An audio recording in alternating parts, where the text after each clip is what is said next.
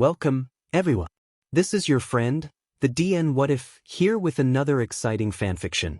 Today, we're diving into the story of what if Deku became Eri's babysitter for the Yakuza? If you enjoy this video, don't forget to hit that like button and subscribe for more fanfiction content just like this. Now, let's get started with the fanfic. There was, perhaps, a grave mistake that had been made some time down the line. Or at least, Aizawa Shoyuta felt as though there was. Shoyuta sat across from a young man the age of his students, only 16, yet he looked as though he could pass for somebody much older with the way he held himself, the way his expression stared straight through those who he looked at. This young man was angry. This young man was exhausted in ways most people wouldn't understand, though Shoyuta did, because he had been there once.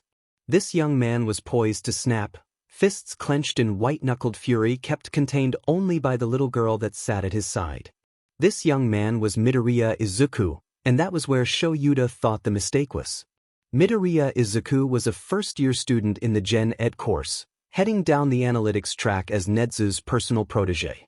Midoriya Izuku was somebody that had largely passed underneath Shuta's personal radar, at least until the USJ, at which point he'd been somebody he would take notice of in the halls, somebody who had potential, but never somebody to worry about. That had all gone out the window over the summer.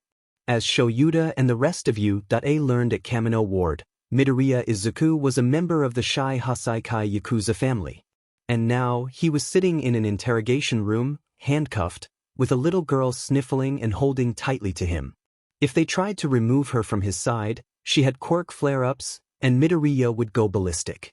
He wouldn't be of any use to them if he wouldn't talk, so they'd let the little girl be for now. Also, as Shoyuta had learned, Midoriya packed one hell of a punch. His broken nose now in a splint attested enough to that. They didn't want any repeat incidents. So, Shoyuta grunted, leaning back in his chair. "You're Yakuza." Midoriya just stared at him. The little girl, whose name nobody would tell him, the hell Yakuza were frustratingly stubborn, stared at him too. Neither of them said anything. Clearly, it would be on him to do all the talking here. Shoyuta sighed deeply. This was going to be one very long interrogation if this was any indication. "You could at least grunt to acknowledge me," Shoyuta raised an eyebrow. "Do you want a replacement shirt or anything else before we begin? You turned all the other officers down." Still, Midoriya said nothing. Shoyuta sighed again. Fine, if he wanted to do this interview with a shirt torn all to hell and his Yakuza tattoos showing, that was his prerogative. Shoyuta certainly didn't have the energy to argue. It was a little frightening, though, knowing Midoriya had gotten inked before even coming of legal age. The tattoos cleared up any idea of a mistake being made, got rid of any thoughts of, could this boy really be Yakuza? There were colored-in lotus flowers and water and the outline of a giant koi fish dancing along his back, and Shoyuta wondered what they meant. Every tattoo had significance for the Yakuza, but he hadn't the faintest idea what. The little girl sniffled. "See, have some water?" "I'm thirsty." Midoriya's eyes were trained on her in an instant. "Water," he finally answered Shuta's question, flat and uncaring about him at all. "I'd like her to get some water. That's all." "We'll have somebody bring in a glass," Shoyuta nodded. That was easy enough. Midoriya seemed satisfied with his answer, and he nodded in return. "So, let's start with introductions. They're mostly a formality, you know the both of us, I'm told," Shoyuta began, flipping open Midoriya's file. Beside him, though he hadn't said or even moved much since this began, sat Detective Tsukachi. "I'm the pro-hero Eraserhead. This is Detective Naomasa Tsukachi. He'll be conducting this interview properly when your parent or guardian gets here." "I don't need anybody," Midoriya replied, his voice soft now. "I'm legally independent. Your mother and your boss are both listed on your contact forms," Shota said, flipping the paper up for him to see. "And you're a minor. You need one." "You're not listening." Midoriya's mouth twisted up into some sour, vitriolic expression.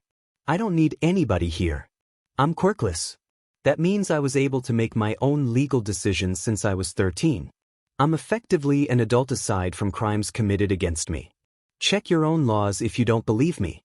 Just get on with it." He's telling the truth, Tsukachi frowned. I don't even need my quirk to tell you that. I've dealt with several quirkless kids before. You're shitting me, Shoyuta muttered darkly. Midoriya slammed his hands on the table, startling everyone. Watch your language, he seethed. You shouldn't swear around a child. And letting her sit next to you during an interrogation while you're covered in ash and blood is okay? Shoyuta crossed his arms over his chest, unamused. Blood's not scary, the little girl mumbled. Papa said everybody has it. And sometimes you lose it when you get hurt. That's right. Midoriya's entire countenance shifted in an instant when he smiled at her, and he did his best to lean against the girl as a replacement for a hug since his hands were cuffed. You're so smart, you know that? I tell you what, if you're brave and stay with me until we see your papa again, I'll buy you some of your favorite ice cream. Really? The unicorn ice cream? The little girl's eyes brightened when he nodded. Okay, I'll be the bravest. Good job, Midoriya smiled at her, and then his smile fell as he turned back to face them. Ask your questions, Eraserhead. I have ice cream to buy later. And what makes you think you're going anywhere, Midoriya? You're under arrest right now. You won't be going anywhere anytime soon, Shoyuta rose an eyebrow. I can get whatever unicorn ice cream you're talking about for her if you'd like, but I don't think you're going to have time for an ice cream run for a long while. At that, Midoriya smiled, something small and knowing and sickly. It was dripping with sarcasm and venom, and Shoyuta felt as if there had been another mistake. You can believe that all you'd like, Eraserhead, but I won't be in here as long as you might think. So ask your questions while you can, I might even be honest. Depends on what they are. Don't let him bait you, Tsukachi sighed, giving Shoyuta a look when he opened his mouth to retort. Shoyuta shut his jaw with a click and the muscles in it clenched. He was just furious that Nezu, the smartest being on Earth, had to know that there was a Yakuza member in their building this entire time. There was no way he'd not know. Hell, it stood out in Midoriya's files, now on loan from Nezu, who had given them for this interrogation specifically. At the end of his first year in junior high, Midoriya Izuku had been marked on his file as having gang or villain association. So then why had the principal saw fit to never tell any of them until it was too late? Until now, when everything had gone to hell? Like I said, Midoriya reiterated, soft tones again, go ahead and ask your questions. And I'll make you a deal, let me out of the cuffs so I can hold on to the little miss and I'll tell you everything. I won't even fight back or try to run. It's probably about time, anyway. About time for what? Tsukachi asked, and then to Shoyuta. He's telling the truth, by the way, about not fighting or running. It's your choice, Eraser. Time, I told people. It fits with the time frame. Besides, if I'm lucky, I might even get something out of this. The boss is very particular about timing anyway. I'm getting off topic. Do you want to uncuff me or not? Midoriya asked, tilting his head. Shoyuta narrowed his eyes. He was telling the truth, but fine. But try anything funny, and you'll be on the wrong end of my scarf, problem child, he muttered. He walked to the other side of the table and uncuffed Midoriya, who groaned and rubbed at his wrists. Once he had worked out the pain, he scooped up the little girl and set her in his lap. She hugged him close, a happy smile on her face now that she was with him. And with her secure, Midoriya too seemed less sardonic and more open. So, where should I start? Let's start with your name, age, grade, and confirm for me whether you're really part of the Shai Hasaikai, Tsukachi began. It's procedure to get a baseline for my quirk. Midoriya Izuku. 16. First year in high school. I am Yakuza, and I am part of the Shai Hasaikai. Nezu could have told you so as well, Midoriya offered. I figured the tattoos would have given it away already, though. What position do you hold in the Shai Hasaikai? You've been seen with the boss. He came to your parent-teacher night, as a matter of fact. Are you related? Tsukachi asked. At that, Midoriya laughed, a fond smile on his face. Don't I wish? Life would have been a lot easier with him being my family instead of my deadbeat dad. We're not related, but he's been good to. Maybe more than someone like me deserves, Midoriya mumbled, running a hand soothingly over the girl's hair. The girl just hugged him tighter. My position, though, do you have to know? What does it really matter? You said you'd tell us everything, Shoyuta countered. Fair enough, you got me there, Midoriya sighed. I'm the Shadigashira. Believe me or don't, the choice is yours. Shoyuta choked on air. He was the what now? You're telling me, he began slowly, disbelievingly, that you, a 16-year-old, are the second lieutenant of the Shai Hasaikai? And that the other members would listen to you? That's exactly what I'm saying. As I said, believe me or don't. I don't feel like arguing with you to prove it, but yes, I'm the second lieutenant, Midoriya huffed, hands moving to make braids in the girl's hair. What else do you want to know? How did you come to join the Yakuza, exactly? Tsukachi asked next, his expression serious. You were 13 when you received a mark on your record. Did they really take in a 13-year-old? I saw you at the shelter, but I didn't think. Yes, they took me in. They took my mother into... Because do you want to know something, detective? Midoriya stilled, and his gaze was downright murderous as he met their eyes again. Before that mark was put on my record, I had no intention of joining the Yakuza that early. When I graduated, maybe, depending on if I still wanted to by then. But that mark? It ruined my life. All because I was quirkless and the people at Aldro wouldn't be caught dead letting the useless little Deku have any kind of power. Do you want to know what I was before they gave me that mark, detective? I'll tell you. Midoriya leaned in, his eyes like fire. Before that mark, I was just a babysitter. 3 years prior. Kai grit his teeth and held his tongue as the boss told him what he thought of his plans in no uncertain terms. One mention of trigger, and the man had been furious. The boss' fury wasn't explosive, though it was cold, quiet, and harsh. Kai almost preferred the explosive kind over this, treating him as if he were a child. How else are we supposed to bring the Yakuza up again? Kai asked, his eyes burning with his own anger. We are not the police's show dog on a leash. Look, we can control the Yakuza, so we can control villains. We're one of the last proud families left in Japan since the era of heroes began, Oyaji. I am well aware of what we are, Kai, the man murmured, his hands clasped firmly in front of him. He made an intimidating picture behind his stately desk, or at least, it should have been intimidating. Nobody was scared of the Yakuza these days. But you would do well to temper your desire with some realism. Have you at all thought about the ramifications of your own ideas? What do you think trigger sales would do to us? Aside from the absolute moral stain that would fall on our reputation, we'd be sniffed out by the police faster than you. We aren't infallible, boy. Kai felt his face flush hot with frustration. I am aware of that, sir, which is why we should bolster our power. If we don't, we may fade into obscurity one day. I cannot let that happen, not when you and the Hasaikai deserve so much more.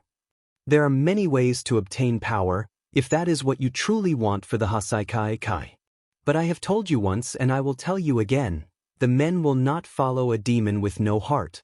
Your 8 bullets are the exception, because they have been twisted just as you seem intent on becoming. You need morals, a code, to truly lead and carry the Yakuza into the future, Kai. As you are now, I could never entrust the Hasaikai to you. Kai's fists balled at his side. It wasn't about him vying for future power. It was about the boss name, which the police and heroes would happily spit on. Papa! A squeal broke Kai from his thoughts, startling him into turning towards the door. A little girl peered her head in, white hair falling around her bright red eyes. She shoved her way in the door, toddling over and trying her best not to fall. Papa, one up. Eri, how did you get here? Kai asked, his expression shifting from angry to worried in a snap.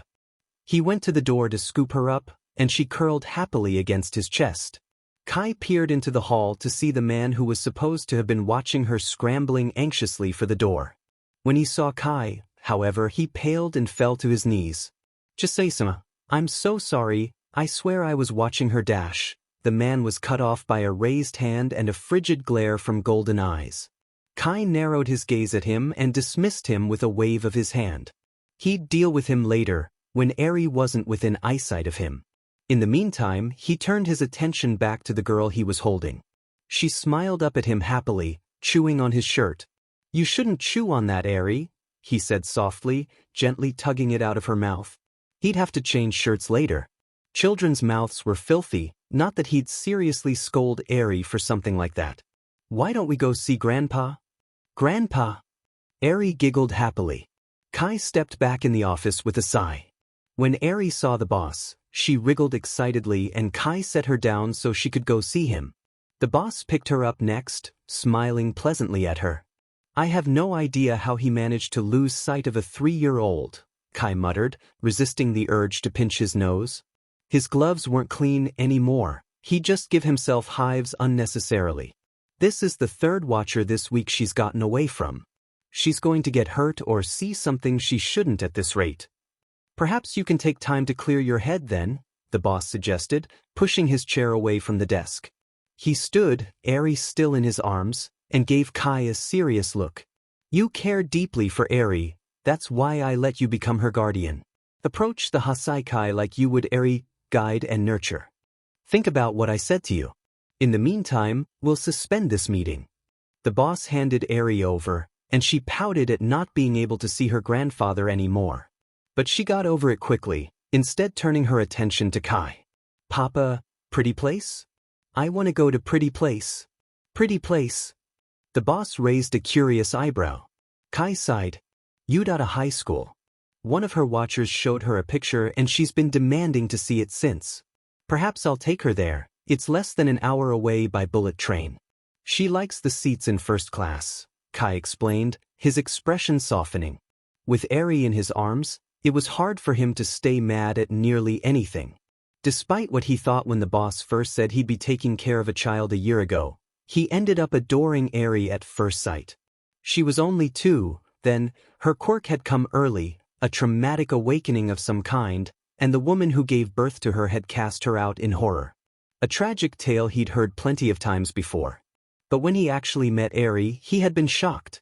The little girl, who'd been crying nonstop, settled down the moment the boss asked him to hold her. And not only that, but he'd completely forgotten that he wasn't wearing gloves at the time and yet he hadn't gotten a single hive. Eri had him wrapped around her finger ever since, and had quickly taken to calling him Papa shortly after. Kai had never been happier than when he was taking care of Eri. She was his princess, his darling daughter, even if it wasn't by blood. The entire Hasaikai knew it too, and everybody feared misstepping when it came to her. That sounds like a good idea, the boss agreed, breaking him from his thoughts. Yue is lovely this time of year. The trees are gorgeous in the fall. I'm sure Eri will enjoy it, and you could use some air. It's decided then, Kai smiled at Eri, though she could only see the corners of his eyes crinkle from under his mask. He softly bopped her nose, and she giggled at the gesture. We'll go to the pretty place, Eri. Does that sound fun? Pretty place. Eri cheered, throwing her chubby hands in the air. Kai just chuckled. That answered that question, he supposed. The first-class section of the bullet train on the way to Mizudafu had been blessedly quiet. He didn't know what he'd do if it was crowded. He itched just thinking about being packed in a train car with strangers, even if it was first class. But, for Eri, he'd brave just about anything. He would have taken the car, but to go out to Mizudafu by car would have been an hour and a half instead of just under the one. The trip to Yudare itself was largely uneventful, since they couldn't actually go inside thanks to the massive gate. But the scenery around it was pretty, and honestly, Kai had little to no desire to go anywhere near a hero school, Yakuza or not. If it wasn't for Eri, he would never have even entertained the idea in the first place. Still, Eri enjoyed herself. He took lots of pictures of her, and the two of them got lunch and ice cream at a local cafe. She definitely enjoyed their trips out of the compound, few and far between as they were. He was wary to let her out, lest strangers get close or she accidentally get hurt. But kids needed fresh air and room to run, he knew, so he took her out when he could. Which is why, before they returned, he decided to take her to a park. It was the afternoon now and school would let out soon. The park he chose was near a local middle school which seemed to be bustling with students ditching class, as he could see them in the streets. Kai grimaced at the disgusting little creatures. Middle and high schoolers were especially disgusting to him since so many of them hadn't learned proper hygiene. But this park was quiet, so he let Eri play. Kai took a seat on one of the empty benches, watching his daughter play with a mellow expression. A few other parents drifted in and out while she did. One woman even tried to hit on him, but he flat out told her that he wasn't interested, not in her, at least. He didn't particularly care for tact when she was trying to be touchy. This was why he hated public spaces, he thought. Too many people. And when school let out and older kids started to arrive, he decided it was time to go. He didn't want his daughter around them. He called Eri over, held her hand, and the two of them set off back out of the park. Before they got fully out though, the sounds of a scuffle met Kai's ears. Curious, he turned to see a green-haired boy in a middle school uniform, trembling terribly with other boys his age surrounding him. He was about to turn away and leave the boy to sort out his own problems, when suddenly, "Shut up, Deku, you shitty nerd. You're quirkless." One of the other boys yelled angrily. Now that got Kai's attention. Quirkless kids in today's day and age were few and far between. "Just move out of the way already before we have to teach you another lesson." Paying more attention now, Kai realized the boy was actually standing in front of another student in a middle school uniform. The green-haired boy was standing fast despite his shaking legs and the tears that were now streaming down his face. I won't move, Kakin. I won't let you hurt him anymore." Kai's eyebrows rose. So the boy was protecting another student from bullies, despite the fact that this was clearly not the first time they'd had a run-in. A quirkless boy with a protective streak? How curious, Kai thought. Truly, he was a rare specimen. He couldn't point to any one thing that made him decide to move, then, but before he knew it, Kai found himself intervening. With a cold look from his gold eyes, he was the next to step forward. "May I ask what you three are doing, accosting this boy?" He asked flatly, not bothering to tone down the intimidation. He stood in front of the green-haired boy with his hands clasped behind his back and Eri hanging off of his pant leg. The other students seemed to get that this was a fight they didn't want to pick, and they turned away without any protest, grumbling to themselves. "Are you all right?" Kai asked, turning his attention to the green-haired boy. The student he'd been protecting was long gone without so much as a "thank you." Pitiful, Kai thought. The boy looked overwhelmingly anxious, nearly sick with nerves. "I am so sorry, I didn't mean to bother you, you didn't have to do that," he said, looking like he was 3 breaths behind with every syllable. As he was pale and still shaking, Kai gave him the chance to catch his breath before speaking. "It was no problem at all," Kai replied, amicable and patient. "May I ask your name if you're comfortable sharing it?" "Midoriya Izuku, sir," the boy replied meekly. At least he didn't look sick anymore, Kai thought. "Are you sure it's really okay?" "I am Chisaki Kai." "And I am sure, Midoriya-kun," Kai replied easily. "I wouldn't want my daughter to get any ideas in her head, anyway.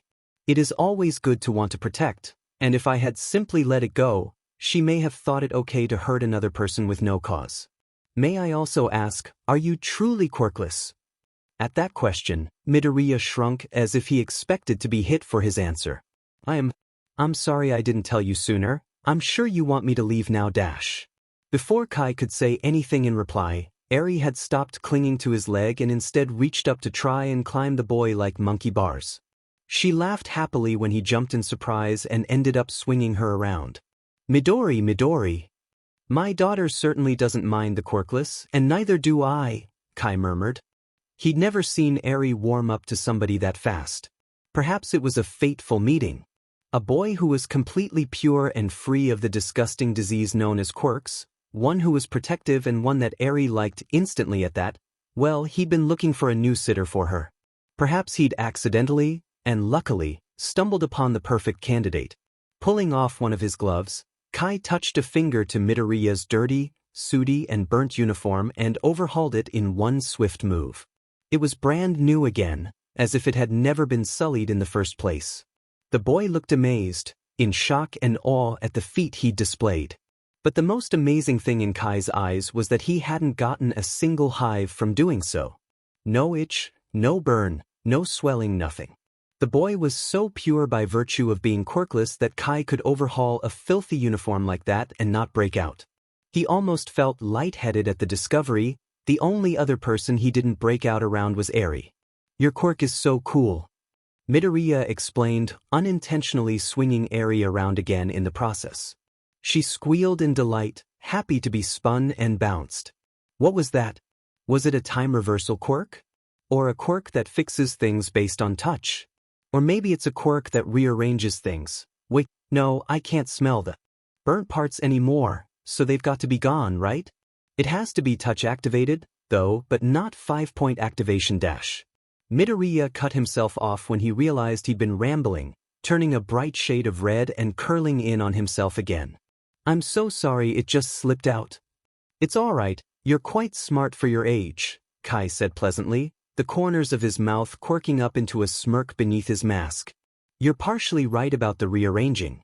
I can disassemble and reassemble things when I touch them, all the way down to the molecular level. It requires a lot of precision. That's so cool. The boy whispered again to himself. Yes, Kai thought this boy would be perfect to watch over Eri. He was intelligent too. Shall we walk you home? My daughter and I don't have to catch our train for a while longer, and I would hate for those boys to bother you again, Kai offered. Midoriya rubbed the back of his head sheepishly. That's okay, sir, you already did a lot. I couldn't ask you to do all that for me, really? He trailed off, voice soft. Kai shook his head. Nonsense, it's not a problem. Eri here loves the fresh air and going for walks. Don't you, Eri? He asked, and Eri nodded excitedly. I wanna walk with Midori. Wanna walk? She said happily, climbing up higher to try and hang off of his arm next. Gently, Midoriya set her down and knelt down to her level. Curious what he was going to say, Kai didn't interrupt. You should be careful, okay? If you hang on my arm like that, you could fall and get hurt, and your dad would be very, very sad, he said. Eri seemed to take him seriously, making a determined expression as she nodded. Kai smiled to himself under the mask as the boy took his offer to walk him home. He truly had found the perfect candidate to possibly be her babysitter. Kai sat at his desk, flipping through the expense reports Iranaka had brought him. They were fairly standard, but their overall funds were nothing like they used to be. Frowning at the numbers he saw on the sheet, he knew something had to be done. It was what he was trying to tell the boss about, but the man stubbornly refused any and all talk regarding Trigger. Before he could muse too much on the state of the Yakuza's funding, however, he was interrupted by a knock at his door. Come in, he said, sparing only a glance up when the door opened. It was Kurono, bringing him a thick file bound neatly. I have the file you asked for. Midoriya Izuku's transcripts, Kurono muttered, placing it on his desk. But for the life of me, I can't understand your reasoning. You're seriously considering a kid you met briefly in the middle of a park to be Eri's caretaker? You didn't meet him, Kai hummed. He understood Kurono's concern. Honestly, he did, and if he was in Kurono's place he'd probably feel the same. But the fact remained that there was something different about the boy. I overhauled his clothes and I didn't break out with a single spot, not. What? He was gentle with Eri, she listened to him and she seems to like him as well. And despite the fact that he was clearly injured and would continue to be hurt, he defended another student without thanks. Somebody like that watching over Eri? I couldn't think of a better match. You've said as much, but it just seems like an awful idea. You're inviting a complete stranger to watch your daughter, Chisaki, Kurono repeated, slowly, as if the thought hadn't already sunken in. Kai shook his head. No, I am considering inviting him for an interview, he corrected, flipping over the cover of the file. Inside was a copy of Midoriya's school records, the kind a prospective high school or employer might see. It was remarkably easy to get a copy from the Mizudafu Educational Records Office, all things considered. People really needed to pay more attention to who they handed their files to. I'm not stupid enough to blindly trust him, of course. Nemoto will join me. We'll be rigorous with our questions, and if he passes, then I'll give him a trial PRD where I supervise.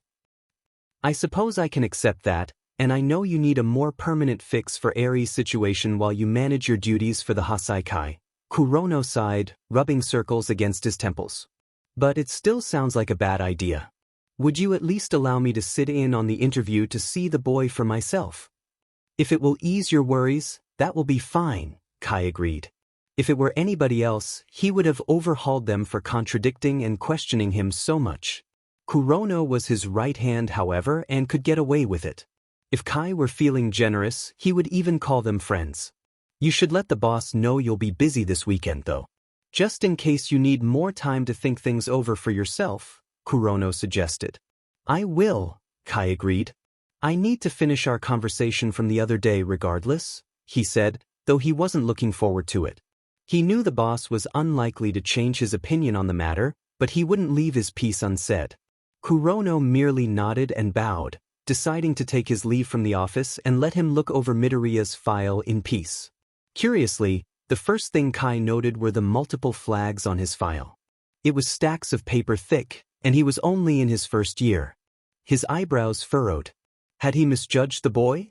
Digging into the files, he realized most, if not all, of the flags were likely misunderstandings on the teacher's part.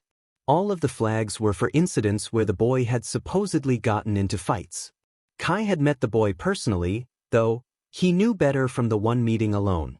While Midoriya had been strong enough to stand up for another person, he also looked like he'd rather keel over before he got into fights for no reason like the notes on his file accused him of. They had likely been misattributing similar incidents where he protected others. Though, to Kai's displeasure, there were far too many disciplinary warnings for them all to be misunderstandings. Were they falsely accusing him, perhaps? With a frown pulling at the corners of his mouth, he shut the file. He wouldn't put it past the disease to try and taint the pure. I will be taking this weekend to evaluate a potential sitter for Eri. If it works out, it'll be a more long-term solution than having our members watch her. I disliked the idea to begin with, of course, but I had little time to vet applications personally. I believe I've found somebody, however, Kai explained, in the boss office. Good, I'm glad, the boss nodded. And if it works out, I won't have to send Kurono to stop you from overhauling members of our organization anymore. We're low on personnel as it is without you being an overprotective father. Kai's eye twitched. He was the right amount of protective, in his opinion. Eri was only 3, she needed better care than some lower-level Yakuza members were equipped to provide. But he didn't backtalk the boss. He was respectful and kept his mouth shut. Sometimes, he had to remember that during these meetings, they were Oyabun and Koban and he had to pay his respects. With that being said, I wanted to know if you'd be willing to allow me to have the weekend free from my duties to take care of this, Kai said cordially. The boss nodded easily, leaning back in his chair. Take the week off as a matter of fact. Eri has been restless.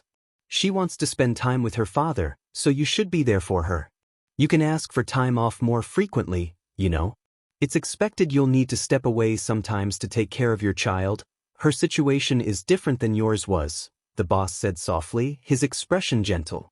Kai's own expression became thoughtful, almost nostalgic. Of course, Eri is not at all like I was, he murmured. Very well then. The week it is. If you need me, just call.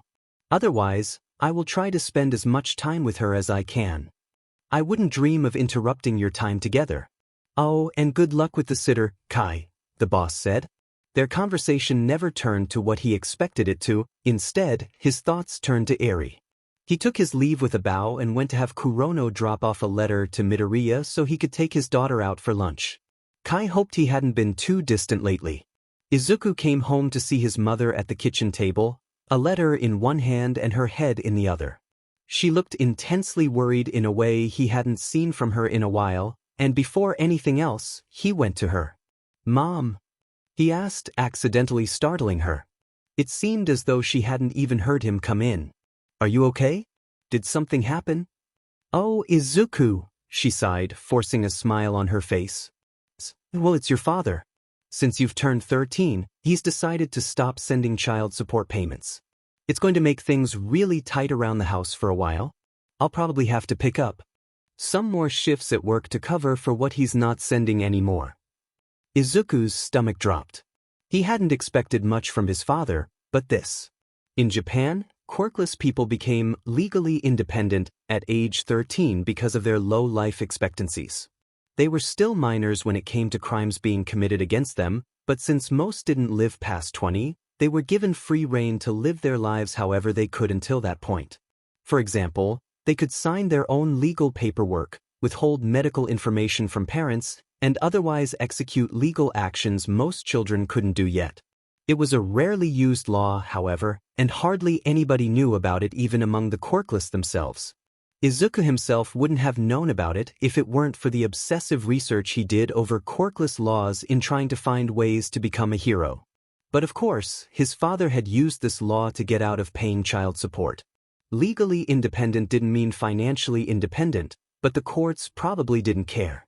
They saw a quirkless kid and just wrote him off, if Izuku had to guess. "I'll help," Izuku blurted out. If he was legally independent, that meant he could also have a job at his age as it worked around labor laws. "I hate seeing you so upset, Mom. I don't mind trying to find odd jobs. I'm sure there's somebody out there that wouldn't mind hiring a quirkless person. And who knows?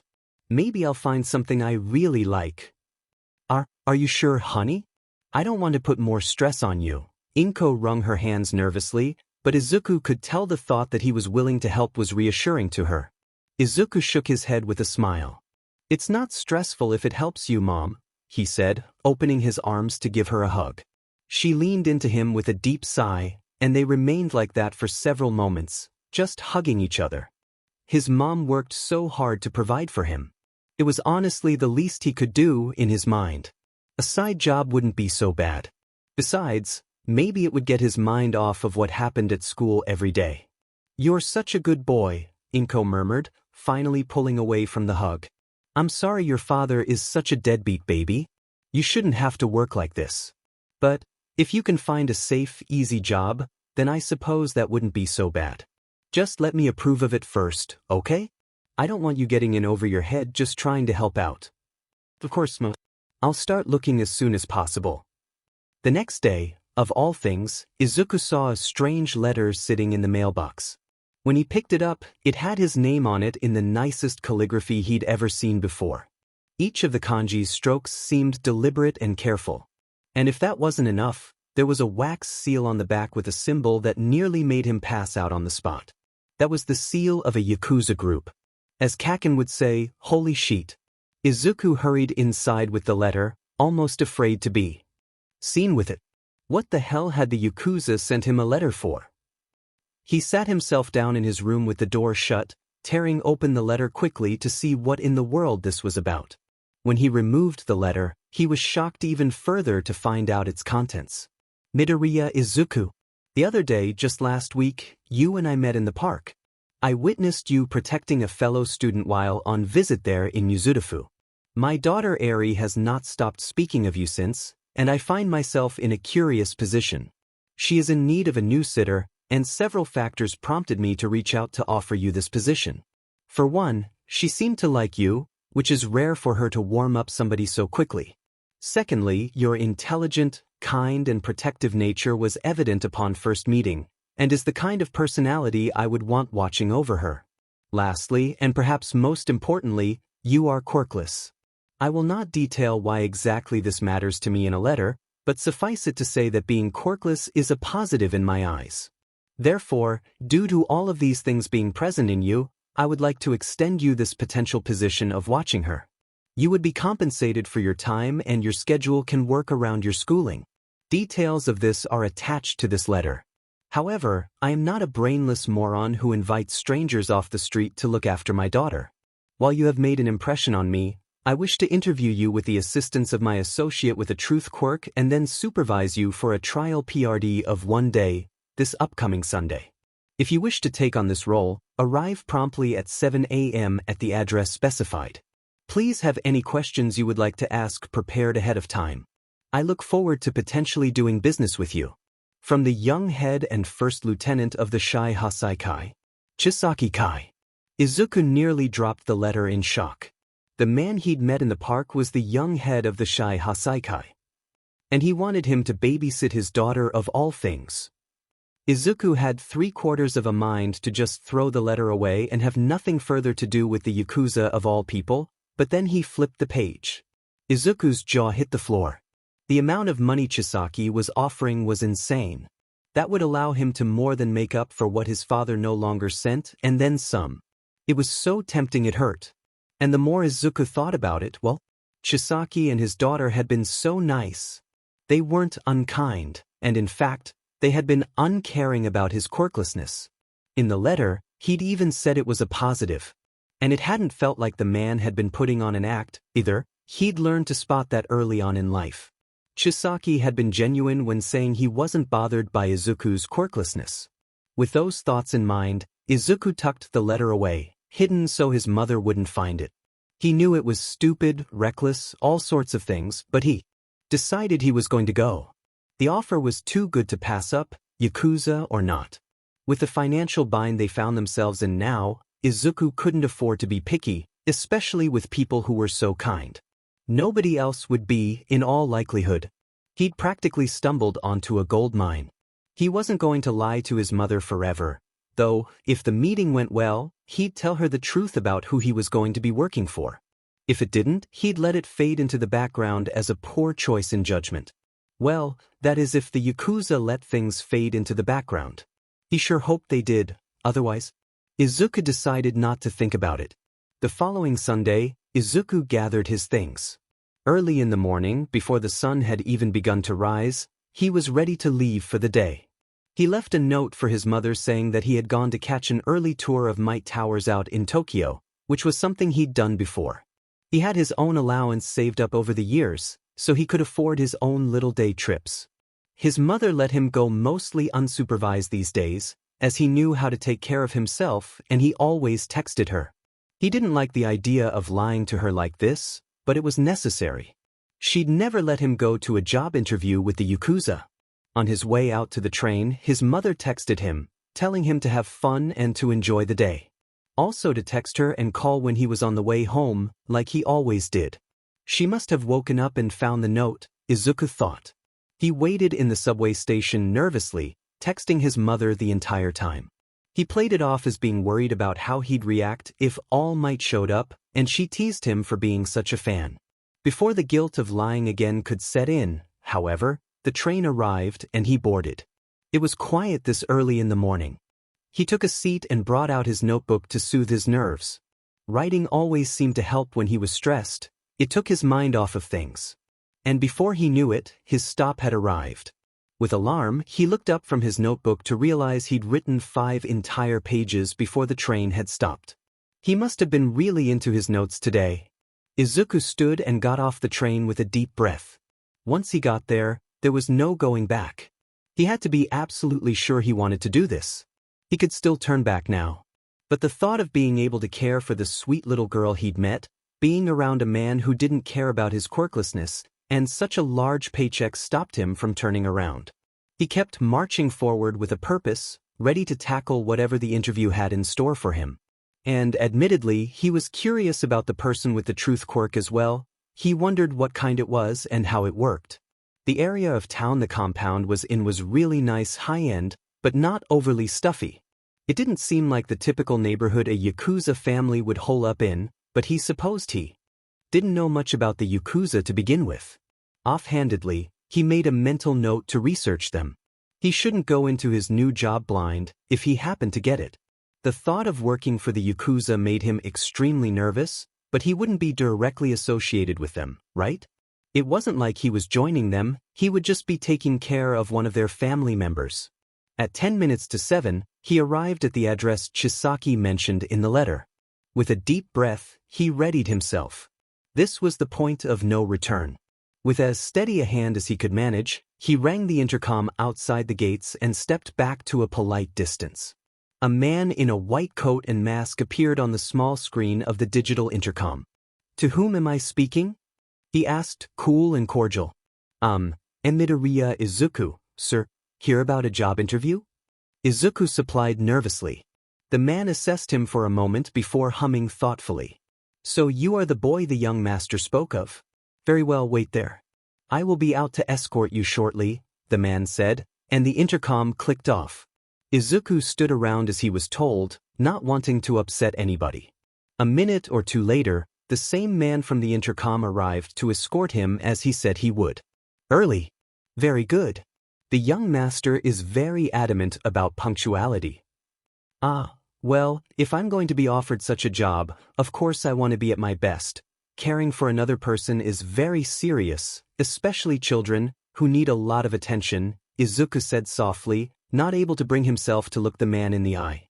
If I'm not at my best, then how can I say I'm capable of handling the care of another person? That's how I see it anyway. The practical and mature viewpoint, the man said, a hint of surprise. I should introduce myself. For now, you may call me Chronostasis. I am the second lieutenant of the Shai Hasaikai, under the young master and the Oyabun, of course. I will be sitting in on your interview as well, Midoriya-san. Izuku swallowed the bundle of nerves that tangled itself in his throat. This man was the second lieutenant of the Yakuza? Somebody of such high status coming to get him was nerve-wracking.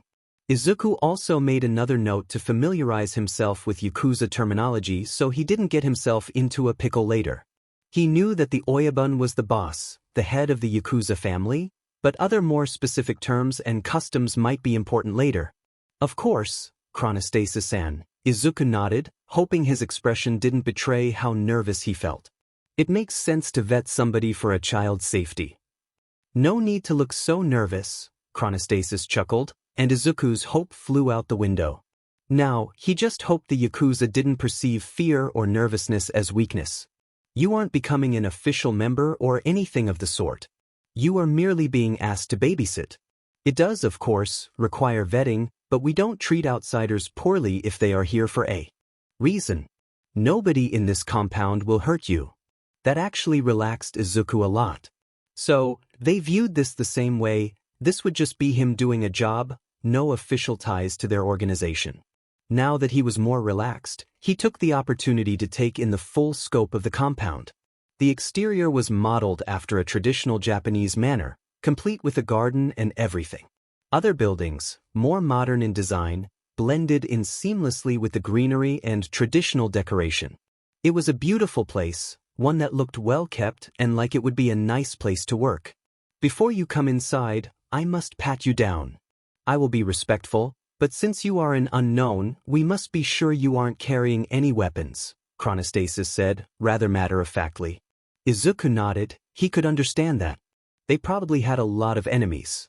So he simply held his arms up and let the man check him over. And as he said, it was quick and respectful, and once it was over they moved on. Chronostasis led Izuku in one of the buildings to the right, what looked to be more akin to working arrangements than the other parts of the compound. They walked quietly through the halls, and finally, arrived at their destination. Chisaki and another man Izuku had never met before stood outside of a room, and when they met eyes, Izuku found himself smiling. He knew Chisaki was a decent man from experience, so he was put much more at ease to see him. The man's eyes crinkled just slightly in the corners, indicating he too was probably smiling a little under the mask he wore. It is good to see you again, Midoriya-san. As I said in my letter, I am Chisaki Kai. This is my associate, Nemoto Shin. We will be the ones interviewing you today. Are you ready? Izuku took a deep breath again and nodded. As ready as I can be. Chisaki led Izuku into a small, office-like room, and Izuku felt significantly small compared to the other three men in the room. He was a scrawny, quirkless 13-year-old, and they were powerful adults with high standing. But still, Chronostasis' reassurance that they didn't hurt guests stuck with him. He would be okay. Please take a seat. Chisaki gestured to a chair on the other side of a desk he'd seated himself at. Nemoto stood beside him, and Chronostasis stood in the back, watching quietly. I have a list of questions prepared, which I will have Nemoto here ask for me. If I think of something during this time, I'll interject myself. Of course, Izuku nodded. I would like to thank you for the offer. By the way, this couldn't have come at a better time. I was going to start looking for odd jobs to do soon. My mom and I could really use the money. I see. Chisaki watched him carefully. Why is that? Yes, why is that? Nemoto repeated. Izuku was going to give a watered-down version of the truth, but when Nemoto asked him, he felt the words leaving his mouth almost of their own accord, like they were being forced out of him. Father stopped paying child support, and my mom already works 2 jobs to make ends meet because of the strain that having a quirkless child puts on her. So I offered to get a job and help out with expenses, he replied. and then blinked in a surprised manner. He touched his mouth, not expecting that. Is that your quirk? That's an interesting quirk, Nemoto-san. Chisaki-san mentioned you had a truth quirk, but I've never heard of one that functions like yours. Can you use it on more than one person? Does it force the person to tell the entire truth or just a basic statement? Or wait, we're in an interview. I'm so sorry, I get excited to study quirks.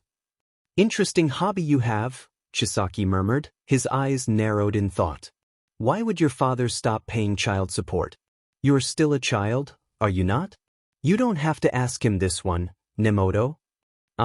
Well, quirkless kids, we're able to make our own legal decisions at 13, so that means he doesn't have to pay child support, Izuku explained, fidgeting nervously in his chair. We have shorter life expectancies, so… How much shorter? Chisaki raised an eyebrow. To think they'd grant you legal adulthood at such an age is… Most quirkless people die around age 20 these days, sir. Either because we're killed or we kill ourselves. It's just how life is for us, Izuku said, his tone soft and mournful. The look on Chisaki's face at that was downright murderous. Disgusting. The fact that the diseased would treat you that way is absolutely reprehensible. I am sorry, but you will never have to worry about such behavior here. If anybody within the compound treats you like less because of your lack of a quirk, I want you to tell me immediately whether or not you end up having a job here. I do not tolerate quirkism of any kind, especially not that kind, Chisaki said, his voice taking on a dangerous edge. Izuku gulped. This was the aura he expected from the young head of a Yakuza family, intimidating and cold. Of course, Izuku nodded. Chisaki nodded back, and when he leaned back in his chair the pressure in the room dissipated. Although Izuku wondered, he seemed to have a dislike for people with quirks from the way he spoke. Wasn't that its own form of quirkism? Or maybe he didn't hate people, just quirks themselves? Izuku wasn't sure.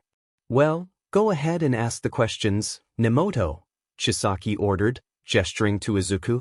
Nemoto nodded, looking down at the papers he held in his hands. Would you tell me your name, age, quirk, and grade? Also, would you tell me about your interests and studies afterwards? Nemoto asked, watching him carefully. Just like before, Izuku felt the truth slip out unconsciously. Midoriya Izuku, sir. I'm 13 and a first year in junior high. I'm quirkless. I like studying quirks and watching hero and villain fights so I can analyze them afterwards and learn from them. I study as much as I can and get the best grades I'm able to without bothering my teachers, Izuku said, looking sheepish as the last bit came out unintentionally. Sorry, please don't mind that. My teachers are just, well, you know. Quirkist, Chisaki said dryly, looking annoyed. Izuku nodded, ducking his head. I suppose that makes sense. Continue. Have you ever taken care of a child before? Nemoto asked next. I've taken care of some of the kids in my apartment complex, Izuku explained, a smile on his face. Our neighbors treat me pretty well, they don't really look down on me so much. I've babysat for them before. I guess because I'm quirkless they see me as a safe choice. How young were the children you've watched over? The youngest was an infant, the oldest was, 7, I think. I babysat her a month or so ago, Izuku said, trying to recall the details. Would you say you took good care of them? I think so. My mother was with me for a lot of them when I first started out. She taught me how to care for babies and she taught me how to take care of basic injuries that a kid might get.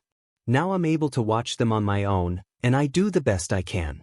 I'm no professional nanny, but all the kids I've watched were healthy and happy when their parents came home, Izuku said proudly. He could confidently say he was good with kids. Kids were probably the only people he really could be good with, since most hadn't learned the biases of adults yet. Can you cook and clean thoroughly? Are you at all squeamish cleaning up the kinds of messes a young child might make? I can cook pretty well. I have to a lot of nights since my mom has her second job. Not just microwave meals either, I can use a stove and an oven and everything. As far as cleaning goes, I can do that too. I have to clean the classroom a lot and clean myself up frequently, so I've gotten good at doing laundry, cleaning things, all sorts of stuff, and I'm not squeamish either, Izuku said, chuckling dryly. After seeing the kinds of things left in his locker or the injuries left on his skin, not a lot of things shocked him anymore. He could handle a child having an accident or making a mess, no problem. Are you patient with children? Can you handle crying, tantrums, and other behaviors children exhibit? Do you lose your temper easily? I don't think I have a temper, really. I feel like I'm very quiet and patient. I don't even remember the last time I got really mad at somebody. My mom says I'm too nice, honestly. Izuku chuckled again, this time with a lot more humor to it. And that kind of behavior doesn't bother me. There's usually a reason a child is upset, right? I think if you can help them, they'll be happy, and the problem will be solved. Kids are smarter than a lot of adults think they are. Have you ever and would you ever hurt a child physically, emotionally, or otherwise? Izuku's eyebrows furrowed. He understood the necessity of the question. Honestly, he did. It was an important question to ask somebody you wanted to watch your kid. Absolutely not, he responded, though he didn't even need the quirk to help him answer this one. I've never hurt anybody and I can't stand people who hurt others, especially if there's somebody who's supposed to help and protect others. They're the worst kinds of people. I see, Chisaki spoke, before Nemoto could continue to the next question. That sounds like it comes from experience. Izuku pursed his lips. He hadn't meant to come off that strongly, even if Chisaki was right. I just don't like those people, that's all, he said, sounding a little too quiet. He didn't like discussing his own circumstances, it brought up a lot of bad thoughts. Next question please? The last question I have here is this. If you overhear conversations regarding our business in your time watching over the young master's daughter, conversations you are not meant to hear, will you keep what you hear to yourself? Nemoto asked, watching him carefully. Izuku knew what they meant. Would he go to the police if he heard something illegal? Would he use his position to betray them or would he keep his mouth closed? The answer to that, of course, was, yes, I'll keep it to myself, Izuku nodded. Unless you're, doing something really disgusting, but I mean, I'm not stupid. I can keep my mouth shut. Please, define really disgusting for me, Midoriya? Chisaki raised a questioning eyebrow. Izuku flushed, embarrassed at being called out. Human trafficking, experimenting on people, that kind of thing, I guess? Izuku trailed off, hoping Chisaki got the picture. With the kindness regarding his quirk, and the kind of money Chisaki wanted to pay him, Izuku might feel awkward hearing about crime, but unless they were really hurting people he could bring himself to overlook it. Thankfully, the man seemed to nod understandingly, his hands clasped in front of him. I see. Anything that would be considered inhumanely cruel. Our family does not engage in that type of business. We follow more traditional Yakuza business practices, though trafficking is not included in our particular employments. The Shai Hasaikai's Oyabun has a strict moral code and sense of honor. If that's the line you draw, I suspect we won't have issues. However, we may be harsh in doling out punishment to subordinates or handling business with others. If you cannot handle that knowledge, I suspect this won't be the working environment for you. No, I can, handle it, Izuku said, though it felt a little strange to be talking about Yakuza business of all things. I don't think I want to see it, but that wouldn't be my job, right? I'm just going to be babysitting. Like I said, I can keep my mouth shut. He could. If it was for the sake of his mother, in a job that welcomed the quirkless so wholly, he'd be happy to pretend like he hadn't seen a thing so long as it didn't cross the line he'd mentioned. It might eat at him a little bit, but it was for his. His mom was more important to him than anything in the entire world. He could handle this for her sake. Then I say this interview can be finished for now. You've told me the truth, and I found it to be acceptable. Chronostasis, your view on Midoriya thus far? Chisaki asked, turning to the man who'd been silent this entire time. Izuku had honestly forgotten he was there, and startled when he realized the man was staring at him. He is not what I expected, Chronostasis admitted, sounding thoughtful. If you'd like to move forward to the trial PRD, I don't see why he couldn't give it a try. Perhaps he will continue to surprise me. High praise coming from Chronostasis, Chisaki chuckled, gesturing to the door. Follow me then, Midoriya. We will wake Eri for the day and I will direct you with what to do and supervise how you interact with her. Right?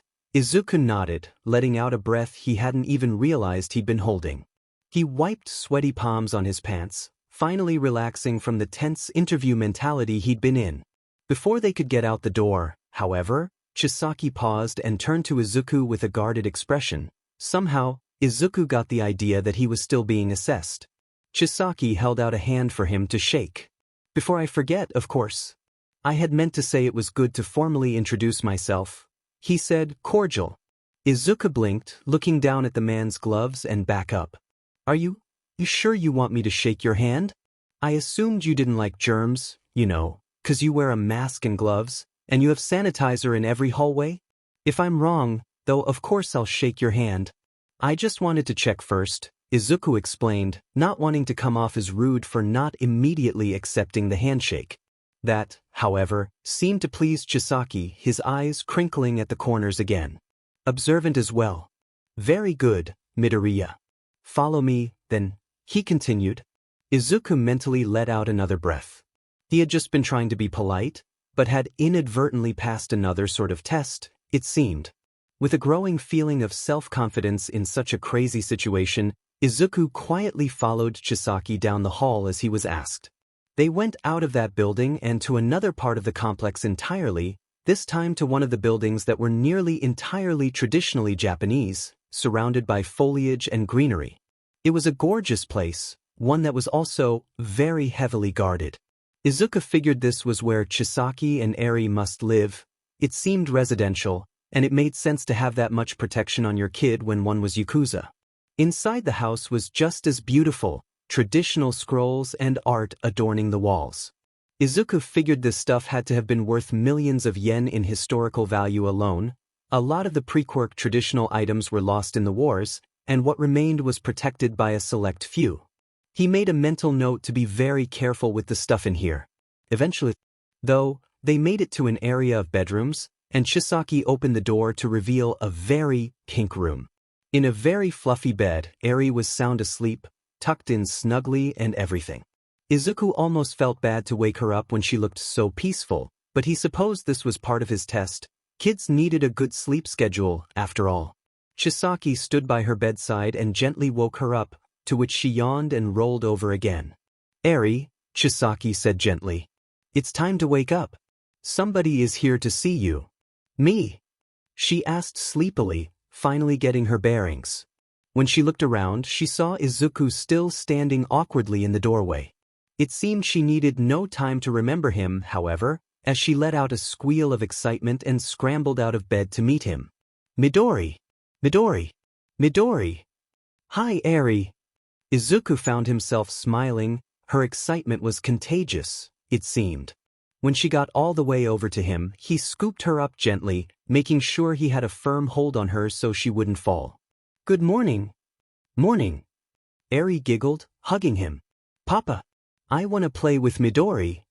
I know you want to play with Midoriya, dear, but you should eat first. Midoriya will be watching you today. Is that okay?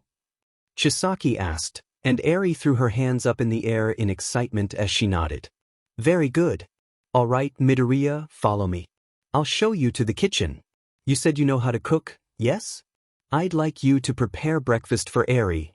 Oh, all right, Izuku nodded, following along with Eri still in his arms. When they got to said kitchen, Izuku set Eri down at the dining table in the chair that was taller than the others, presumably hers. She kicked her legs back and forth, waiting patiently. Not wanting her to be entirely bored while she waited, however, Izuku tugged his backpack off of his shoulders. I brought something for you, Eri. Do you like to color? Aha! Eri nodded excitedly. I love colors. Why don't you color while I make you something tasty? Izuku suggested, pulling out a coloring book and pack of child-safe crayons for her to use. He had picked out a princess-themed coloring book on the way to the train station that morning, hoping she liked it. And judging by the look on her face, it seemed she did. As soon as he'd set out the crayons and book for her, she got right to work, scribbling away. You can set your backpack on the back of one of the chairs to keep it out of the way, Chisaki suggested. You're free to use whatever you'd like to make breakfast. Right? Breakfast. Is there anything she's allergic to? Izuku asked. Or that you're allergic to? I'll make you some too if you'd like. She is allergic to cinnamon. I'm not allergic to anything. You don't have to make anything for me, but I won't stop you. Chisaki watched Izuku begin rooting through the fridge and pantry curiously, wondering what he was planning on making. Do you have anything in mind already? Well, you have some leftover rice in the fridge. Izuku pulled out the tub. I can always make omelette rice. I figured something at least a little healthier would be good. I can make pancakes and other sweeter things, but I don't know how often you let her eat sweets yet. Assuming you hire me, you'll tell me that sort of thing, right? Of course, Chisaki nodded. For today, that is why I am supervising. Ask as many questions as you'd like. What does Eri normally do during the day? Anything particular? Izuku asked, looking over his shoulder as he pulled out the rest of the things he'd need to make omelette rice. Is she old enough for daycare or lessons or things like that? She has tutors, yes. I loathe the idea of sending her to school before she's old enough to know how to clean up properly. Children are full of disgusting germs and filthy habits. Thankfully, Eri is nothing like them. Neither are you, it would seem, Chisaki said it as if he were surprised by the fact, taking a seat next to Eri and watching both her coloring and Izuku's cooking. She has lessons in the morning, and after that, lunch. After lunch, she has her free time until dinner, and after dinner, it's usually off to bed for her. I don't like her staying up too late at her age. Of course, Izuku nodded. Sleep is important. Things quieted down as Eri continued to happily draw away, with Chisaki quietly commenting on how cute her art was every now and again, and asking curious questions about Izuku. When Izuku began to prep the ingredients after thoroughly washing his hands up to his elbows, Chisaki's eyebrows raised as he watched Izuku skillfully use a knife. You are more experienced with this than I expected, Chisaki commented. You said you knew how to cook, but I had expected basic work, in truth. Well, this is just omelette rice, to be fair, Izuku chuckled, a little embarrassed at the compliment. But, it's always just been me and my mom.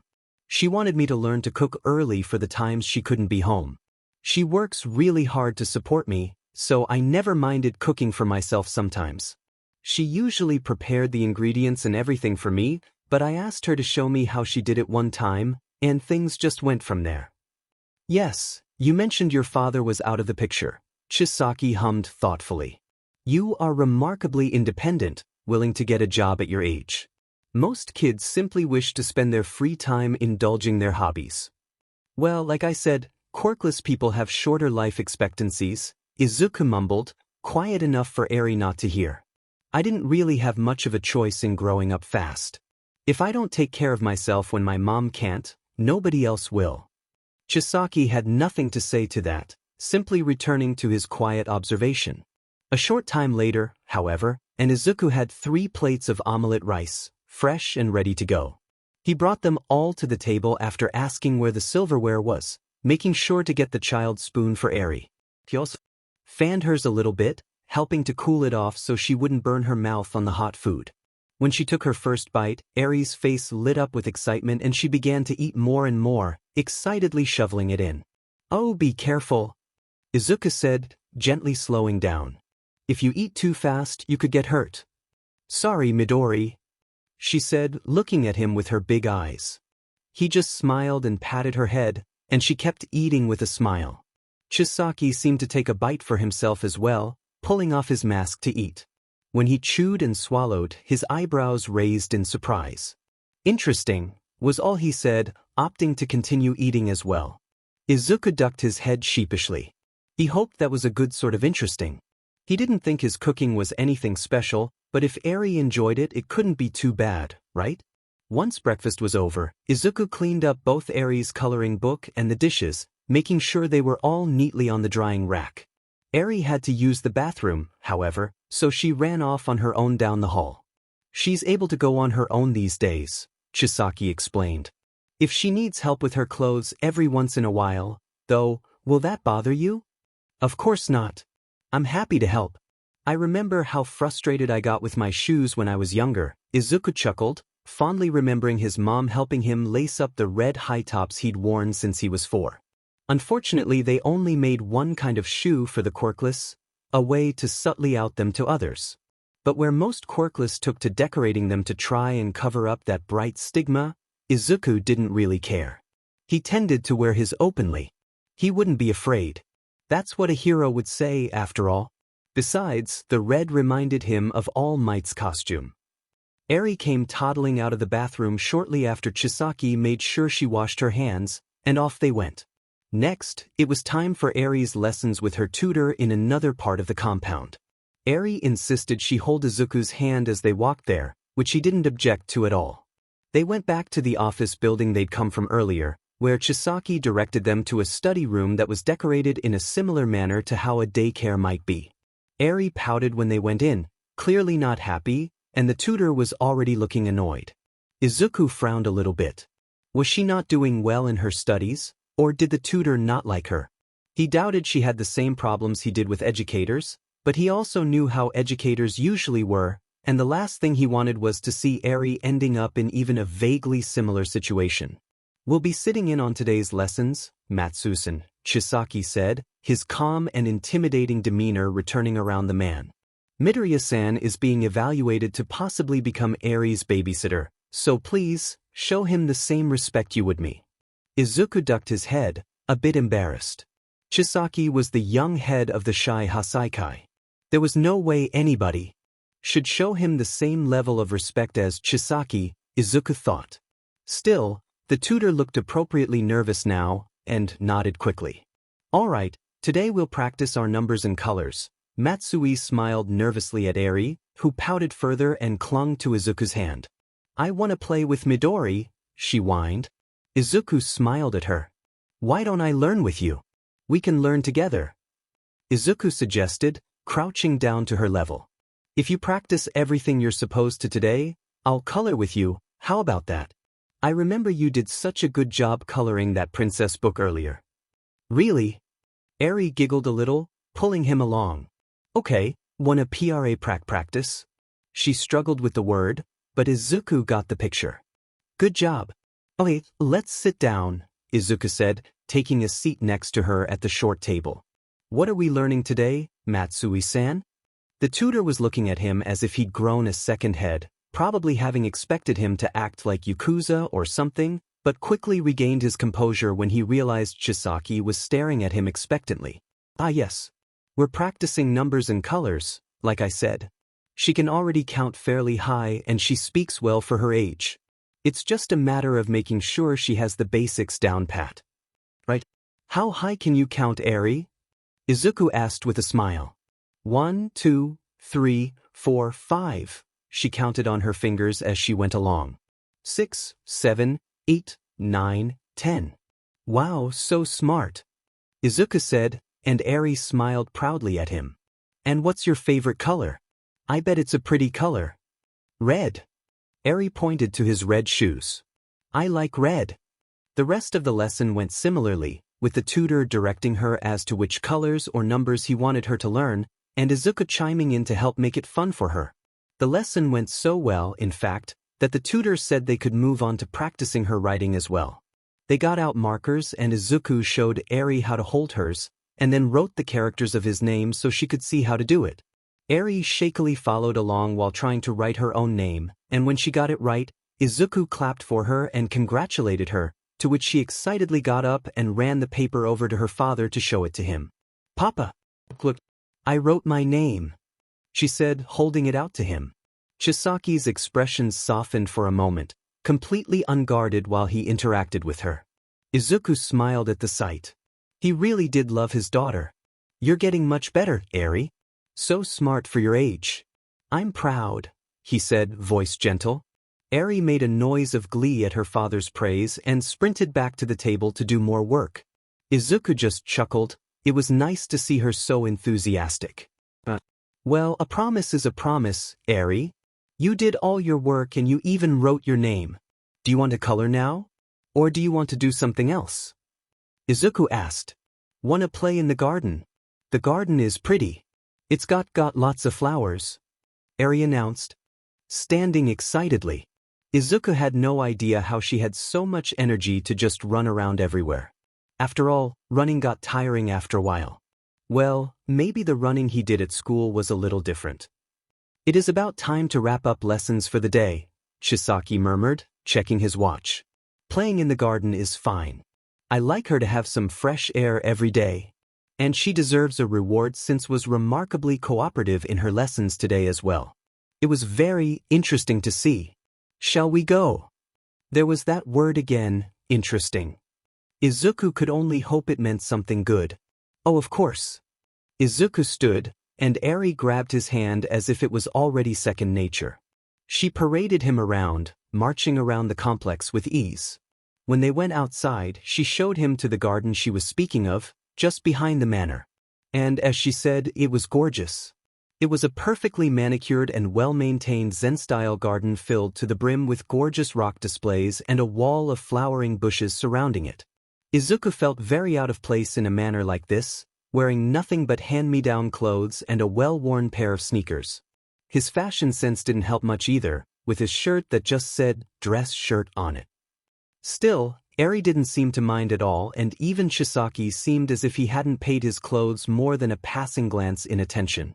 Happily, Eri showed him each and every one of her favorite flowers and rocks, describing them with childlike wonder. Izuku couldn't help but smile. Seeing things like flowers and rocks with such joy was just uplifting. I'll have lunch sent over for us, Chisaki called. We can eat in the garden today. However, if you take the job, in the future you will have to make lunch. You would have access to the manor, of course. But today, I'm inclined to let Eri keep playing. She's having fun. Right, thank you, sir.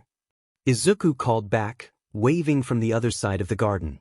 Then, to Eri, do you want to play a game before lunch? A game? Eri tilted her head curiously. What game? How about hide and seek? I bet you're great at that game. Izuku chuckled. Eri's eyes lit up and she clapped excitedly. Hide and seek. I wanna hide. Okay, you go hide. I bet you're the best. I'll count to 20 and cover my eyes, but you have to stay in the garden, okay? Izuku said. When Eri nodded, Izuku covered his eyes.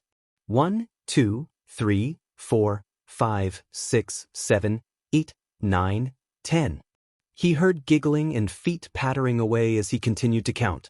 And when he got to 20, okay, ready or not, here I come.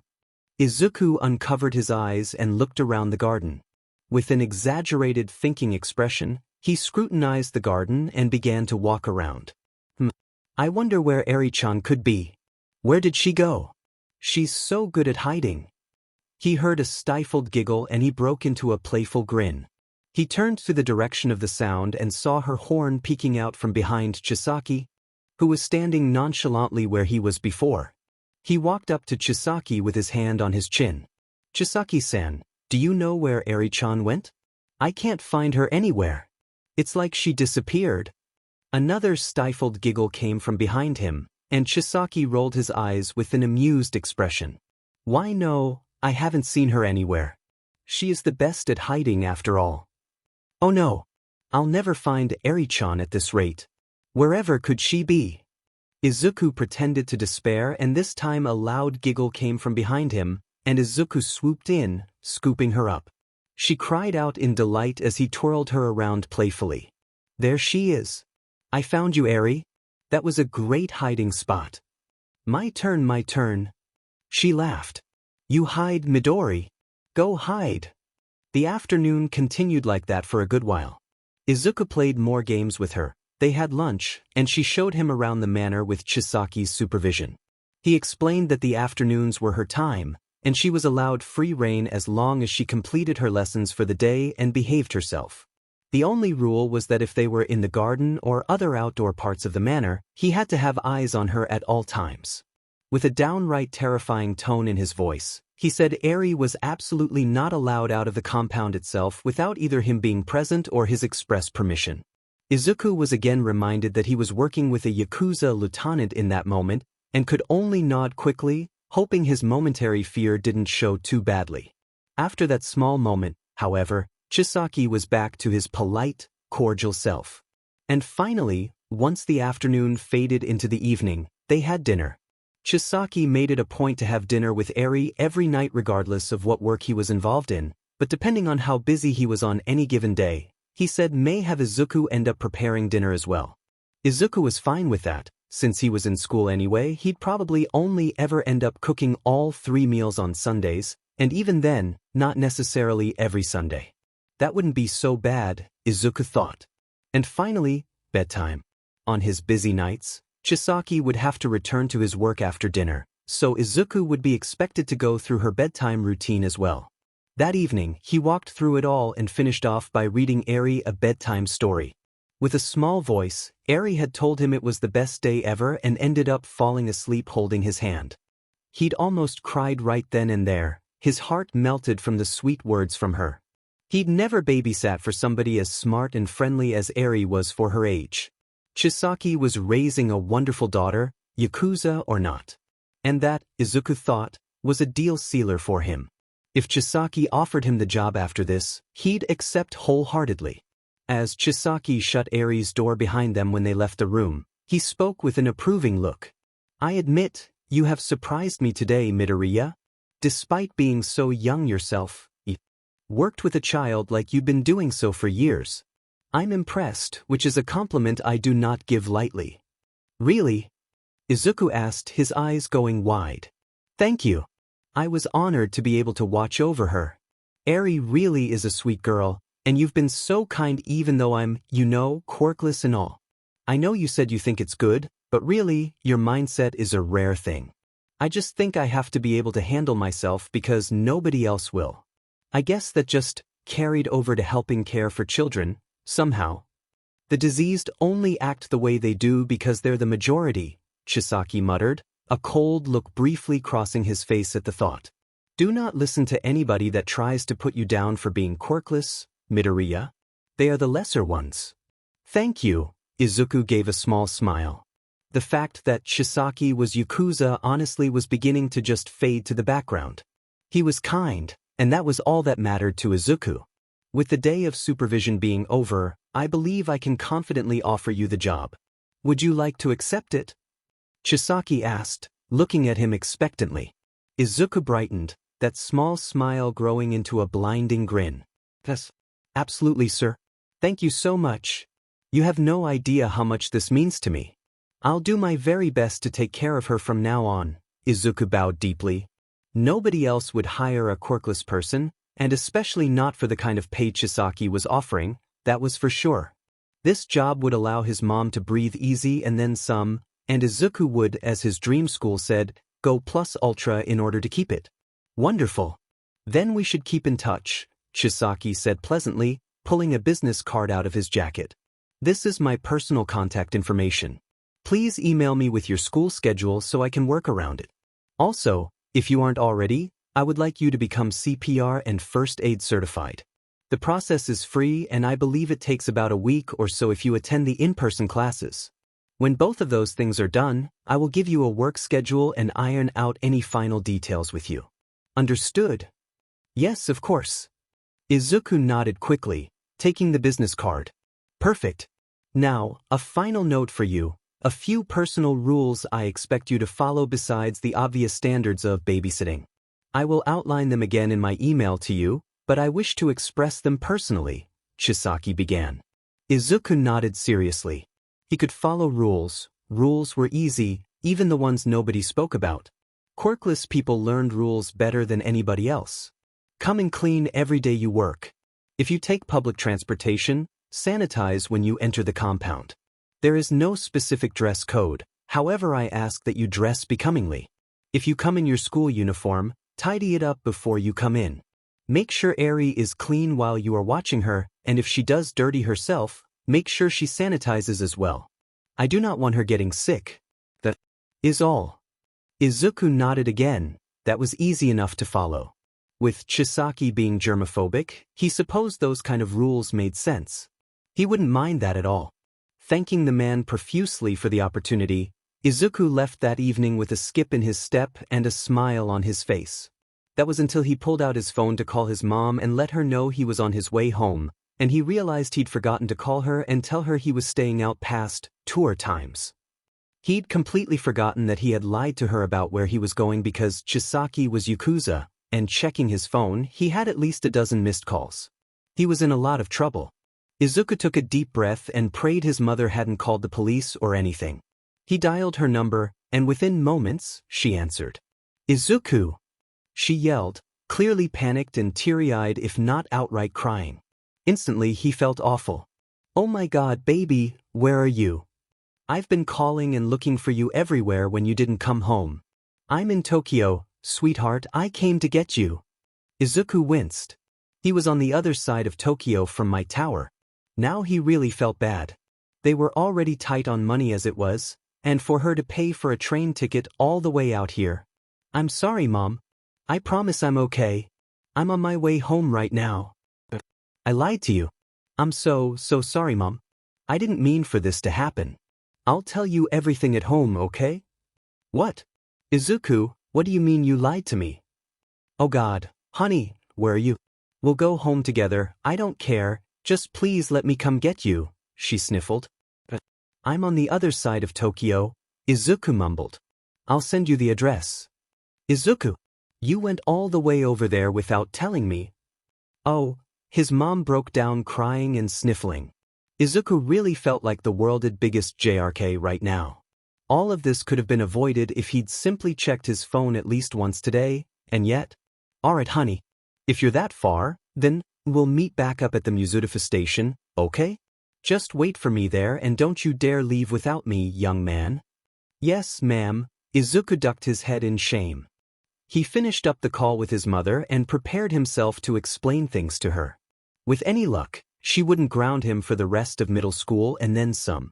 When they met up at Mizudafu Station as promised, Inko had squeezed him so hard in a hug that Izuku thought his eyes might pop right out of his head.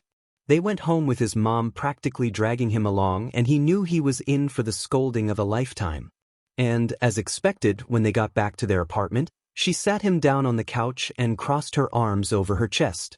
"Explain what you were doing right now, young man," she ordered, and Izuku folded his hands anxiously in his lap.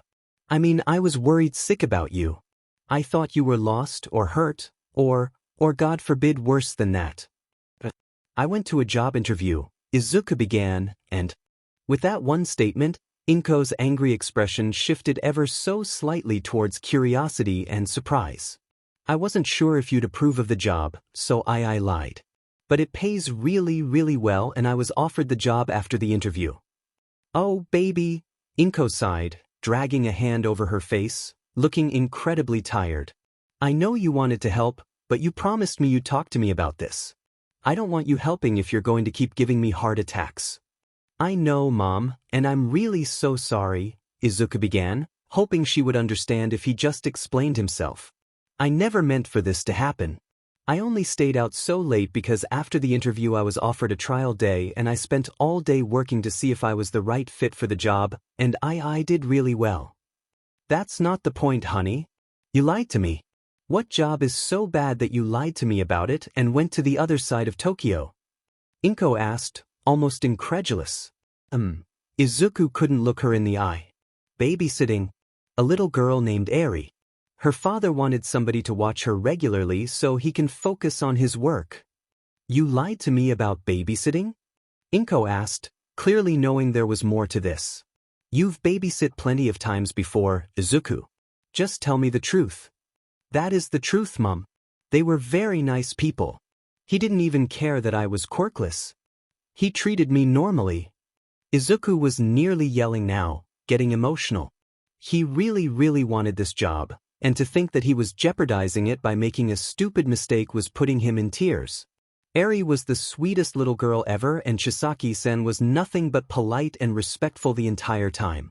I've never met anybody like them before. And with that, Inko's expression finally softened into something gentle. They were kind to you? Even after they found out about you being quirkless?" "Yes. The reason why I didn't want to tell you is because..." Izuku wrung his hands nervously. "Well, it was now or never. Chisaki-san is... Chisaki-san is the young head of a Yakuza family looking for somebody to watch his daughter." Inko gasped, horrified. Midoriya Izuku. You went to meet with the Yakuza? I know. Izuku said pleadingly. I know it was stupid, but I swear they were so nice the entire time. And they promised me it wouldn't directly associate me with them, all I'll be doing is babysitting. Look, I'll show you the letter. Izuku ran to his room and retrieved the letter he'd been sent the other day, hoping he could explain the circumstances to her enough to reassure her. He'd been just as worried as her before he actually got to know Chisaki and his daughter today, but after watching over Eri, he knew they weren't what his mother was picturing. He handed her the letter and sunk to his knees, Dejiza on the floor. Please, Ma. I want to work for him. He was nice. I will never lie to you again. I'll never be able to find another job like this again, and he's not like what you're thinking Yakuza are at all. I'll do anything, Mom, just please let me take this job. I already told him yes without thinking about it, and I don't want to let Eri down. Seeing how genuine Izuku was about this, going so far as to prostrate himself like this, combined with the letter she was now reading, made Inko think more seriously about this. And when she turned to see how much Chisaki was offering as compensation for Izuku's time, she nearly had another heart attack right then and there. Izuku, she began, taking a deep breath to steady herself. You swear to me they were nothing but kind to you? And that you won't be associated with them besides babysitting? I promise, Mom. I won't do anything like this ever again. They were the nicest people I've ever met and I know I can do this. All I'll be doing is babysitting. I won't even be in the same building as them while they're working. I'll be staying in Chisaki-san's home while I babysit Eri, Izuku explained.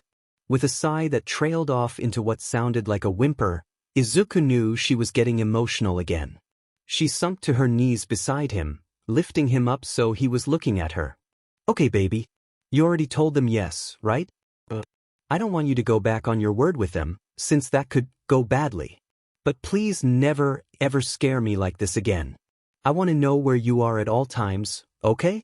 You might be legally independent now, but you're still my baby. You're only 13. I love you too much to let you get yourself into danger. Mom, Izuku sniffled, leaning into a hug.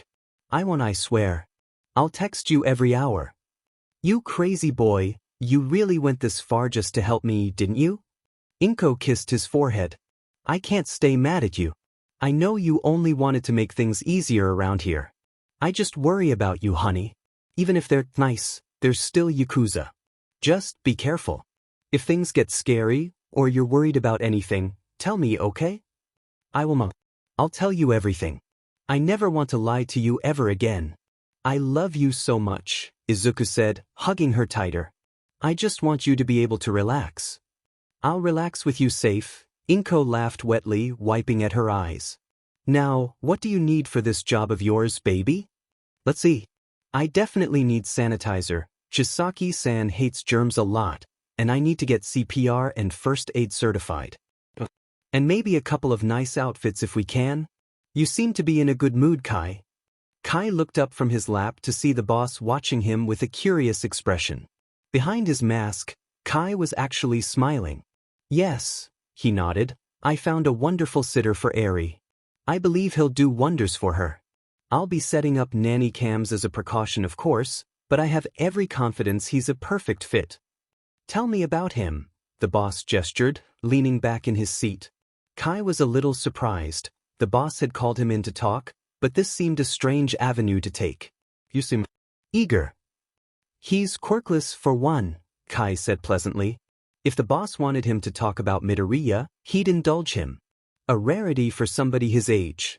He's only 13, but he's incredibly mature and capable. I'm curious about him, as a matter of fact. I feel as though there's more to him that I don't know about. Even with what he told me about himself, I can't help but wonder how he got to be so much like an adult at his age. I suspect there is a lot I have yet to learn about the quirkless, but that's neither here nor there. With regards to Eri, he's fantastic. She listens to him, and I've never seen her smile and laugh so much as when he visited. It's good to see. I see. I'm glad you found somebody that fits so well, the boss hummed thoughtfully, rubbing his chin. And what about your other affairs? Have you given any thought to what I told you during our last meeting, Kai? Kai pursed his lips and sighed. He knew this would come up. But after taking some time to cool his head while spending time with Eri, he realized that the boss was, unfortunately, right.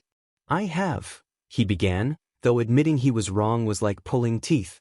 And I was impulsive. I see that now. I will consider other, less conspicuous ways of building up our finances and image. I do not wish for any harm to befall Eri should we be investigated at any time. The boss, though his expression only changed minutely, was quite pleased. Wonderful. I'm glad to see that time off has helped you clear your mind. In that case, I wish you well during the rest of your time off. I'll see you at the end of next week, Kai. That's all you needed me for? Kai asked, raising an eyebrow. The boss chuckled. Yes, that's all. Enjoy your evening with Eri, the boss gestured to the door. It wasn't a formal meeting, just a check-in. Kai nodded and a thought came to him. If he was so curious about Midoriya, and he had time off right now, he could just as easily satisfy that curiosity himself. With that in mind, might I ask you for a favor before I leave, Oyaji? Of course, Kai. What do you need? May I leave Eri in your care tomorrow?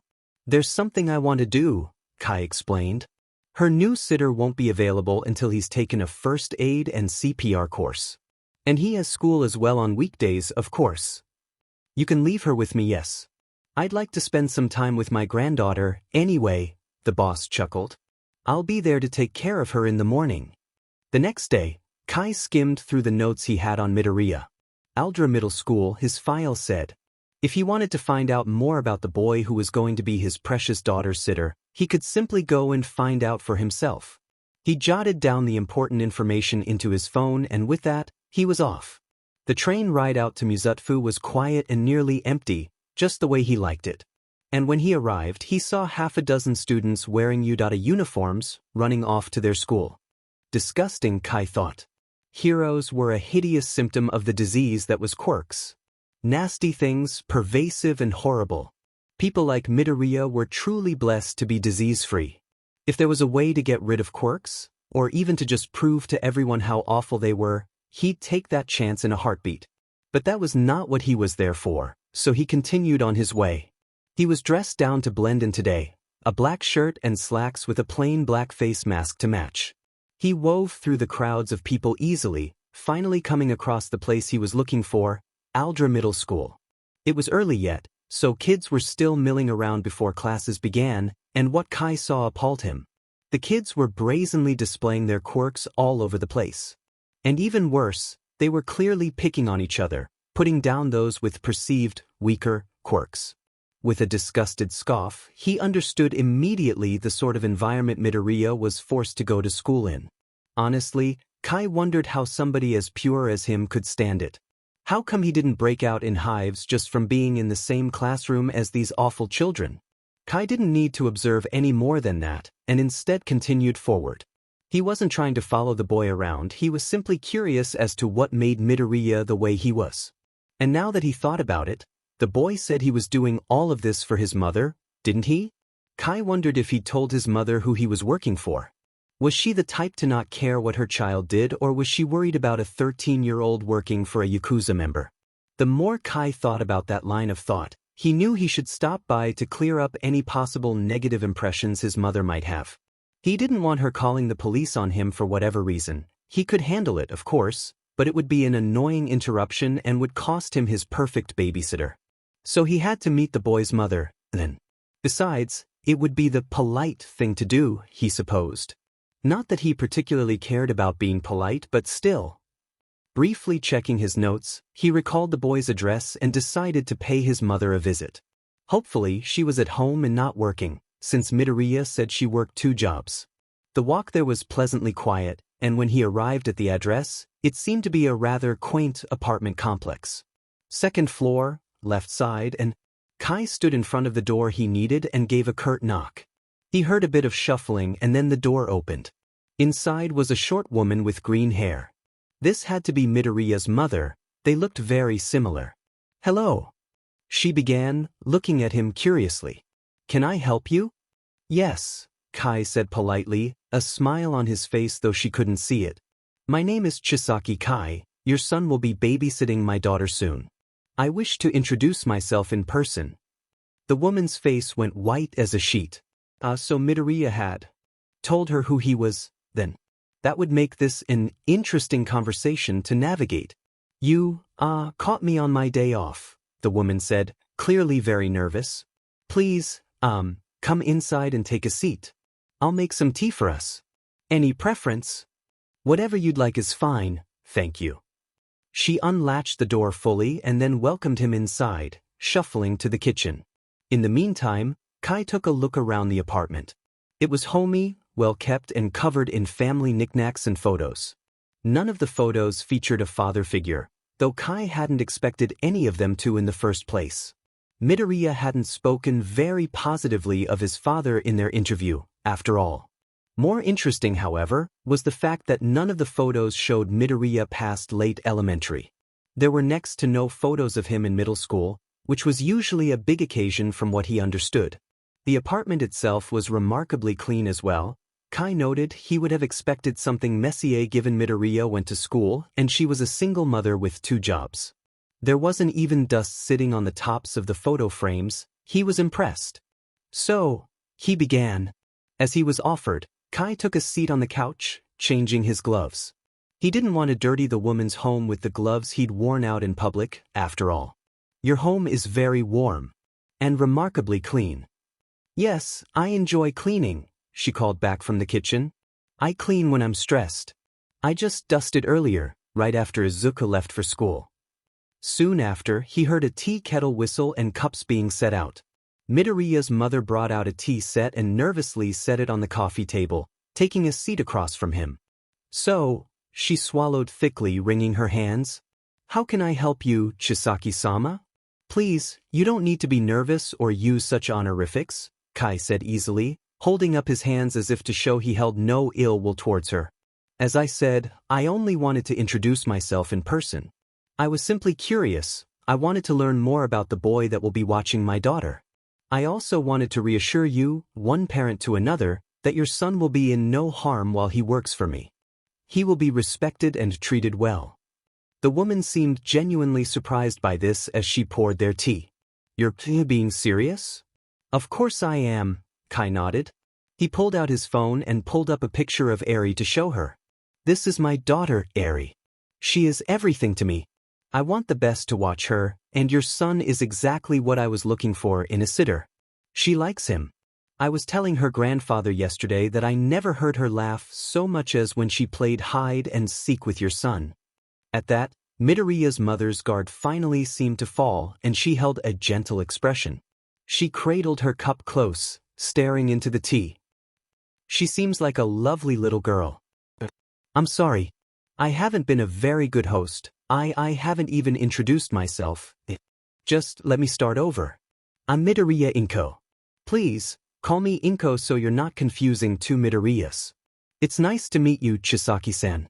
I would shake your hand, but my son told me you don't like germs. Kai chuckled, then took a sip of his own tea. What an interesting boy, indeed. You would be correct, thank you. You don't need to apologize. I assume your son told you who I am. Anybody would be nervous with a Yakuza member in their home. But I would like to reassure you that this is simply babysitting. It has nothing to do with me or my work. It is between me, my daughter, and Midoriya. That is all. Inko let out a deep sigh. You have no idea how reassuring that is to hear. I have to say, I imagined you to be very different than you are. Kai supposed she was picturing a large, muscled, suit-wearing, tattoo-having traditional Yakuza. Well, he had tattoos, but he kept his covered in public, and he preferred a simple button-down and tie as opposed to full suits.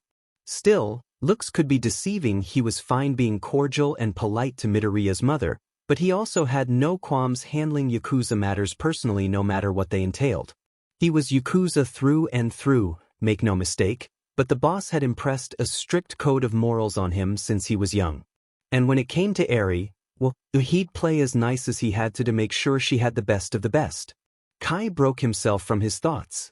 Yes, I suppose I am different from what most people imagine the Yakuza to be, he admitted wryly. With all that being said, I hope you have no problems with your son working for me. If you have any questions, I'd be happy to answer them. No, I don't think I have any questions right now, Inko shook her head. I was really just worried about him working for, you know. But I think I feel more reassured since you've come to speak to me in person. Thank you, Chisaki-san. Of course, it's no problem. Why don't you tell me about your daughter? Inko offered, managing a smile and sipping at her cup of tea. I could speak about Eri forever. Kai shook his head fondly, setting down his cup though it was only half finished. It was good tea, he just wasn't in the mood right now. But I shouldn't. I don't want to take up too much of your time, and I should be getting back home soon. Thank you for indulging me this much. Oh, you're leaving already? Inko asked, surprised. Kai nodded. He was curious no longer. He had a good idea of how Midoriya came to be the way he was, now. Midoriya had a mother who genuinely seemed to care, and a father who couldn't care less, presumably because of his quirkless diagnosis. His school environment was filled with filthy children who used quirks at will, and from the statistics Midoriya had quoted, he supposed they felt much the same way the boy's father did. Likely his only safe territory was with his mother, which would explain why he'd cultivated such a warm, parental attitude at his age. It was probably emulating the only kindness he knew from home. So, with his curiosity about Midoriya satisfied, he didn't have a reason to stay. He'd just as soon get back to Eri and his work. Thank you for having me in your home. Kai gave a small bow, to which the woman seemed shocked that he'd actually bow to somebody. Kai, of course, wanted to go the extra mile to make sure there were no problems with Midoriya's working for him. I appreciate your time and your understanding. There's no need to bow, she said quickly, fussing over him as he stood back up and made his way back to the door. You seem like you genuinely care, and you took the time to come all the way out here, so, please, all I ask is that you be kind to my son while he works for you. We appreciate the job. It's much more than anybody else would offer a quirkless boy. Of course, I would never hurt anyone outside of my work, Kai said professionally. That statement didn't exactly set Inko at ease, but she understood what he meant. He fished a business card out of his pocket and handed it to her. If you need me, please feel free to call. Have a wonderful day, ma'am. Kai left the Midoriya apartment with a new understanding and appreciation for exactly who he'd hired. Yes, he thought he'd made the right choice, and he had a feeling that things would only get more interesting from here on out. When Izuku had learned of Chisaki's impromptu visit to his house, he'd originally been a little confused and very worried. But when his mother followed up by explaining that he'd come only to reassure her that his son was safe, Izuku was strangely touched by the gesture. Chisaki, a man who was supposed to be a scary, frightening Yakuza member, had gone out of his way just to make his mom feel comfortable with his new job. Izuku knew he'd made the right decision after all. Chisaki really was nice. And now, he had his first of 5 first aid and CPR certification classes this evening at the local fire station. Once he attended all 5 classes and passed a test, he'd be CPR certified, and he could begin his babysitting job in earnest. So it stood to reason that, of course, Izuku was just a little eager when he showed up to the lesson. He was practically bouncing on the ball of his feet, completely ignoring the strange looks from those around him as they waited for the instructor. Shortly after, the instructor arrived. She was a pretty, tall lady, and Izuku felt like something was extremely familiar about her. He just couldn't put his finger on what. Hello, everyone. My name is Kayama Nomuri. She introduced herself with a smile, throwing her hair over her shoulder. It's nice to meet you all. I'm your volunteer instructor for this week. The normal instructor is out sick, so I donated my time. Now, who's ready to learn CPR? Izuku beamed from ear to ear, and frankly, stuck out like a sore thumb as the only teen among a group of adults. Kayama blinked, processed his presence, and then smiled right back at him. Wow, eager. I like that. What's a kid like you getting your certification for? Oh, babysitting. Izuku blushed, not expecting to have been called on. I'm babysitting soon and I just want to make sure I can take care of who I'm watching properly. How cute, Kayama cooed, pinching his cheek. Izuku, even more embarrassed, drew back into himself a little. Well, that's certainly a good mindset to have, young man. I look forward to teaching you. Same goes for the rest of you. Come on inside the training room, I'll show you around and get you familiar with everything. Kai had a headache and that was putting it mildly. All day, there'd been nothing but problems. First, Rappa decided to challenge one of the new members because they looked strong, and then Kai had been called in to clean up the resulting mess. Then there had been problems with the bookkeeping and he'd found out that some rat in their ranks had been stealing from them, and he'd had to clean up that mess too. And now, to add the final cherry on top, Eri was throwing a tantrum. He loved Eri, truly he did, but he was not in the mood. Papa! She was crying currently, pouting while sitting on the floor of his office and kicking her legs back and forth. I want to play hide and seek with Midori. I know, princess, Kai murmured, trying his best to be patient and gentle even when he felt his pulse behind his eyes. But he can't right now. Midoriya has his own business to take care of. Why don't you ask Kurono to play with you for a little while? No. Midori has to play with me. Please, Papa. Eri whined, giving him her best puppy eyes. And at this point they were working. He had no energy left to argue with her. With a sigh, he checked the time and noted Midoriya would be getting out of school right about now. If he messaged him now, then perhaps he could make it in time. Looking at Eri about to burst into tears one last time sealed the deal. All right, I'll call Midoriya, he said, and Eri began to smile. But if he says he can't come play today, you have to behave and play with Kurono. Understand? Yes, Papa, she nodded vigorously. Kai just sighed and shook his head. The things he did for his daughter. He picked up the phone and dialed Midoriya's number, glad he'd gotten it during the interview. If he hadn't had it, he'd have been out of luck. But as it was now, the phone rang a few times, and then Midoriya answered. Hello? This is Midoriya, who's calling? Midoriya, this is Chisaki Kai, he murmured, rubbing at his temples. He needed a nap. I was hoping I could ask you to come up here last minute. I'm feeling unwell and Eri wishes to see you, so I figured I'd give you a call to watch her while I rest. I know you don't have your certification yet, I'm asking anyway.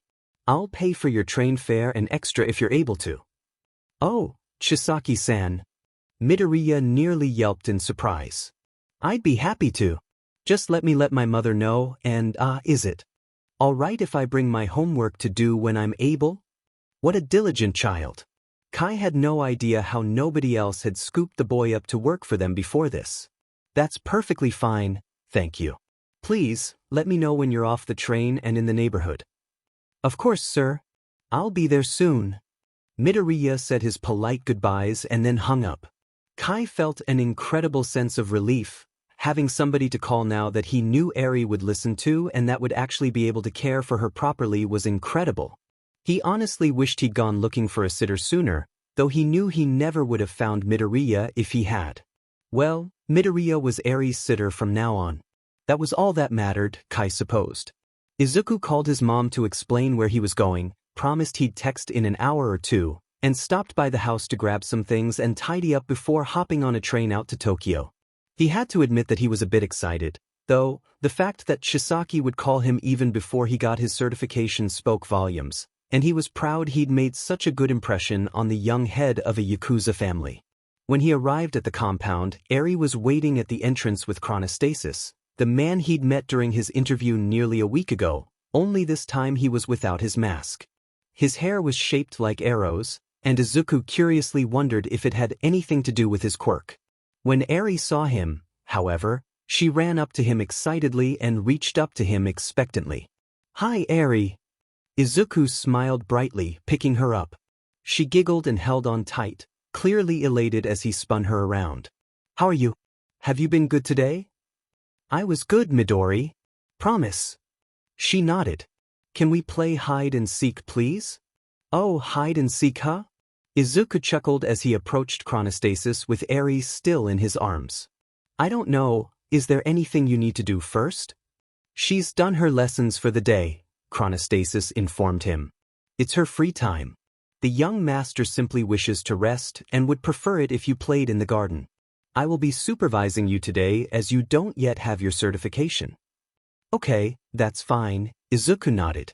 Thank you again for the job. I hope my nerves didn't make a bad first impression. You guys are actually really nice, giving me a job like this. Don't get it confused, Midoriya, Chronostasis snorted, completely mirthless.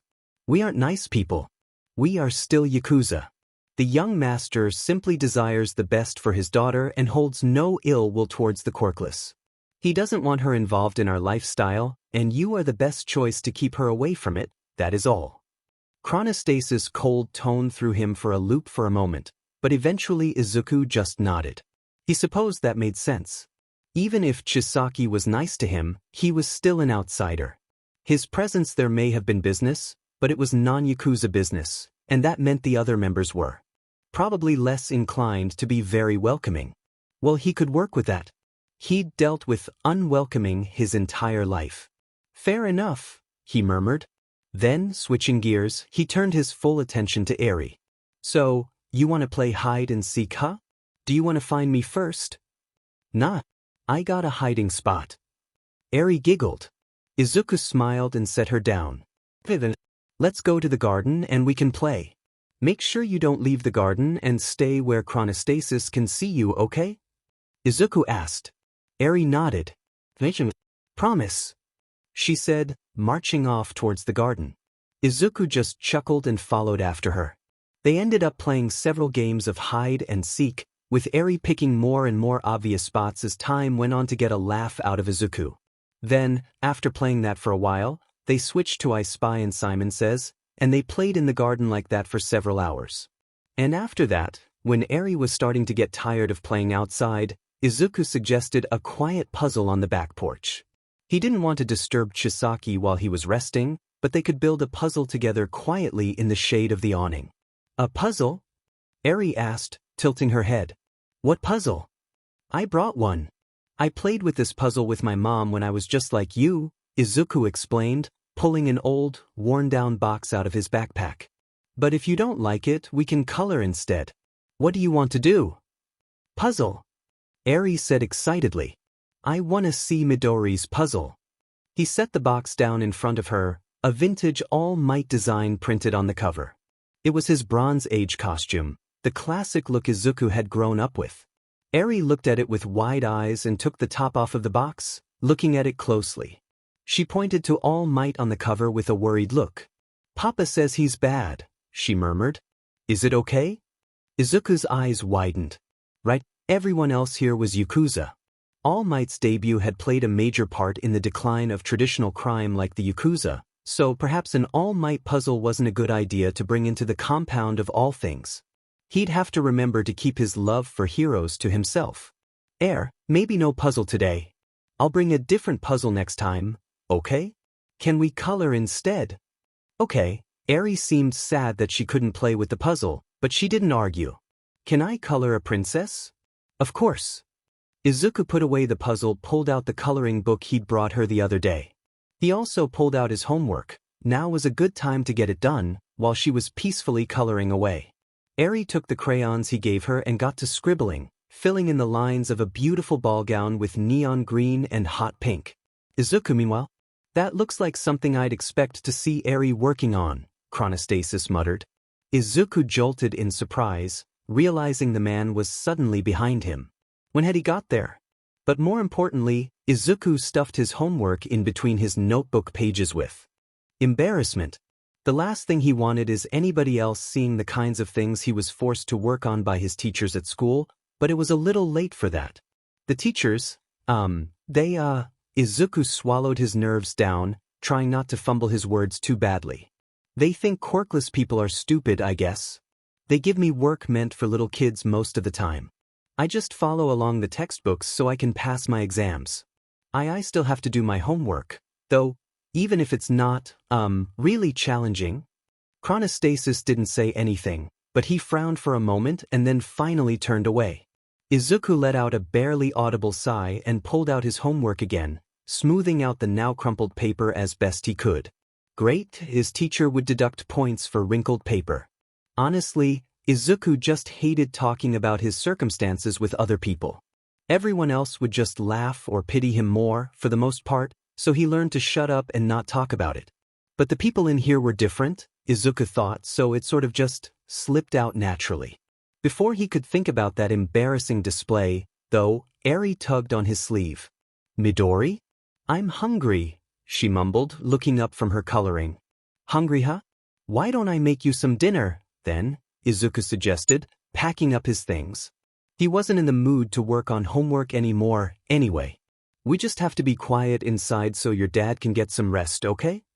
"Quiet." Eri nodded, putting a finger to her lips. "Promise." Izuku smiled. Somehow, Eri just had a way to make him forget what he was stressed out about in the first place. She really was a good kid, one he was honored to be able to babysit. Izuku returned home that evening after putting Eri to bed with a skip in his step and a wad of cash in his pocket. After he'd made her dinner, he had read stories with her and then she got sleepy, so bedtime it was. Chisaki had woken up from his rest around the same time, and he had said he'd finally slept off his headache for once thanks to him. Apparently, he was usually so worried about leaving Eri with somebody else that he couldn't sleep, but he had very little of that stress with him. Izuku felt honored, and honestly quite shocked at the amount Chisaki handed him for coming in short notice. It felt a little like it was burning a hole in his pockets or something. But it also felt good to make money, bringing it home to his mom. It felt like he was not useless, proving everybody wrong, that he could do something, make something of himself. Now, though, he was waiting for another one of his certification lessons. He'd been to another, so now he only had 3 classes left. Kiyama was a really nice teacher too, he thought. He hadn't been able to figure out why she looked so familiar yet, but he still liked learning from her. She was very friendly and outgoing. Some of the men taking the lessons stared at her too much and said rude things to her, so he, sometimes, accidentally, tripped while they were chatting with her and interrupted them when he could. "Welcome back, everyone." Speak of the devil, Kiyama was here now, and they went inside the fire station to continue their lessons. "I hope everyone's been practicing their first aid and CPR skills. It's time for a little test, just to make sure you all have been paying attention so far." Izuku went to work on the test, determined to get every question right. It was in 2 parts, a paper quiz and a demonstration of what they learned.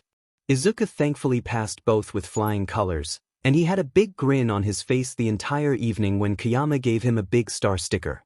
It was a little childish, sure, but other teachers never gave him stuff like that before. It felt good to know he'd done well. "You're remarkably studious for a kid your age," Kiyama chuckled as he packed up his things for the evening. "It's impressive. You really take things seriously, you know?"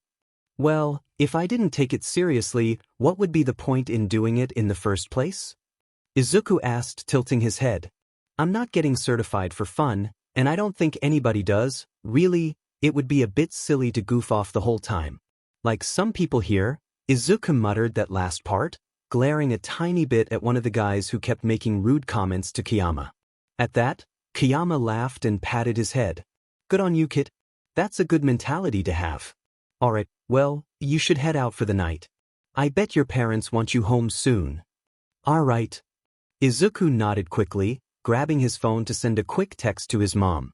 "See you tomorrow, Kiyama-san." And just like that, the other classes passed by in a blur. Before he knew it, it had been an entire week and he was handed his certification card from Kiyama, who was smiling gently at him. Curiously, before he left, she asked him a question. "What do you want to do, Midoriya-kun?" she asked, looking at him with an unreadable expression. "Besides babysitting, I mean. What you get older and all that." "Oh, Izuku trailed off. He'd never mentioned the fact that he was quirkless before, and really, Kiyama had never asked, so. "I've always wanted to be a pro hero. But after starting to look after the girl I'm watching, I think maybe just anything that helps people as long as it's directly. I'd still love to be a pro hero more than anything, of course, but I think I'll be less upset if I end up being something else instead." And to his own surprise, it was true. He could say that out loud and not feel upset by doing so. When he was younger, even the very idea of not being a pro hero would have upset him. But Eri, her smile stuck out in his mind. Chisaki's kindness and relief after being able to rest stuck out in his mind. His mother's tears when he brought home money stuck out in his mind. Now, he knew he was helping people, and he wasn't even a pro. So long as he stayed helping others, Izuku thought, he'd be fine not being a pro hero. So long as he kept proving that he wasn't useless, Izuku would be plenty happy. Well, you're a good kid, Kayama replied with a chuckle. I think I've said that before, but it's still true. I'm certain that if you keep working hard, you can do whatever you put your mind to. Whether it's being a pro hero or anything else, just keep it up. Thank you. Izuku smiled brightly. I will. I hope to see you again sometime, Kayama-san, you're a wonderful teacher. Excitedly, Izuku went home and emailed his new certification card to Chisaki along with his school schedule. Now all he had to do was wait, and he'd be officially employed. Well, officially unofficially employed. Working for the Yakuza in any capacity wasn't a good look to most people, even if he wasn't an actual member, so he'd be earning money in cash only. His mom promised not to say anything since he was only babysitting. Inko was happy to see Izuku so happy too. She felt more relaxed than she had in a while, knowing her son was so overjoyed to be babysitting, and she couldn't lie, the extra money really would relieve all the troubles that deadbeat Hisashi had put them in. Izuku would be earning as much as her two jobs combined, and he had promised to give her as much of his wages as possible. She of course was going to tell him to keep half, he deserved his own money. But with half of his wages, she could theoretically quit her second job and spend more time at home. To her surprise, Inko even found herself thinking that perhaps this job wouldn't be so bad after all. Even if it was for the Yakuza, when Izuku smiled like that, she supposed she could overlook just about anything. Besides, Chisaki had been incredibly polite and gentle with her during his visit, which put her at ease. And a few days later, Chisaki emailed him in return. He had a proper schedule now, and Izuku was excited. He was supposed to be there after school on Mondays, Wednesdays, and Fridays, a half day on Saturday, and either a half or full day on Sundays depending on how busy Chisaki was. He'd be paid every Sunday too. Inko was worried at first that this might be too much for him, but Izuku reassured her that it was fine. He had no extracurricular activities, no clubs, and his homework was, well, it was laughably easy. So far behind him that it was on the level of being shameful and embarrassing, as proven by the incident with chronostasis. So no, Izuku wasn't worried about burnout or too much work. In fact, he thought that watching Eri would honestly help him de-stress after the things he usually went through at school. Not that he told his mom that he didn't want to worry her anymore. But with everything set, Inko gave her blessing for him to go to work the next day, and Izuku couldn't wait. Izuku went straight to the compound after school, no longer intimidated by the sight of it. He smiled and waved to Eri, who was holding her father's hand with barely restrained excitement, bouncing up and down. Izuku felt a little bit of pride blossom in his chest. Nobody had ever been so excited to see him before, and yet Eri was looking at him like he was the personification of sunshine and rainbows. Midori! Midori! She cried out happily, running to him as she had the last time he visited. And just the same, he scooped her up and gave her a big hug. Chisaki watched the two of them with a gentle, almost relieved expression. Welcome, Midoriya. Please come in. I have a meeting, so I must be going, but I will be out around her dinner time. I'm glad you've gotten your certification and that we've worked everything out, he said pleasantly. Izuku nodded in agreement. I'm glad to. Okay, Eri, I brought a different puzzle today. You want to work on that with me today? Izuku smiled brightly at her. Eri nodded excitedly. Yeah, puzzle. And Simon says, please, Midori? She asked, using her most effective puppy eyes on him. Izuku felt his heart melt on the spot. How in the world could anybody say no in the face of the most adorable little girl ever? Izuku knew he certainly couldn't. Within reason, of course. He wouldn't let her be unhealthy or unsafe, he would put his foot down where it was needed. That was part of his job after all. All right, we can play Simon Says after, Izuku smiled. And how about beef stew for dinner? Have you ever had beef stew? Nah. Eri shook her head. Is it tasty? Very tasty, I promise, Izuku said with a smile. Chisaki took his leave then, and he waved. See you later, Chisaki-san. Wave to your dad, Eri. Eri waved enthusiastically to her dad as he made his way into the office building.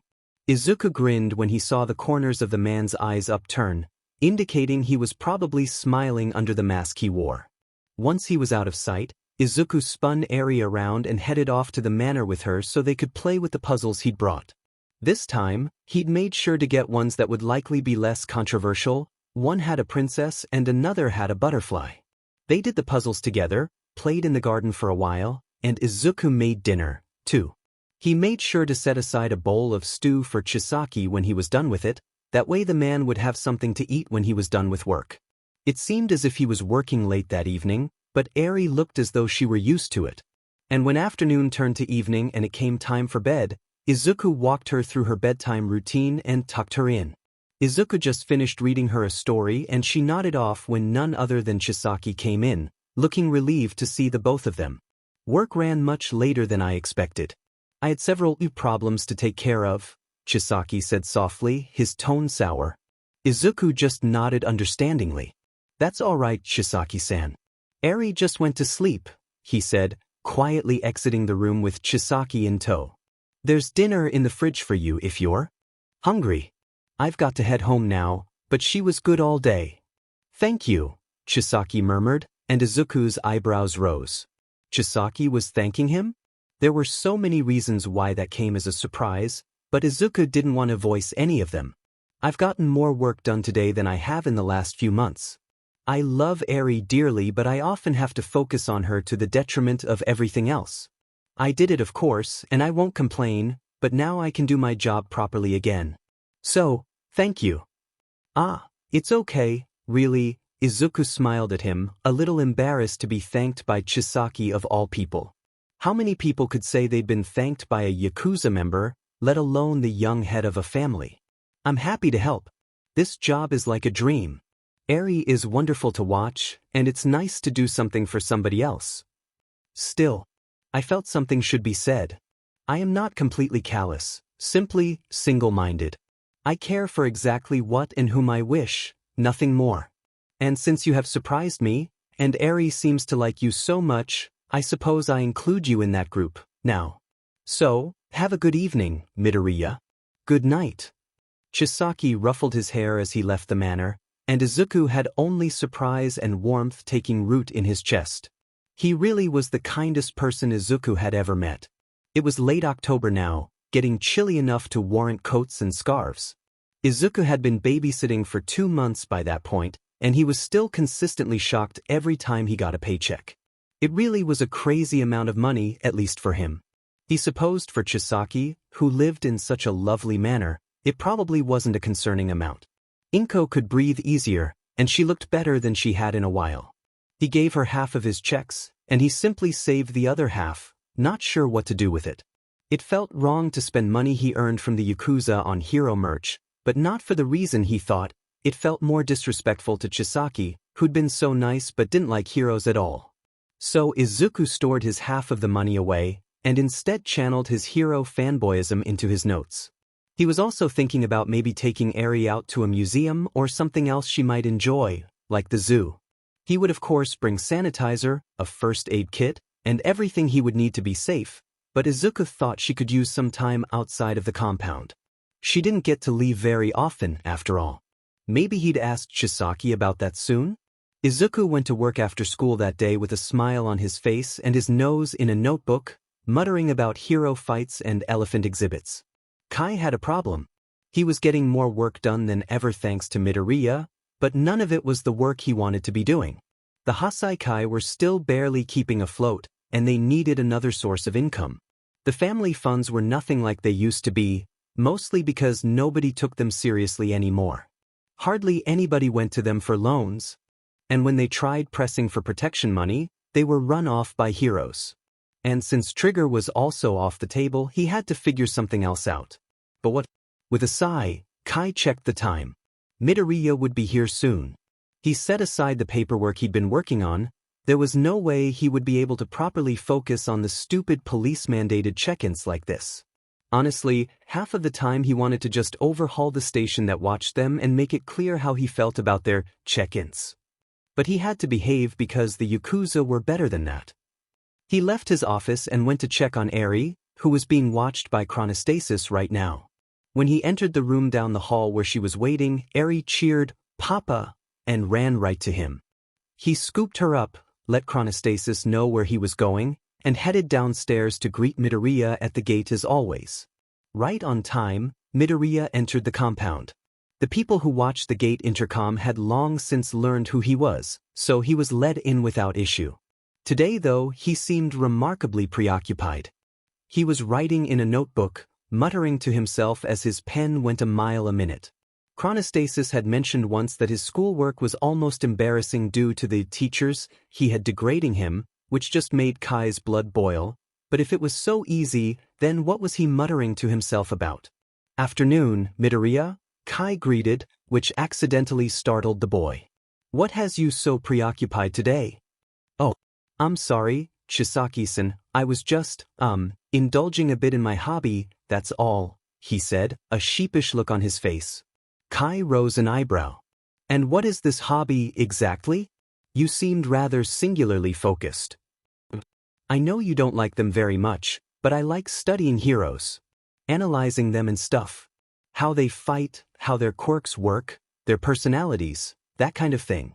It's pretty fascinating, at least to me, anyway. There are so many ways they could be using their quirks, but they just don't. I don't know why," Midoriya explained, delving into another flurry of muttering.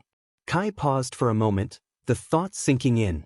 He didn't care if the boy liked heroes. Most people did. It was simply unfortunate. So long as it simply stayed a fan interest that Midoriya kept to himself, he couldn't care less. But one thought did intrigue him. Analysis, huh? Analysis was very useful in any line of work, not just heroes. The Yakuza could use it especially. An upper hand against the heroes that kept taking more and more of their territory, against other Yakuza families that kept trying to creep in now that there was less competition thanks to said heroes, or even just a boost to their overall skills and power. So many applications just at the tip of a pencil with a mind strong enough to wield it. "May I see?" Kai asked. Midoriya gave him a worried look, and Kai knew what he must have been thinking.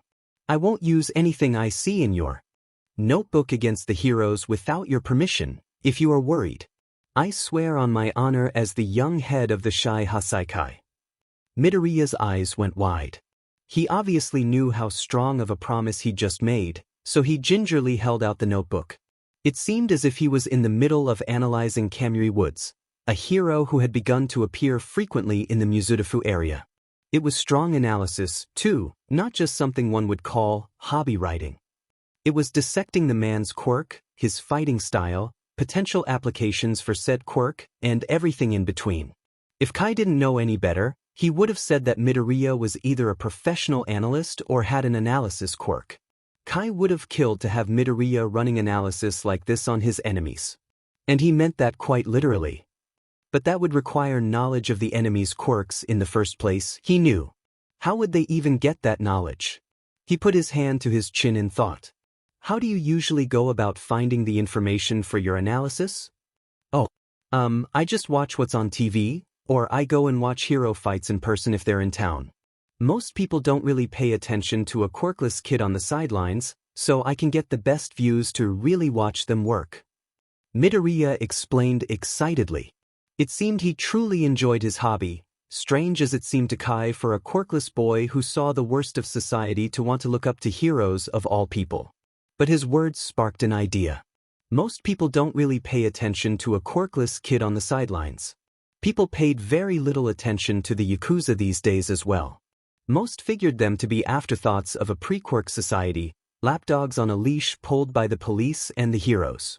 Well, the Shai Hasaikai were not lapdogs. And if they, too, could go unseen, what information might they find? What knowledge could they leverage, trade, and hoard in their favor? People could call it blackmail, call it strong-arming, whatever they liked, but it was an opening. A way for the Yakuza to become strong again, if they couldn't use trigger. The Yakuza had eyes and ears everywhere. They could find things others would overlook or miss entirely, casting a net far larger than any other information broker out there. Kai's eyes sparked with the future of the Yakuza sitting right in front of him, resting in the notebook and the words of a 13-year-old boy. He wanted Midoriya to analyze for them. On the side, of course, the thing most important to him was Eri's care. He could find a permanent analyst later, perhaps. But this was good. Chisaki-san? Is everything all right? You've been standing there for a while now, Midoriya asked, looking up at him. Kai nodded. Very much so, Midoriya. You have just given me a very excellent idea. I must go and meet with the boss. You may take care of Eri as you usually do. I will see you for dinner, Kai said, and Midoriya nodded, scurrying off with Eri in his arms, playfully but gently swinging her around. How lucky could he have possibly been, finding Midoriya that day? The boss was right. Trigger was short-sighted, dangerous. But nobody would see the shy Hasaikai coming. After he presented the idea to the boss, to focus on information brokering, the look on the man's face was a mix of pride and relief. That is a wonderful idea, Kai, the boss agreed with a nod. A fine alternative. What led you to this decision, if I may ask? Information brokering does not normally seem like it would suit your particular methods of running things. It was Eri's new babysitter, if you will believe such a statement, Kai chuckled, drumming his fingers along the armrest of the hair he sat in. He still couldn't believe it himself, honestly, a teenager producing that level of analysis. He says he enjoys studying hero fights. Analyzing them. I even saw him studying villain quirks in that notebook of his. Although you should know, I swore an oath not to use what I read without his permission. He was reluctant to let me look at it otherwise, so I would prefer it if you didn't make me go against my word. A Yakuza is only as good as his word, you know that. I wouldn't make you. Tell me, is his analysis any good?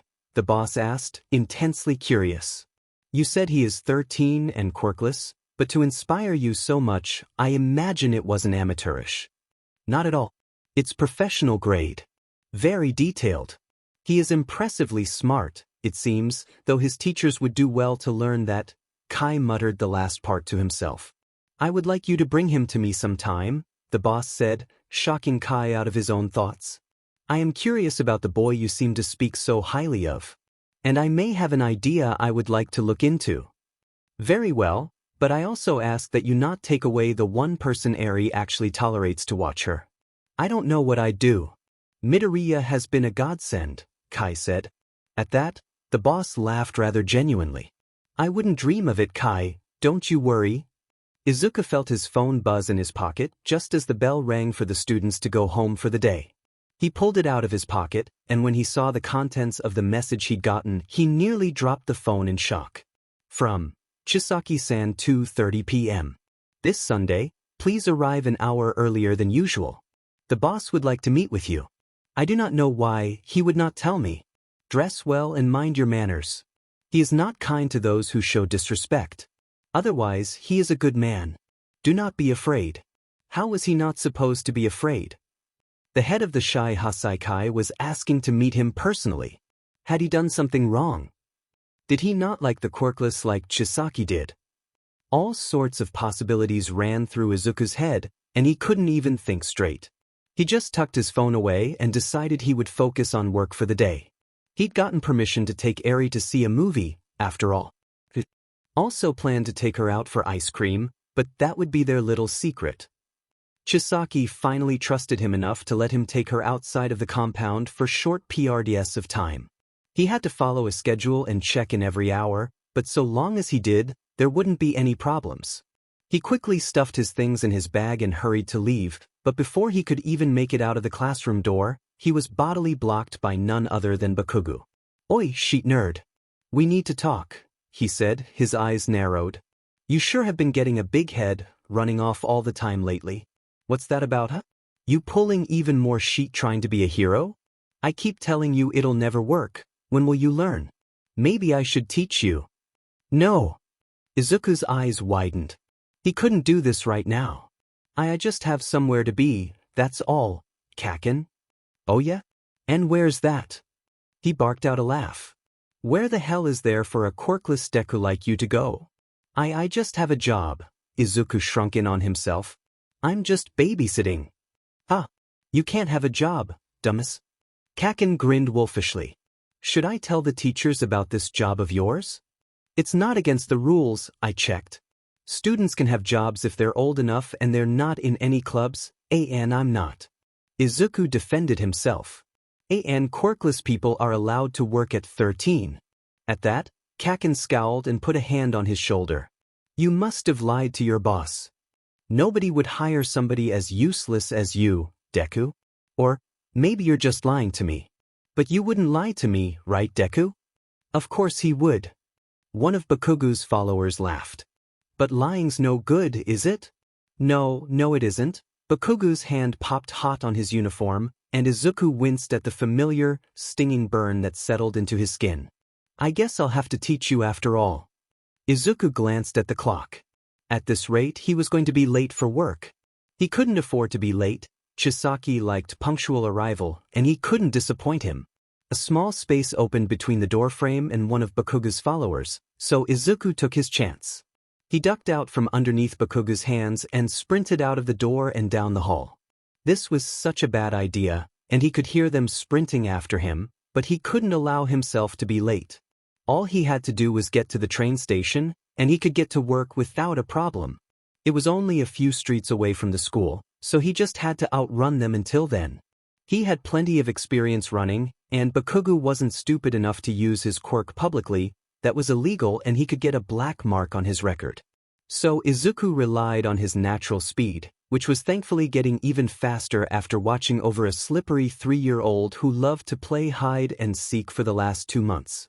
Thankfully, he managed to just slip in as the doors to the train were closing, and he breathed a sigh of relief. As he watched Bakugu and the others fade into the distance. He'd pay for it tomorrow, probably, but as long as it didn't infringe on his movie day with Eri, he'd take it. The rest of the ride was quiet, and he was relieved he kept his spare clothes in his bag. Normally, he'd stop by the locker rooms to change quickly and then leave when nobody noticed, but Bakugu had kept him longer than he wanted. Now he had to hope Chisaki wouldn't be mad at him for showing up in his school uniform. And then there was a delay on the tracks, so he ended up being late anyways, and Izuku grumbled to himself in frustration. He would have to apologize profusely and hope he didn't just jeopardize his job. Chisaki was waiting for him at the gate as usual, although Eri wasn't with him this time. She must have been in lessons or with chronostasis, Izuku assumed. Although when Chisaki saw him, his eyebrows knitted in what must have been a scowl hiding behind his mask. Oh great, Izuku thought, he did make him mad. Midoriya. What is this? Chisaki asked, watching him with a guarded sort of expression. I'm sorry, sir, I was just held up at school, and I didn't have time to change before work, and then there was a delay on the train, and I just dash. Slow down, Midoriya. Chisaki held up a hand to stop his oncoming mumble storm. I'm not talking about your uniform, I'm talking about the burn on your shoulder. It's gone straight through your uniform and hit your skin. Who did this? The burn. Izuku's eyes went wide. He'd completely forgotten about the burn itself, and he prayed that Chisaki didn't press further. I was just in a rush, and I accidentally ran into a classmate with a fire quirk, that's all. It wasn't serious, Chisaki-san, I promise. Just a little accident. I don't appreciate being fed a story, Midoriya. You are a terrible liar, Tell me what happened, he said, his tone dropping into a cold and almost standoffish tone. The same one that made him remember who he was dealing with, the young head of the Yakuza. Technically the Wakagashira, as Izuku had learned, the first lieutenant. Chronostasis was the Shatigashira, the second lieutenant. He had brushed up on his terminology so he wouldn't accidentally offend. But that research had also led him down many rabbit holes, and none of them were pleasant. Yakuza were ruthless. And right now, he was not dealing with Chisaki-san, his boss, he was dealing with Chisaki-sama, the young head of the Shai Hasaikai. He couldn't lie. But he also didn't want Chisaki to have to worry or look into his school life, he'd be mortified. It's really nothing to worry about. Whether it was an accident or not. You don't have to stress about it, honestly, Izuku insisted. He hoped that wasn't being too disrespectful to say. Chisaki clearly didn't like his answer, however, as he peeled off his glove and fixed his uniform. Just like the day they met, with the swipe of a finger it was as if his uniform had never been singed. He'd also fixed the burn underneath, and Izuku's shoulder felt better than it had in a while. I am only tolerating this lie because you are an important part of Eri's life, now, Chisaki said, deadly serious. If you lie to me again when I ask you a direct question, I will not be very pleased. Am I understood, Midoriya? Why, sir? Izuku nodded quickly, swallowing down the nervousness that was clawing its way up his throat. I won't lie. I promise. Very good, Chisaki huffed as he put his glove back on, and his serious, angry aura had died down. You should know that your personal life is your own. You won't be fired or anything of the sort over this lie. Comes from a place of concern, I suppose? I am simply unhappy that your diseased classmates cannot keep their hands to themselves. At their age, they should know better than to be using their quirks so carelessly. Izuku let out a slight laugh, almost disbelieving. Chisaki was upset because he was worried about him? He thought it was because of the germs or something, but it was just because of his well-being? I feel the same way about them using their quirks like that, Izuku began, a smile tugging at his mouth. He couldn't help it. Chisaki was worried about him. That was so nice of him. I don't think my classmates would listen to me, though. Well, whatever the case, if you are injured like this again, you will come see me immediately. I will not have my daughter's caretaker and somebody I care about running around with burns or ruined clothes. Now, about Eri, she is very excited to see the movie you wish to take her to. I am very fortunately free today, as our meeting was rescheduled. I will be going with you, if that is acceptable, Chisaki explained. Admitting he had started to care about Izuku seemed as if it was incredibly difficult, so he chose not to comment on it. Izuku's tiny smile grew into a full grin. Of course it's fine, Chisaki-san, you're always welcome. We're going to see a rerun of an old pre-quirk movie. It's one I really like. It's about a girl whose family has powers, kind of like quirks but they aren't, but she's the only one without a power, but even so she's the only one who can save her family. I always thought that was such a fantastic story. Nobody ever shows it anymore, so I was really excited to see it pop up again. Chisaki nodded, his expression light again. I see. That sounds perfect, then. Shall we go early?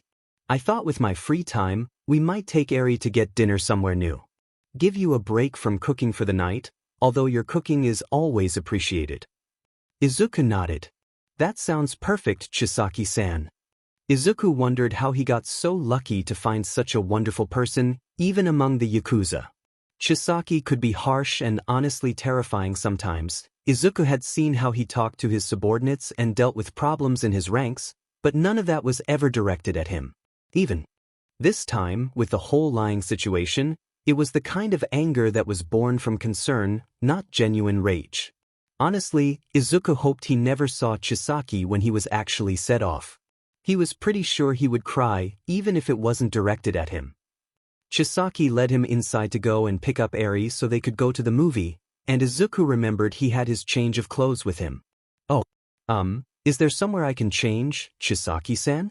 I normally change before I get here, but I was late enough as it is, and I still need to clean myself up. Of course, you can change in the manner. You've done well keeping to the rules. I half expected you to disregard them. Most of the other members don't take my need for cleanliness seriously, Chisaki grumbled, a dark look in his eyes. I will not have a filthy establishment, but they don't seem to understand that. I wouldn't just ignore the rules. Izuku shook his head adamantly. Besides, even if I didn't think it was necessary, it's still rude since I know you don't like germs. I could never be so rude and just not care about what makes you uncomfortable, Chisaki-sen, even if you weren't my boss. My mom would be so disappointed in me. She always makes sure I mind my manners. Chisaki rolled his eyes fondly. If only she could teach the rest of my members how to behave. I had to stop Rappa from turning one of the shati into a fine paste the other day. Will you teach me about the roles while we go? Izuku asked, looking up at Chisaki. I looked up a little bit so I didn't offend anybody accidentally, but it's pretty confusing, honestly. I was hoping maybe you would be willing to explain it to me. Chisaki was surprised at the request, but nodded. The Yakuza families are much smaller than they used to be thanks to the rise of hero society, so the remaining ones are all individual families these days. None of us have subsidiaries as we're all too territorial and there's hardly anyone joining up these days. So that makes our structure fairly simple compared to the Yakuza of the old days, although I aim to change that. Izuku nodded along so far, though he didn't comment on Chisaki's apparent desire to expand the Yakuza again. That was his business. There is the boss, the Oyabun. You will meet him during your meeting this Sunday. I call him Oyaji, but as you are not one of us, you should call him Kumicho-san. It's the respectful way to refer to a boss who isn't yours. Then directly under the boss, there is Iranaka, whom you haven't met yet. He's the psycho-kamen. The boss' personal advisor. And since we're small, he advises on both law and financial matters as well as, physical situations. Then there is me, I am the Wakagashira. The first lieutenant, under the boss himself. I control the 8 bullets, our best fighters. They make up the majority of our Kyodai, our higher members, sadly. We take care of most of the physical situations personally. Izuku took all the information in, jotting down notes. He was glad he always took his notebook everywhere, otherwise there was no way he'd remember all of this later. Then there is Kurono, you know him as Chronostasis, who is the Shatigashira, the second lieutenant. He is both my advisor and the one who looks after the Shati, the lower members. I can also take charge of them if I wanted, but I am usually too busy managing other affairs. Normally the rankings are a lot more complex, but as I said, due to our size we've had to make some changes. Chisaki finished his explanation, and Izuku tucked his notebook away. I see. Thank you for explaining it to me, Chisaki-san. You must have worked really hard to get up to such a high ranking. Izuku trailed off. He also probably had to do a lot of stuff Izuku couldn't stomach doing. But still, it just spoke of how strong Chisaki was, and yet still so kind to him and airy. Izuku shuddered to think of what might happen if Chisaki wasn't so nice. I'm surprised you're interested in the Yakuza, Midoriya. You seemed fairly adamant you didn't want to be involved at all, Chisaki hummed thoughtfully. Well, not really. I thought that everyone here has been surprisingly tolerant of me anyways, and so I figured I should at least learn how it worked out of respect, Izuku explained. Chisaki's eyes crinkled a bit in the corners. I see. Well, if there is anything you wish to learn about us, all you need to do is ask. Now, I believe we have a movie to get to. Izuku took a deep breath to calm his nerves. It was time for his meeting with the Oyabun of the Shai Hasaikai. Honestly, he felt half ready to turn and run for it. He still had no idea what the boss could possibly want with him, but it was too late to back out now. He had practiced his introduction a dozen times and dressed up in his nicest clothes for the meeting. He also realized he needed to go shopping some time. His wardrobe was really lacking in the not t-shirt and shorts category. He arrived an hour early as Chisaki instructed and was greeted at the gate by a man he didn't recognize. This man was tall, with spiky, blonde hair and an angry-looking expression. It didn't seem personal or anything, it just seemed as though he looked that way at rest. He was dressed up in suspenders and a button-down shirt, and of all things, pinstripe pants in a completely clashing color. Izuku wondered if maybe his own fashion sense wasn't the worst, after all. You must be the Midoriya kid, the man grunted, giving him a thorough look. I'm Iranaka Joy, the boss advisor. I know you've been watching the young master's daughter for the last 2.5 months, but I'm required to check over everyone who sees Oyaji. No hard feelings. Of course, I understand, Izuku nodded quickly. It was like the first day he'd come here, he was an unknown then, and now he was an unknown to the boss. Iranaka quickly checked his bag, which held his wallet, some schoolwork, his notebooks, and some toys and coloring books he'd brought for Eri. Nothing special there. And after he'd been patted down to check for weapons, Iranaka gestured to the office-like building where Chisaki usually went to work. We'll be going to the top floor. Come on. Izuku followed dutifully, the nerves increasing once he got in the elevator. What if the boss didn't like him or he said the wrong thing? Would he order the others to get rid of him? The awful scenarios kept building in his mind, until they stood outside of a very fancy door on the top floor. Irinaka knocked, and all of Izuku's thought processes came to a screeching halt. "Come in," a voice on the other side said. Irinaka opened the door and in Izuku went. He did his best to follow the rules of etiquette for formal meetings his mother taught him. The room was gorgeous and stately, with a panoramic window in the back that overlooked the entire compound. The boss desk was just as impressive, and the man himself was sitting behind it. But to Izuku's surprise, he seemed normal. The only thing that stood out was his clothes. Really, he was wearing traditional clothing, a proper kimono made for formal meetings. Izuku deeply regretting not investing more time in his wardrobe, he was so underdressed. But otherwise, the boss was normal. He was an older man with gray hair and intense, deep-set eyes. The boss was watching Izuku carefully, though he did a scarily good job of hiding it. Izuku was only able to tell thanks to his years of being watched suspiciously by adults who didn't like his quirklessness. Still, Izuku went through his introduction properly. He bowed deeply, and once he was upright again, he introduced himself. "It's good to meet you. My name is Midoriya Izuku. I'm Aries' babysitter. Please be kind to me," Izuku said. He bowed again, as was proper, and kept his hands folded carefully in front of himself. "Welcome," the boss gestured to the chairs on the other side of his desk, his expression curious. "Have a seat, Midoriya. I hope your journey was pleasant." Izuku nodded, accepting the offered seat. "Yes, thank you. It's a lovely day outside, although it's a bit chilly." "Indeed. I had to wear my scarf and everything on my morning walk," the boss chuckled. He seemed warm-natured so far, friendly and easygoing despite his position. But it could also be because he was a guest. Technically, Izuku was sure the boss could be very scary when he wanted to be. "My name is Kitagawa Ryoma, but you're welcome to call me whatever you'd like." Izuku knew better than that. Chisaki had said he didn't like disrespect, so Izuku was sure it must have been some kind of test. Luckily for him, he'd done his research and asked Chisaki about the Yakuza beforehand. "It's an honor to finally meet you, Kumicho-sen." "Oh, you know the terminology?" the boss asked, the curiosity in his eyes only growing. "I made sure to research the proper terms for things so I wouldn't offend anyone while I was working," Izuku explained. "I did have to have Chisaki-san explain the structure to me, though a lot of the pre-quirk era information was fairly complex." "I see," the boss hummed. "Well, I will just get straight to the point. Kai has told me you do analysis. I am interested in learning what exactly it is you do. And do not worry, Kai's oath is my oath as well. Nothing you show me will be used without your permission. Any promises made by my subordinates are also mine, and I take promises very seriously." Izuku's eyes widened. His analysis? Well, he was certainly glad he brought his notebooks along with him today. He pulled one out of his bag and placed it on the boss desk, letting the man flip through it as he saw fit. The boss eyebrows rose the further in he got, seemingly taking in all the information Izuku had to offer.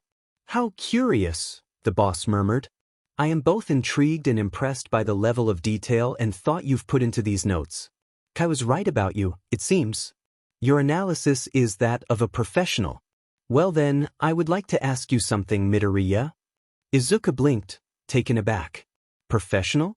They thought his hero-watching hobby was that good? He knew other people were usually surprised by it, but they also thought it was creepy and stalkerish, not something to be considered professional. He could hardly believe both Oyabun and the first lieutenant of the Yakuza had called his analysis professional. "Thank you, sir, that's very kind of you to say," Izuku finally managed to reply. "What's your question? Would you be willing to put your analysis to work for us?" the boss asked, matter-of-fact and frank. "Kai insisted that I not take away Aries' babysitter, so it will only be on an as-needed basis. Even so, I believe you could provide us with a very valuable asset, should you choose to do so." Izuku essayed in a breath. The boss wanted him to work for them? Like, officially? Babysitting Aries was one thing, because he was removed from being directly associated with the Yakuza or their crimes. As far as anybody else knew, he was just a babysitter for a wonderful little girl. But this would directly implicate him. If word ever got out that he gave the Yakuza analysis of any kind, he'd be one of them. It wasn't the worst thing he could think of. After all, the Hasaikai had been nothing but respectful towards him and didn't care that he was quirkless. But the police wouldn't see it that way, and neither would Yue. If he became associated with the Yakuza, he would never get into his dream school. I can see you're not exactly thrilled by the idea, the boss murmured, hand to his chin in thought. If it's worry over who you'd be working for, rest assured, we may be Yakuza, but we strictly adhere to our morals. Our particular family does not dabble in anything like drags or human trafficking, though other families might. I was told that was a concern of yours. Rather, we are considering a venture into the information brokering field. Having an analyst of your caliber would be a boon unlike any other. Izuku didn't want to seem like he was outright rejecting the offer, so he followed along for a little bit. What would the work entail exactly? You would start simple. Analyze our higher-ups, make sure they're the best they can be. Eliminate weaknesses. I might have you analyze people we meet with to give us an edge. If you do well with this and you want more work, I would consider asking for your analysis on heroes and villains. And depending on how far your intelligence reaches, I may even have you work with Iranaka in some instances. All of this work would be paid for, of course, and you would not technically be joining us. You would be considered an outside advisor, the boss explained. Izuku pursed his lips. Sure, he wouldn't be joining them, but again, nobody else would see it that way. And also, he didn't think he could give up his analysis on heroes. It would go against everything he believed in. He wanted to be a hero himself. So, with great reluctance, I'm sorry, sir. He stood and bowed deeply, then righted himself so he could properly say what he needed to say. If this cost him his job, or even worse, well, he would at least keep his morals. Hopefully, the boss understood that. He said he had his own morals, after all.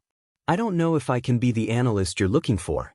In all honesty, I've always dreamed of being a hero, even if everyone else says it's impossible. I know heroes aren't perfect and they can sometimes do more harm than good, but I want to help people, and it would go against what I believe in to give up information that could be used to hurt others. I hope you understand where I'm coming from, Kumicho-san. The boss took in his words with a thoughtful expression, staring at him intently. Iranaka, who was still in the back, didn't say anything, though it was clear he wasn't thrilled his boss had been rejected. After a moment or two of silent contemplation, the boss nodded. I do understand, Midoriya. And frankly, you've impressed me, he said, which shocked both Iranaka and Izuku both. Not many people would have the guts to look me in the eye and tell me no, especially not solely based on their morals. I've always believed in morals above all else. Whatever yours are, you should stick to them and not change unless you have good reason. Very well then, Midoriya, don't worry about it.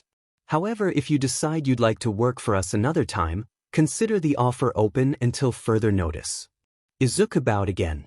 That was an incredible compliment, and from the Oyabun of the Shy Hasaikai of all people.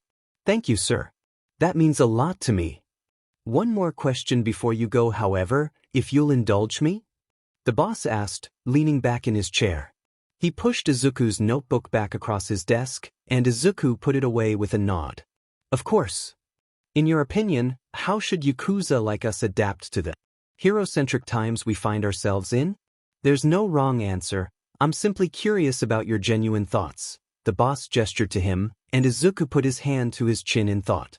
How should Yakuza adapt to the times? He couldn't just tell them to stop being Yakuza. Of course, that wasn't what the boss was interested in. He wanted to know how to make the Yakuza work in a society filled with heroes, where they were observed as if under a microscope by the police, where nobody took them seriously anymore. That was a tough question. At heart, the old Yakuza were hungry for power and respect, however they had to get it. But they were also orderly, with a strict code of ethics and harsh punishments for those that violated them. It would be tough to work so strictly in a hero-heavy society like today's, but Izuku supposed there were some routes that could be taken to cement the Yakuza as a group to be feared and respected again, to give them the power they wanted. You could find things that put you in an interesting position with the law, Izuku began, and the boss gestured for him to elaborate. You could make them want to overlook any crime you commit. If you invested in stocks, offered refuge to the homeless and less fortunate, kept crime down in your areas, then I bet a lot of officers would be more willing to simply look the other way if you do, get back to things like gambling and loan sharking like the old days of Yakuza? You seem like you have more to say than just that. The boss waited for Izuku to continue getting his thoughts out. Well, yes, you could also develop a code system for your paperwork. That way you could show your books and files to the police and they'd have no idea they were even looking at anything incriminating. Although you'd have to be careful that none of them can identify code or have quirks that can translate codes quickly. There's a lot of ways to make money and go under the radar without becoming outright villains. And if you play your cards right, people might even look up to you. A lot of places need help because hero and police presences are few and far between. If you can be that help, they'll probably overlook the other stuff too. At that, the boss outright laughed, but it wasn't malicious. It was genuine amused laughter, and he leaned back in his chair with a grin. Now see, why couldn't Kai have come up with that same thought? If a 13-year-old can, then he could too, and yet his first thought. No need to listen to an old man ramble. Thank you for your time, Midoriya. Keep taking care of my granddaughter. She has nothing but good things to say about you. Izuku thanked the boss for the opportunity as well, and Iranaka escorted him back downstairs and to the manor, where Chisaki and Eri were waiting. He couldn't believe he got away with telling the boss of the Shai Hasaikai no.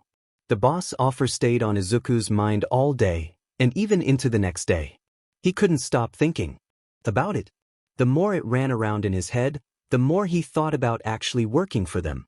What he told the Oyabun theoretically could apply to himself, too. There was still the problem of how it would affect other people, though. He'd seen on the news about a villain calling himself the hero killer on the rise, and that was the sort of thing he was worried about. He wanted his analysis to help people, not hurt them. What if his analysis ended up getting somebody hurt, even indirectly? He didn't know if he'd be okay with that. But also the thought of helping Chisaki, helping the people who had been so accepting of him, appealed to him also. He was torn. He knew that they were Yakuza, but it was like Chisaki and the boss had said, they didn't do anything cruel or outright evil. At least, nothing Izuku had heard of. He was sure that some people likely got hurt or killed in turf disputes, but that was usually with fellow Yakuza or villains, and he couldn't blame the Hasaikai for defending themselves or doing their jobs. Did being a Yakuza member qualify as a job?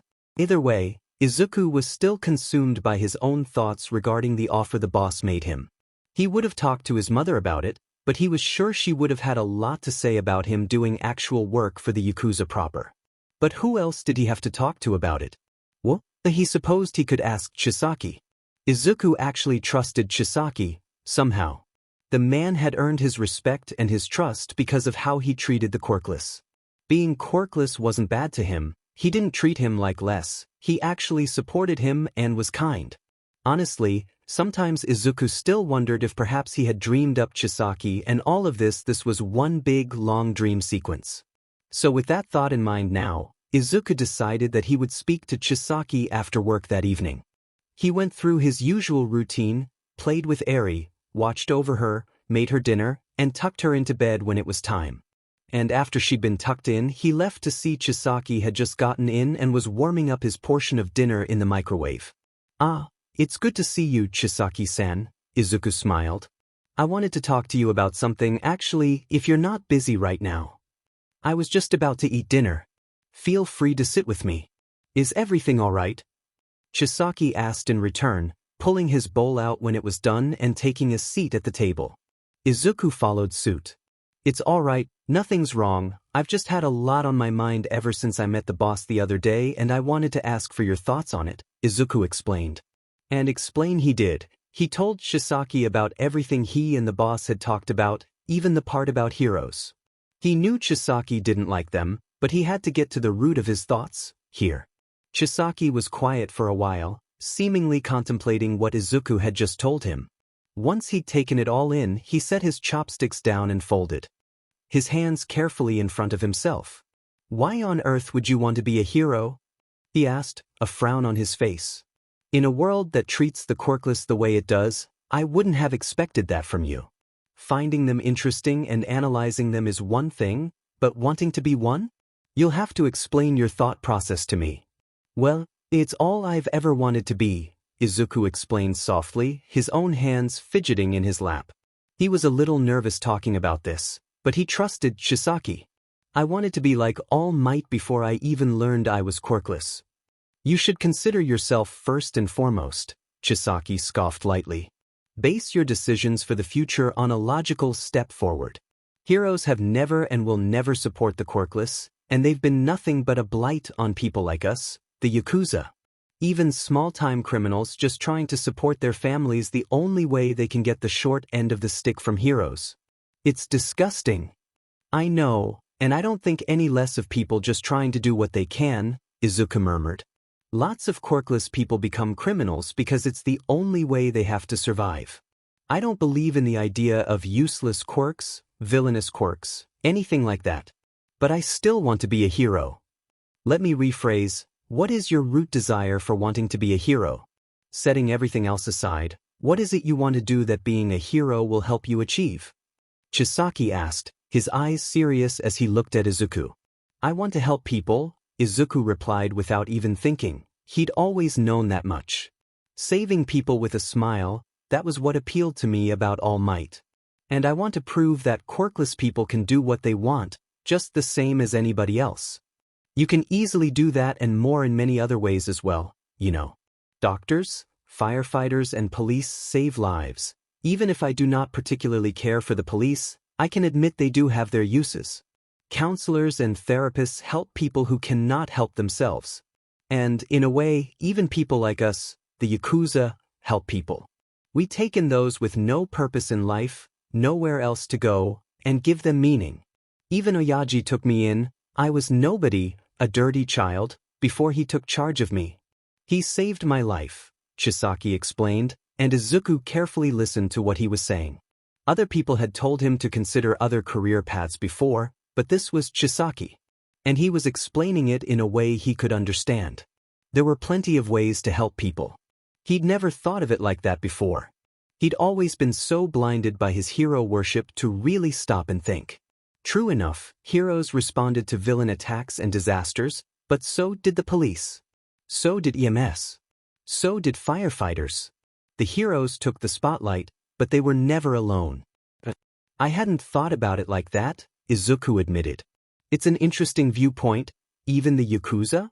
Do you really take in people like people rejected for their quirks or lack of one? We do. Do you recall me mentioning our 8 bullets to you? They are all people who have been cast aside. Come, Midoriya. I think you should meet them. Chisaki stood, placing the lid back over his bowl and putting it away in the fridge again. I can eat later. This is important. You should know them, speak with them. Chisaki led him out of the manor and sent a message to Chronostasis that they were stepping out for a moment, so he would need to keep an eye on the manor and Eri. Chisaki led him into a building that resembled living quarters, and Izuku followed. He sent a message to his mom letting her know he'd be late, before Chisaki stopped in front of some of the doors. He knocked and a gruff voice said to come in. The door opened, and on the inside several people sat around a table playing cards with one another. Chisaki-sama?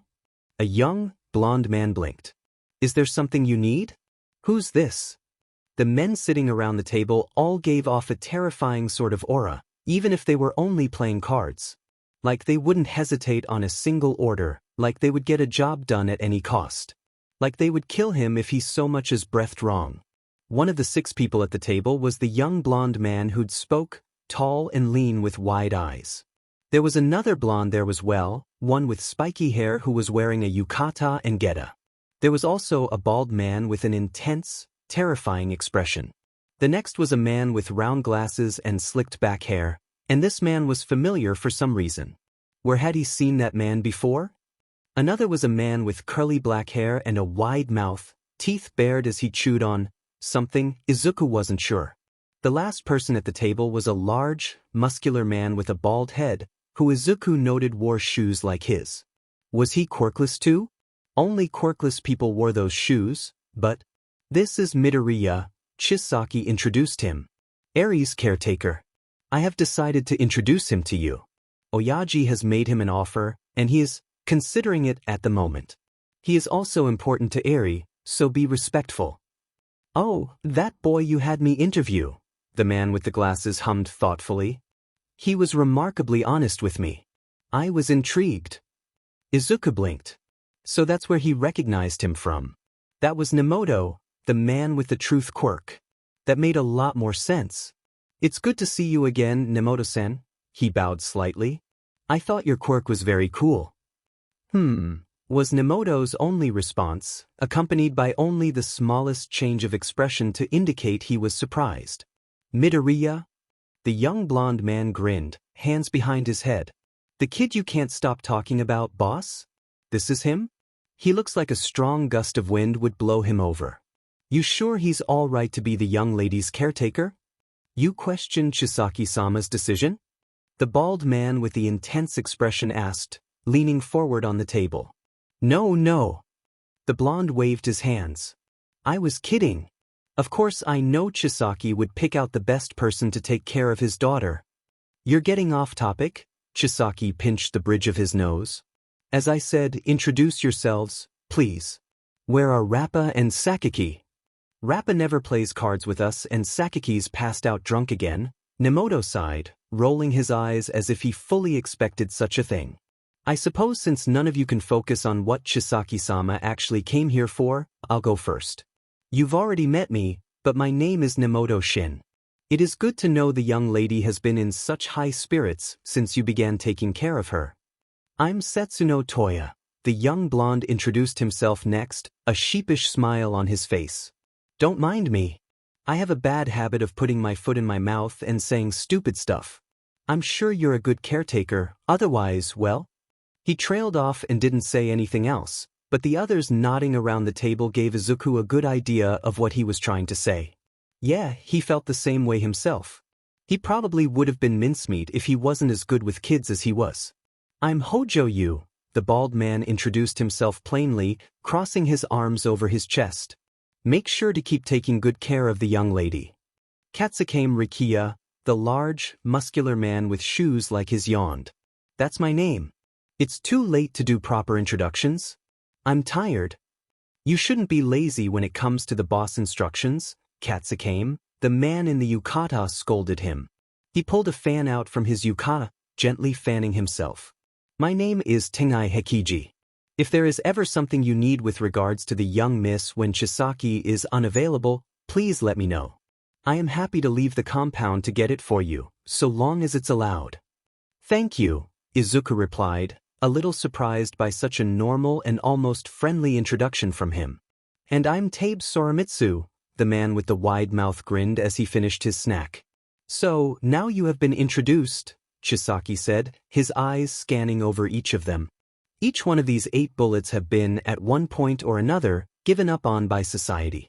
Thus, I extended my hand and gave them a place by me. Would you all say that is accurate? I am trying to illustrate a point for Midoriya, here. I would, Hojo agreed with a nod.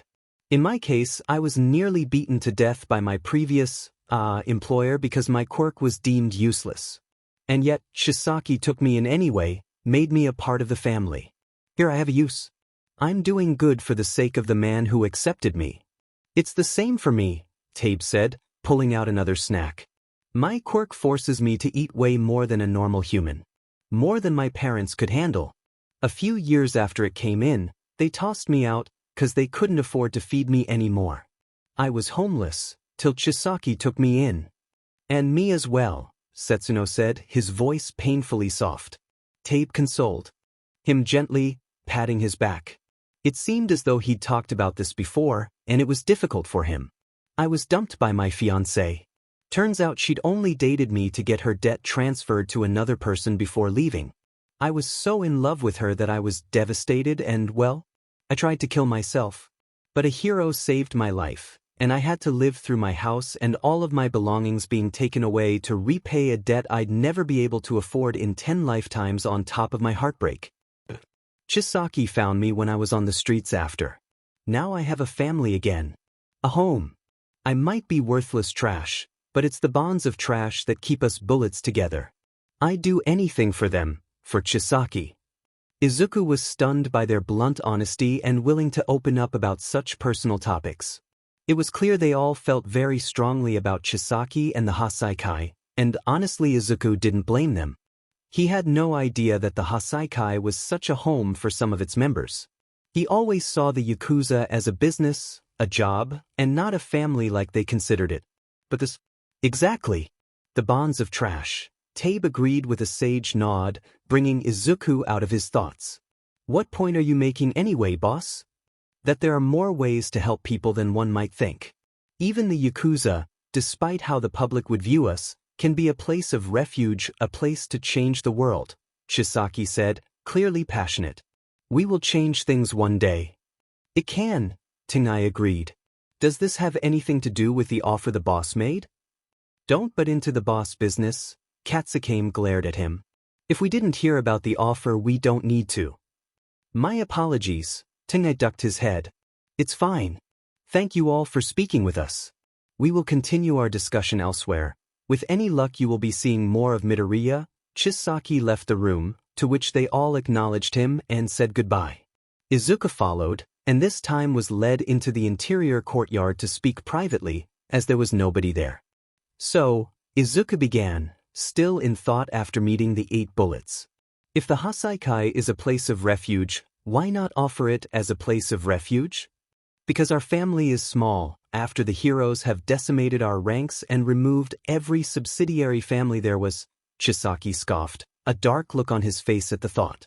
We can't monetarily afford to take on a flood of new members right now.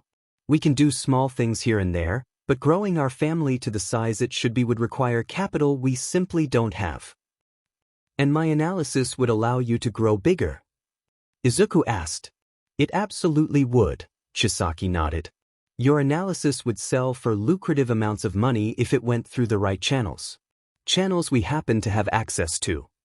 I suppose if the Yakuza became a bigger place to stay for quirkless people, people with quirks that are looked down upon, and, you guys never went into that stuff I mentioned before. I wouldn't mind doing analysis for you, Izuku admitted. In reality, he knew the world wasn't so black and white. He said as much to Chisaki earlier. Some people were criminals because it was their only choice. Some people were criminals to feed their families. Some people joined the Yakuza because they had nowhere else to go. The Shy Hasaikai, at least, didn't seem to be in the business of hurting and killing people just for the sake of it, or exploiting drags or people. The boss said they just wanted to get into information brokering. And that, compared to all the things they could be doing, was tame. After seeing the 8 bullets, people who gave off the impression that they would kill another person without question, sitting around playing cards and bearing their secrets to him, they too seemed so human. They seemed like just people. The kind Izuku would have wanted to save if he was a hero, but they had already been saved, in their own way. So if the Hasaikai wanted to be info brokers, and if they wanted to offer muscle when they needed to, and if they wanted to go back to running gambling houses and loan sharking like the old days of Yakuza, well, they'd still be on the tame side of things compared to the criminals that they could be. And honestly, Izuku, though it did come as a shock even to himself, would genuinely not mind doing analysis for them. They had helped him and his mother. They had been kind. And they were not evil criminals. Helping them would be helping people like him, like he always wanted. Interesting proposition coming from a babysitter of all people, Chisaki said, though the corners of his eyes crinkled as he wasn't mad. Still, Izuku's train of thought derailed and he scrambled not to seem all high and mighty. Sorry. I didn't mean it like that. That's just my thoughts, is all. Take them for whatever you think they're worth, no more, Izuku said, his hands waving around embarrassedly. Chisaki just shook his head with a small chuckle. It's all right, Midoriya. I'm simply curious. I just wonder if the Yakuza could truly function as you imagine it. It would be a sight to see. Towards the end of November, things had begun to change. They started small, people shifted here, people pulled there. It wasn't noticeable by everyday people, and in fact many underground names didn't notice the changes either. That worked exactly in the Shy Hasaikai's favor, and the majority of people were none the wiser to the moves they had begun to make. Like right now, for instance. Somewhere in another part of Japan, in a back alley of Shibuya, a late-night hero was on patrol while they worked a case. And unknown to them, Two members of the shy Hasaikai quietly observed and took notes on what they saw and heard. The hero would have talks out in the open, and even with only one side of the conversation, there was plenty of information to go on. The hero's patrol route was easily documentable. This was their second week of watching this area, after all, and thanks to that, they could note villain hotspots and potential bases based on where the heroes did and didn't appear. Not only that, but they could blatantly listen into plans being made by heroes in the city. Isn't it weird that people have these conversations so openly? One of the Hasaikai members said to his partner, hushed so they wouldn't be heard. You would think heroes have the common sense to go inside somewhere, at least. People these days only watch out for heroes and villains. His partner rolled their eyes. We're so overlooked as Yakuza that it actually works to our advantage when it comes to stuff like this. It's sad, but it lets us get our work done without being bothered. I mean, would you want to tell Chronostasis we couldn't get his report because we got sloppy and got accosted by a hero? No, the first Hasaikai member grimaced at the thought. Hell no, actually. I'd die. He'd cut off my DMN pinky for that and then kill me. The two went back to listening, and the hero had shifted topics. She was standing at the mouth of the alley, a communicator in her ear. What? You want me to go to Daika City? Isn't that Sliden Go's patrol area? The crime rate is practically in the negatives there. It's like a paradise, from what people say. Why would I need to go there? The two Hasaikai members glanced at each other and wrote down notes quickly as she kept talking out in the open. Fine, I'll go to Daika next week, if you're so sure something weird's going on. I bet they're probably just freaked out, 'cause they finally had a crime occur. Yes, I'll take it seriously, don't yell at me. Jeez. I'm going back to patrol. The hero shook her head and must have hung up, as she went right back to what she was doing. The two Hasaikai members decided to call it a night. They'd gotten good information on their 2-week stint out here, and now it was time to report back in. They had a boss to make happy, and maybe they would even get promoted if they did well enough. Chisaki was currently on his way out to Mizudafu, riding the first-class train with Eri. She had begged and begged and begged to see Midoriya on his day off, and Chisaki finally relented, deciding that she could use some fresh air anyway.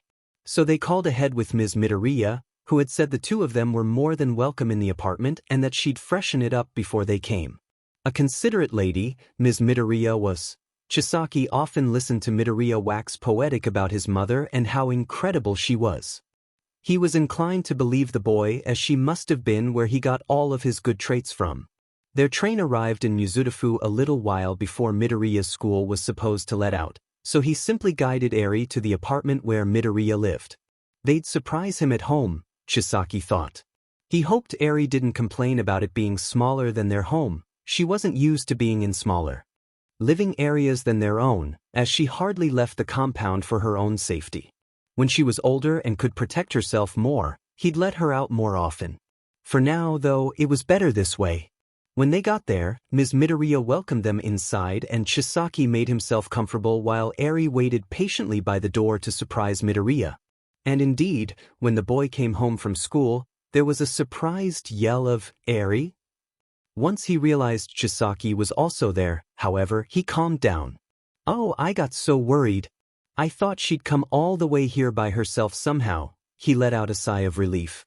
"I mean, I don't know how in the world she would, but...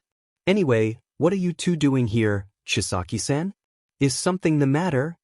"Not at all," Kai shook his head. "In fact, rather the opposite. Eri wanted to see you, but as it was your day off, I decided we should come here rather than calling you out to Tokyo on such short notice. So, here we are. I hope it's not a bother." "Of course not." Izuku smiled. "I always enjoy seeing you guys. Let me just get changed out of my uniform and clean up real quick, okay?" "Midori, get clean. Midori, get clean." Eri cheered, and Ms. Midoriya giggled. "She is a very adorable little girl. I can see why you were so proud of her the last time we spoke, Chisaki-san." "She's very well spoken too," she said, and Kai nodded in agreement. "Indeed, she's my pride and joy. I love her very much," Kai said with a content sigh. He always enjoyed seeing his daughter so happy. Midoriya quickly came back and they got right to business, pulling out the coloring books and puzzles. The two of them were instantly attached at the hip, and Kai's expression was gentle as he watched them. "How are things going when he's at work, by the way?" Ms. Midoriya asked curiously. "I hope he's been doing well." "He's wonderful with Eri. She's happier than she has been in a while. She's also learning faster, too. Her tutors say Midoriya has been nothing but a benefit to her. And if I am being honest with myself, I have been developing a bit of a soft spot for Midoriya as well. He is a good child." "You've raised him very well," Kai said, uncharacteristically honest with her. "Oh." Ms. Midoriya was a bit embarrassed by the praise. It seemed like mother like son. "Thank you, that's very kind of you to say. I'm glad his work is going well. He speaks very highly of you, you know. Every day, I hear him tell me all about how Chisaki-san said this or Chisaki-san did that. It's been nice seeing him smile as much as he does these days, knowing he looks up to somebody." Kai was a bit surprised by that. He had no idea Midoriya held him so highly. He knew that the boy said it was nice having somebody not care about his quirklessness, but having him in particular as a role model? He wasn't sure if he was exactly the role model Ms. Midoriya should want for her son, but the thought was flattering anyway. "And if you don't mind me asking," Midoriya murmured, sparing a glance over at the two kids to make sure they were still just playing, "what exactly is it you want to do? With the Yakuza, I mean? My son looks up to you whether he realizes it or not, and I was wondering what it is the Yakuza did these days exactly." "HM. A bold question," Kai hummed thoughtfully. "Right now, we're mostly involved with loan sharking. A common business for Yakuza families. Unfortunately, it's not doing us much good right now, as nearly everyone avoids taking loans from the Yakuza even in desperation. What I want to do, on the other hand, is simple, at least in theory. I want the Yakuza to have the power and status they had before quirks ever came into the picture. But I am learning to temper these desires with more realistic and approvable methods. My Oyaji impressed in me a set of morals I do not intend to deviate from, though I did get a bit hot-headed at first in my pursuit of elevation the Yakuza." "I see," Inko murmured. "And I suppose this will include, well, less than legal things at some point." "We are the Yakuza." "It cannot be helped," Kai rose an eyebrow at her, wondering what she was thinking. "Our methods will always seem extreme and likely fall under the umbrella of unsavory to most people. But regardless, I will still attempt to follow my Oyaji's path and avoid outright villainy. I do not want any of what I do to fall back negatively on my daughter." "I suppose I can understand that, at least somewhat. I respect you wanting to honor your boss' wishes and protect your family. I would do the same thing in your shoes, I think. Izuku is everything to me, after all. There's nothing I wouldn't do for him," Ms. Midoriya sighed. It seemed as though her son being involved with the Yakuza in any capacity had been weighing on her, but was being relieved now that Kai had explained himself some more. Kai, however, thought her reaction was very interesting. It was proving Midoriya's very point. He had apparently told the boss that it would be possible to get ordinary citizens to respect them, to look the other way. Ms. Midoriya was the first example of that effect in action. This trip out to Mizudafu had been very productive after all. Perhaps Midoriya wasn't far off the mark after all. And perhaps both Midoriyas should be cemented as people under the Hasaikai's protection. Silently, of course. They wouldn't be made members or anything, but if somebody hurt them, Kai would see to it that whoever did understood the gravity of their mistake. Ms. Midoriya, a civilian, had impressed him in her own way as well. The Midoriya family were, from now on, friends of the Hasaikai, and they were not to be messed with. Izuku let out a deep breath. He had work today, and yet again, Bakugo was blocking him. Izuku wasn't going to have a rerun of the last time he was late, not if he could help it. It was the first and only time he'd ever been late to work, and he didn't want another such event under his belt ever again. He prided himself on being the best babysitter possible, and Bakugo was getting in the way of that right now. Besides, after meeting the 8 bullets a few weeks ago, Bakugo was hardly scary at all. Ever since he met them, they'd been greeting him every so often at the gate instead of Chisaki. Each time was just as scary as the first time, but Izuku was getting used to it. And compared to them, Bakugo's presence barely registered for him. This development came with a problem. Because Izuku was no longer afraid, it had the unintended side effect of making Bakugo irrationally angry. He took the not afraid attitude as an affront to his ego and had to put Izuku in his place, of course. No way could he let the quirkless, useless Deku walk all over him. Izuku wanted to roll his eyes. Chisaki had told him enough times by now that being quirkless was okay. Hell, everyone in the Hasaikai treated him far better than his own peers did. Could they even be considered peers at this point if he was so far beneath them in their eyes? Deku, Bakugo growled out, hands slamming on Izuku's desk as he packed up his things. I think we need to talk again, don't you? No, Izuku frowned. I haven't done anything. All I've done today is sit in class and take notes like everyone else. Is that wrong? Bakugo's mouth opened and closed a couple of times in sheer disbelief that he wasn't cowering in front of him like he used to. Wrong? I'll tell you wrong, sheet nerd. Acting like you're better than everyone in here? That's wrong. You're useless. A pebble on my path to greatness. You hear me? You're not better than us. Of course I'm not, Izuku's eyebrows furrowed. I'm just a person. Everybody's a person. I don't think I'm better than any other. Shut the F up, Deku. Bakugo yelled, his hands sparking atop his desk. From a distance, the teacher blandly commented that Izuku would have to clean up his desk later if he got it dirty without even looking up from his papers. You know what the hell I meant. Always acting so dim and superior even when you're not. Izuku couldn't even comment on that. He had no idea where Bakugo even got the idea that he thought he was superior. I think he needs to be reminded, the kid with stretchy fingers grinned. Izuku's expression fell. Not that line again. If Chisaki saw another burned uniform on him, he'd really be in for it. What do you think, Bakugo? I still have work to get to, Izuku said, his voice soft. They'd already ruined his change of clothes earlier by dumping his bag in the garbage and getting spoiled food all in it. He wasn't going to be able to bring the bag inside the compound, let alone use the things inside, now. It would be too disgusting to bring around Chisaki. The man would surely break out in hives, and he couldn't stand the thought of making Chisaki sick because of a stupid mistake. But if he had a ruined uniform, he couldn't even show up in that, and he'd end up being incredibly late so he could go home and change. Huh? You're still on about that job, Deku? Bakugo laughed. I bet he just runs home to cry, but he's too chicken to say it. Bakugo's other follower laughed and shook his head as if to say, what can you do? Izuku didn't think it was very funny. I do have a job, and I need to get going, Kaken, he said, and Bakugo's hand fell on his shoulder once again.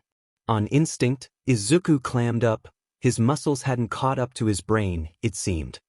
He winced as the familiar sting hit his shoulder, and then he felt his resolve crumble. He was going to be late again. He hated this. Why couldn't everyone just understand what Chisaki understood so easily? That quirkless people were just fine the way they were? As Bakugo opened his mouth, however, Izuku's phone rang. The blonde startled, and he yanked the phone straight from Izuku's pocket without asking. He looked at the caller ID and squinted as if it were written in a different language. He held the phone out with a glare. Who the hell is Chisaki? Izuku paled. Chisaki was calling him now of all times? It's not important, he said, praying Bakugo left well enough alone. But he should have known better, because of course he wouldn't. I'll be the judge of that, Bakugo sneered and answered the call, putting it on speaker and holding it out for everyone to hear. Ah, Midoriya, I'm glad you answered. I know you're likely just leaving school, however I have a request. I have decided that your idea for a trip to the zoo with Eri is not entirely without merit, and as such, I'd like to take her on an afternoon trip. What do you think about meeting me at the Ueno Zoo? Chisaki sounded like he was in a good mood too, which was rare. Izuku really hated his luck sometimes. It often felt as if the universe was out to get him. Before he could respond, however, one of the others had already opened his big mouth. Who the hell is this geezer? You running around with old men now? The kid with stretchy fingers laughed. Izuku put his head in his hands. No, now give me back my phone, Kaken. I'm so sorry, Chisaki. Midoriya. The cold tone in Chisaki's voice made all the boys stop in their tracks, even Bakugo. Are those classmates of yours having a repeat incident? I'm really sorry, Chisaki-san, they just dash. Repeat incident? The F are you talking about? Bakugo spoke into the phone. You been in some kind of incident, Deku? Izuku knew that tone, the one that told him to keep his mouth shut or things would be a lot worse. He shook his head. No, Kaken, there wasn't in dash. Midoriya. This time it was Chisaki cutting him off. What did I tell you about lying to me last time? All I need is a yes or a no. Is this a repeat of last time? Yes, Chisaki-san.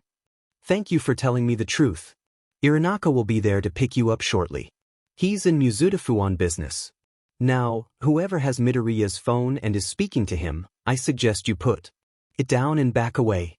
If any of his property or person is damaged when he's picked up, there will be consequences. Am I understood? Chisaki's tone left no room for argument, but Bakugo just had to say something. And who the hell are you to say so, huh? You're just some guy on a phone. Stupid extra, he muttered, hanging up the call. He dropped Izuku's phone on the desk unceremoniously and stuffed his hands in his pockets. Izuku paled. Bakugo had no idea who the hell he just insulted. Oh God, what if they killed him? Would it be his fault? What if... Midoriya, the teacher called, his expression annoyed. Quit muttering. Get out of the classroom already, would you? Izuku blinked and processed that his thoughts had kept him from realizing the others were actually leaving him alone for once. Quickly, he hurried out to the gate. Chisaki said Iranaka was going to come pick him up, so he waited there for him quietly. Thankfully, everyone else had left by the time Iranaka got there a few minutes later, so there wasn't anybody for him to accost. Midoriya, your shoulders burned again, he pointed out first thing, and Izuku ducked his head out of shame. Iranaka crossed his arms over his chest. Chisaki mentioned that your shoulder was burned last time, too. Who and where are the kids that did it? It's okay, Iranaka-san, I promise, please, just don't tell Chisaki, Izuku pleaded with him, but the man just sighed and ushered him along down the road. No can do, kid, come on. I'll walk you home so you can get changed and then you're heading up to meet Chisaki. He'll talk with you then. I don't know if you realize this yet, but you're under Hasaikai protection now.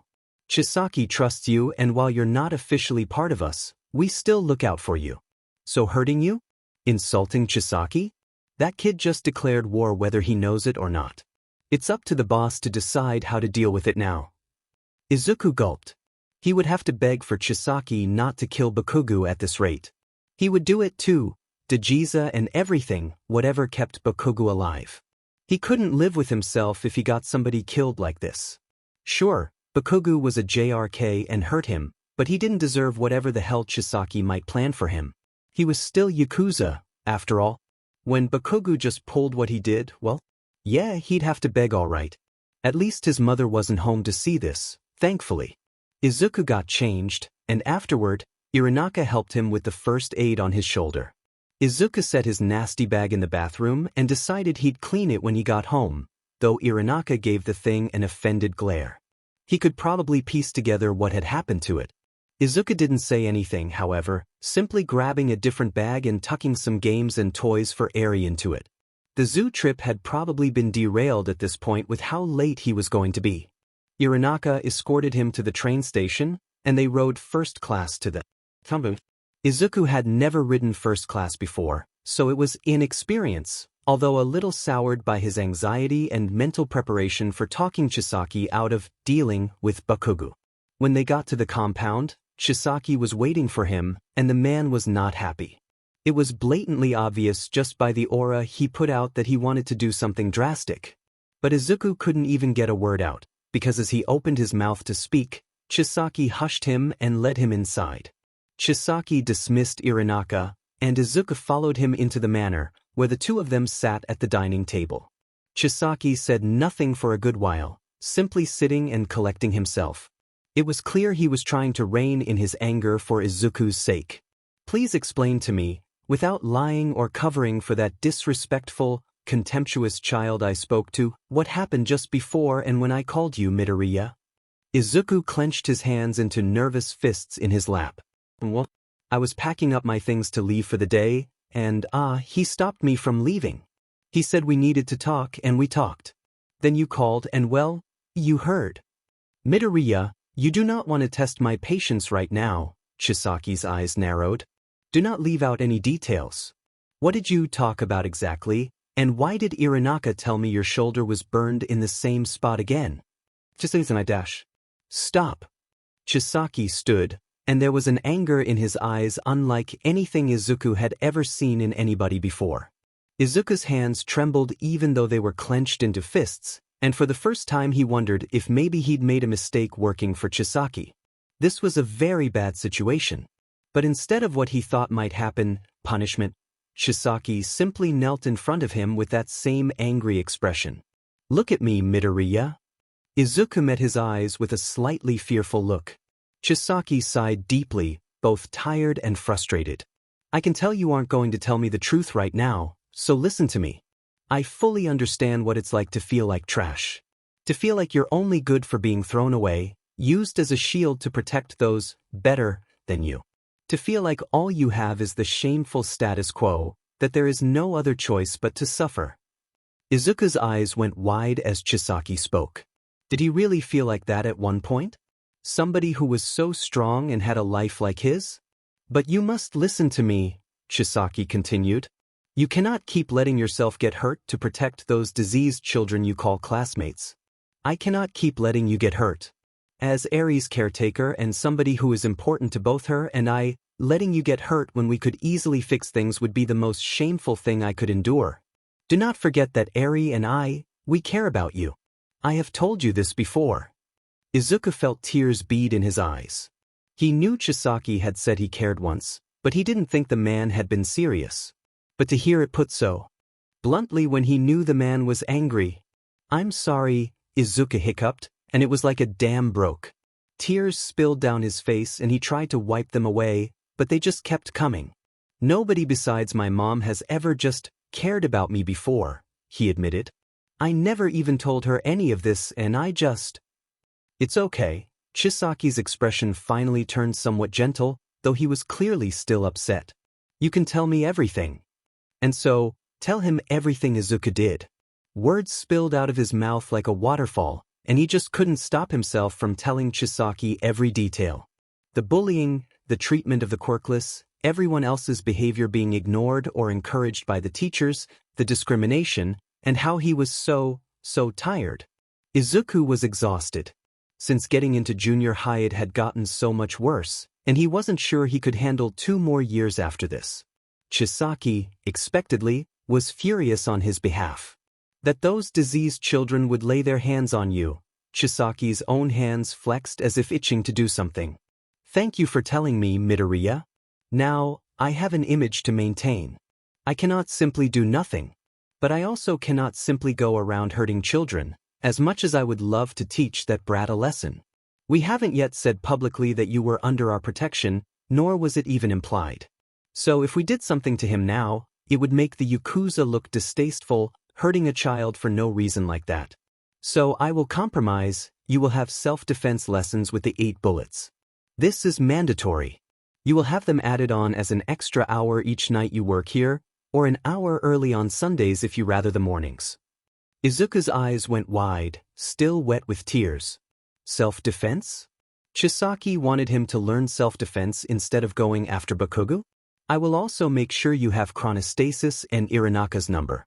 The both of them, as well as the people they're in charge of, often have business in Mizudafu these days. If there's an emergency, somebody can come help you. You will call one of us if you need. Even me, although it'll take longer for me to reach you. This is only the beginning. I'll speak with your mother about this and we'll take action somehow. As I said, I cannot simply let this go, Chisaki explained. Izuku sniffled and wiped at his face. You're not going to, kill him? Chisaki rolled his eyes. Trust me, the thought crossed my mind. In the old days of the Yakuza, I absolutely would have. But we are monitored, and as I said, it would make us look distasteful. He is a child with a superiority complex, not a rival family who moved in our turf. As grave as it was to hurt somebody under our protection, I am not stupid enough to do anything to him myself. Oh, thank God. Izuku let out a relieved breath, his head in his hands. I thought. Make no mistake, Midoriya, Chisaki said, his eyes taking on a dangerous look. If he were anybody else, not a child, I would have taken other measures. I do not tolerate others hurting those under my protection. And if this occurs again, after measures have been taken and you are declared friends of the family, then I may not be so lenient a second time. That is why I am having you learn how to defend yourself properly, so you can handle things where I cannot. Am I understood? Why, yes. Izuku nodded quickly. I understand. Very good. Chisaki finally relaxed, releasing all the anger he'd held. Now, I believe there's somebody in her room who would like to play hide and seek with you. We will make the trip out to the zoo this weekend instead.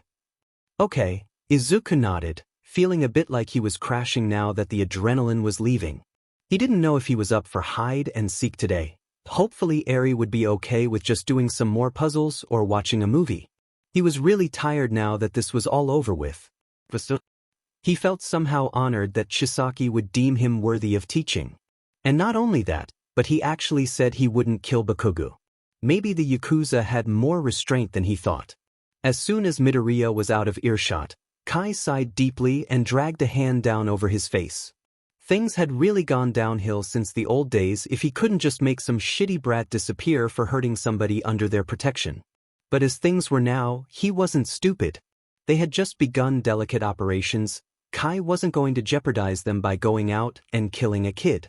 He truly embodied the peak of self-restraint by not going out to overhaul that brat Midoriya spoke of after he told Kai about everything the other boy had done to him. The diseased were truly disgusting. There was a knock on the door that led to the garden, however, and he looked up. Come in, Kai said, closing his eyes to stave off the headache he knew he'd have later. I have news. Kurono had been the one at the door, and as he came inside, he sat across from Kai at the table. Before that, though, how did things go with Midoriya? I have to admit, I'm curious. I was less than welcoming at first, but he has been good. You were right about him from the beginning, of course. I was just ignorant of that. He told me everything I needed to know, thankfully, Kai grumbled. It took some prodding, and I am furious on his behalf. I won't repeat myself, but suffice it to say I am not happy about not being able to do much in our current position either. I'm giving him yours and Irinaka's phone numbers in case he has another incident like this, just so you know. I see, Kurono snorted. Collect another child, have you? Your paternal instincts are something else, Chisaki. Shut the hell up, Kai muttered darkly. I do not have paternal instincts for anybody besides Eri. I will overhaul you. Of course you will, sir, Kurono said sarcastically. But you can't deny that you care about him to some degree. Simply think, you might not realize just how much yet. He has been good for you. You've been on the metaphorical warpath since he came to work for us. I wholeheartedly approve, so don't worry, your fatherly mentality can be our secret. You're dying in your sleep tonight, Kurono, Kai glared at him. What news did you have, anyway? You said you had news when you came in. Right? Kurono shifted to business. There's been an update regarding the Daika City situation. The people you've sent to observe have not reported back. They are likely either dead or otherwise incapable of returning, and so we've acquired nothing about the city. Demon it, Kai groaned. We can't afford to send people out there over and over. We're low on members as it is. But we sent some of our Kyodai, did we not? For them to be killed so easily, fine. Send one of the Shati, but send Irinaka with him in disguise if he's not busy. We need to determine what exactly is going on there. Understood, Kurono nodded and bowed. I'll have it done. Kai wondered just how things would continue to change in the future. Izuku was exhausted, but it was the good kind of exhaustion that came from putting in hard work that you were proud of. On top of his babysitting job, he'd begun to take self-defense lessons with the 8 bullets just like he promised Chisaki he would. Tengai was his first instructor, as he was the friendliest of the 8 bullets and would be a good starting point for him. Tengai's quirk let him make barriers, which Izuku thought was so cool. Apparently, before joining the Hasaikai, he had been a Buddhist monk. That was an interesting change of careers, But it was good for Izuku as he had somebody easier to learn from. Katsukame, the giant man with the corkless shoes like his, had volunteered to help him put on muscle as well. Izuku was too skinny, Katsukame had said. Actually, his exact words were more like, he has twigs for arms, but the point still stood. Izuku could use some actual muscle mass to support what he was going to learn. So he'd gotten a meal plan from the man, and a dedicated workout regimen to follow when he was at home. Izuku also resolved himself to ask the man about his shoes another time. And now that he was working with them, even the 8 bullets didn't seem as scary as they did at first. Izuku had been downright terrified of them the first few times they met, even after they shared that personal stuff, but now they greeted him normally and nodded at him in passing. Like acquaintances or people they were on good terms with. That made Izuku feel a little better about learning from them. So it made sense that he was exhausted, but he was still proud to learn. Today, he was at the compound early to train with Tengai before he went to work babysitting. The man was waiting for him at the entrance, along with Chisaki. Tengai gave him a polite bow, and Chisaki nodded towards him. "Good morning, Chisaki-san, Tengai-san." Izuku bowed back. "Good morning, Midoriya. I've got to get going, I have a few things to take care of out of town, so I only stopped to welcome you," he murmured, checking his watch. "Work hard as always. I'll see you this afternoon when I return. Eri is asleep, and chronostasis is with her until your training this morning is done, so don't worry about her. And would you mind making sure she practices her writing today? She's being stubborn with her tutors again." "Of course, Chisaki-san," Izuku nodded. "You can count on me." Kai had been watching Midoriya's progress over the past couple of weeks since the truth regarding his bullying came out. Kai was particularly impressed with how easily he picked up on things in training. Years of the boy observing hero fights and analyzing them would do that, he supposed. But with Midoriya picking things up so easily, Kai needed to step up and do his part of the promise they'd made. He said he would speak with the boy's mother back then, and he meant it. So one day he decided to pay her a visit. The only day he could get free to visit happened to be a school day, but that was perfect in his opinion. After they finished speaking, they could wait for Midoriya to get home to tell him about what they discussed and decided on. So he bundled up warmly on one cold December afternoon and headed to Mizudafu to meet with Midoriya Inko. The woman seemed very surprised to see him at the door, but welcomed him in nonetheless. They sat on the couch and had tea, and Kai explained very bluntly what he was there for, Izuku's well-being. He relayed everything that Izuku had told him the day he confessed to the bullying, how Midoriya said it had been going on for years, the 2 incidents with burnt uniforms he happened to be privy to, and how he believed Midoriya's teachers had contributed to all of it. Inko, understandably, had been distraught when she learned of it all, but couldn't do anything. "I can't afford to change schools. And Aldera is the only school in this prefecture that takes corkless students." She sniffled out an explanation, dabbing at her eyes with a tissue. "Not to worry," Kai began, a glint in his eye. "I believe I can help alleviate some of this. I already have Midoriya learning self-defense as a precaution, but I want to make sure he isn't ever in a position to use it. He shouldn't have to be. Wouldn't you agree?" "I would, but what is it you have in mind exactly?" Inko murmured, a hint of concern showing through her gaze. "Nothing drastic. I simply take Midoriya to school one morning or pick him up one afternoon and make it clear that he's under our protection. You and he both are, for that matter. If anything happens to you, the Shai Hasaikai will take care of things," Kai explained. "But in this instance, I can help ward things off from the get-go. For this to work, of course, you have to be willing to be seen with us.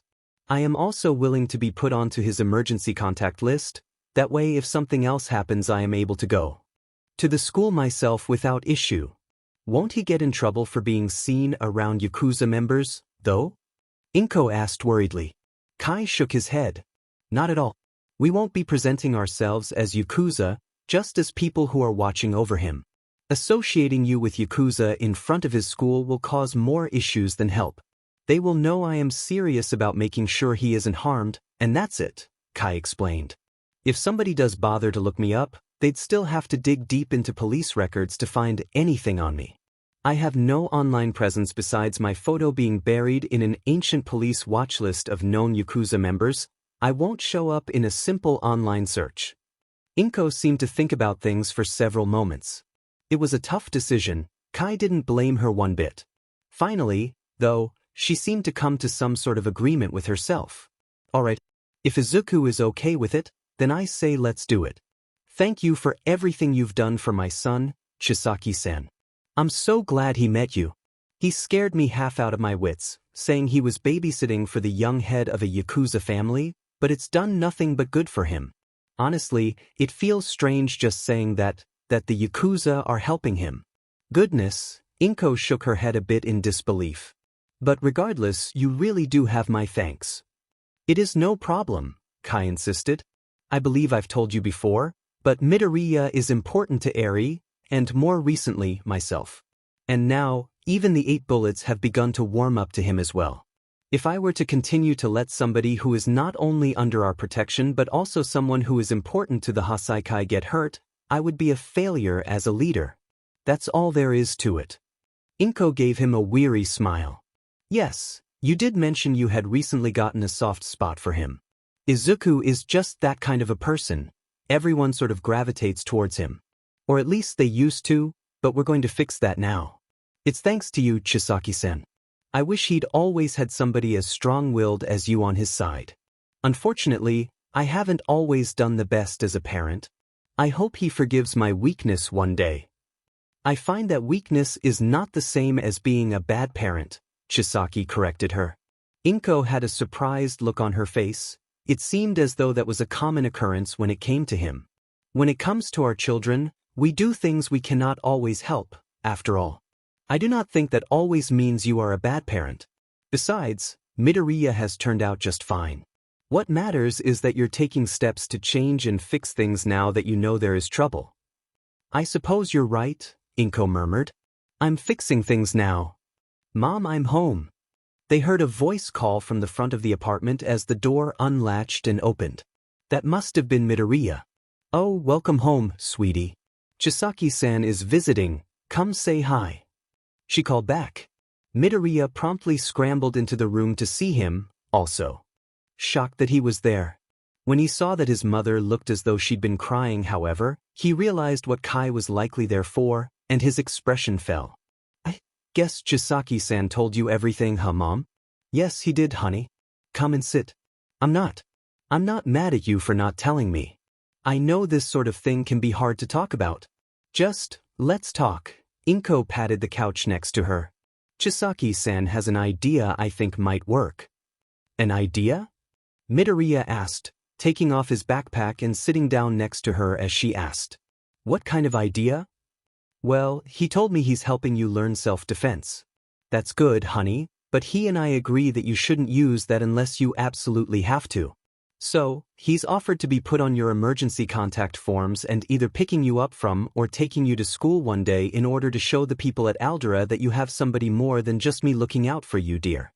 He said they won't be appearing as Yakuza, just themselves, so it shouldn't be a problem, but what do you think? Midoriya seemed to think about this for a while. He pursed his lips and furrowed his brow, chewing over the idea thoroughly before he said anything. And then finally he looked up at Kai, and Kai saw a lot of apprehension. It's a lot of trouble to go to, isn't it? For me, I appreciate everything you're doing for me, Chisaki-san, and I know you said you cared, and that meant the world to me. It's just, I'm only a babysitter, aren't I? Midoriya asked softly. Now he understood why Midoriya looked so apprehensive. Yes, it began that way. But think about this. It's December now. You have been working for me for nearly 5 months. In that time, tell me, have you not come to care for Eri? Do you consider her more than just the child you're babysitting? Kai asked, turning the tables on him. Midoriya's eyes went wide. Of course I have. She's Eri. She's the sweetest. She's like a little sister to me. Midoriya exclaimed. Kai nodded. He figured as much.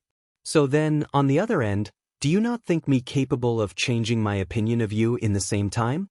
We might not spend as much time around each other as you and Eri do, but you have nonetheless become important to both she and I regardless. Whatever path you choose, even if it is becoming a hero, that thought was a little like torture for him, knowing Midoriya wanted to become a hero, but he wasn't going to just dismiss the boy's dream with a hand wave. That was not how to get through to somebody. Then I hope you stay in our lives regardless. You would associate with a hero? Midoriya gasped. Only if that hero is you, Midoriya, Kai sighed deeply. In all honesty, he might not associate with a hero even then.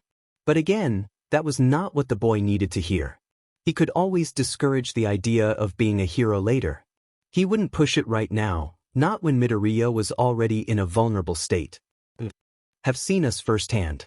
I feel as though you would not vilify us immediately even if you were a hero. Unfortunately, even though we are policed so heavily, heroes love to persecute us. I wouldn't. Midoriya nodded. I promise I wouldn't be like that. Exactly my point. But don't change the topic so easily, you still haven't given us an answer. What do you think about my suggestion? About putting me on your emergency contacts and having me make an appearance? Kai asked. I wouldn't be opposed to it, Midoriya mumbled, ducking his head. I'll really have to get used to having somebody other than my mom looking out for me. Yes, you will, Kai smirked, leaning back in his chair. And if you're not careful, I might just surprise you. Now, let's discuss details. This Sunday, I have to go out of town for a late-night meeting. I should be back in the small hours of the morning. I was already going to ask if you'd be willing to stay overnight with Eri, so this is the perfect opportunity. I will get a bit of sleep and then chronostasis, and I will drive you to school when it's time. Midoriya took a deep breath. I couldn't imagine not watching Eri. I want to stay working as her babysitter, working for you, as long as I can.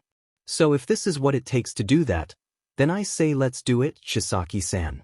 Kai grinned under his mask. Things were going perfectly. That Sunday, Eri had been absolutely thrilled to know Izuku was coming over for a sleepover. She was of course upset that Chisaki had to go, but Izuku promised he'd read her a story like always and her dad would be back before she knew it. He was only going to the next prefecture, after all, he'd be back before she woke up. And Chisaki had promised to bring her a present too, to smooth things over. As it was now though, Izuku was a little nervous. He'd been offered the guest room for the night, and he learned it was very comfy after he put Eri to bed, but he just couldn't sleep. After all, how could he? His mom had officially put Chisaki on his emergency contacts a couple of days ago, and now he was about to be driven to school by the Wakigashira of the Shai Hasaikai. He was a bit worried about how his peers would react to Chisaki's sudden appearance. Would things really get better? Or would it only serve to make things worse? Whatever the case, he wouldn't know until after everything went down. Izuku had managed a few hours of sleep by the time his alarm for school went off, and boy, was it weird as all hell to wake up in Chisaki's house instead of his room covered in All Might posters. He got cleaned up, changed, made breakfast, and messaged his mom good morning. By the time Chisaki finally woke up to see what was going on, he realized Izuku was cooking breakfast. It seemed as if he had to do a hard reboot to process that. You don't have to make breakfast, you know, Chisaki said, rubbing sleep out of his eyes. He still looked tired from his meeting, which would make sense, considering he didn't get back until nearly 2 in the morning. You're a guest right now. I would have had food sent for us. I know, Izuku chuckled sheepishly. I just cook or clean or both when I get nervous. I got it from my mom. I hope it isn't a bother. It's no bother. I simply forgot you were here since I'm still fairly exhausted, Chisaki yawned. Apologies. That meeting was draining. It didn't go the way I hoped. Anyway, I will go and wake Eri. She loves your cooking. And besides, she did ask me very sweetly yesterday to go with us this morning.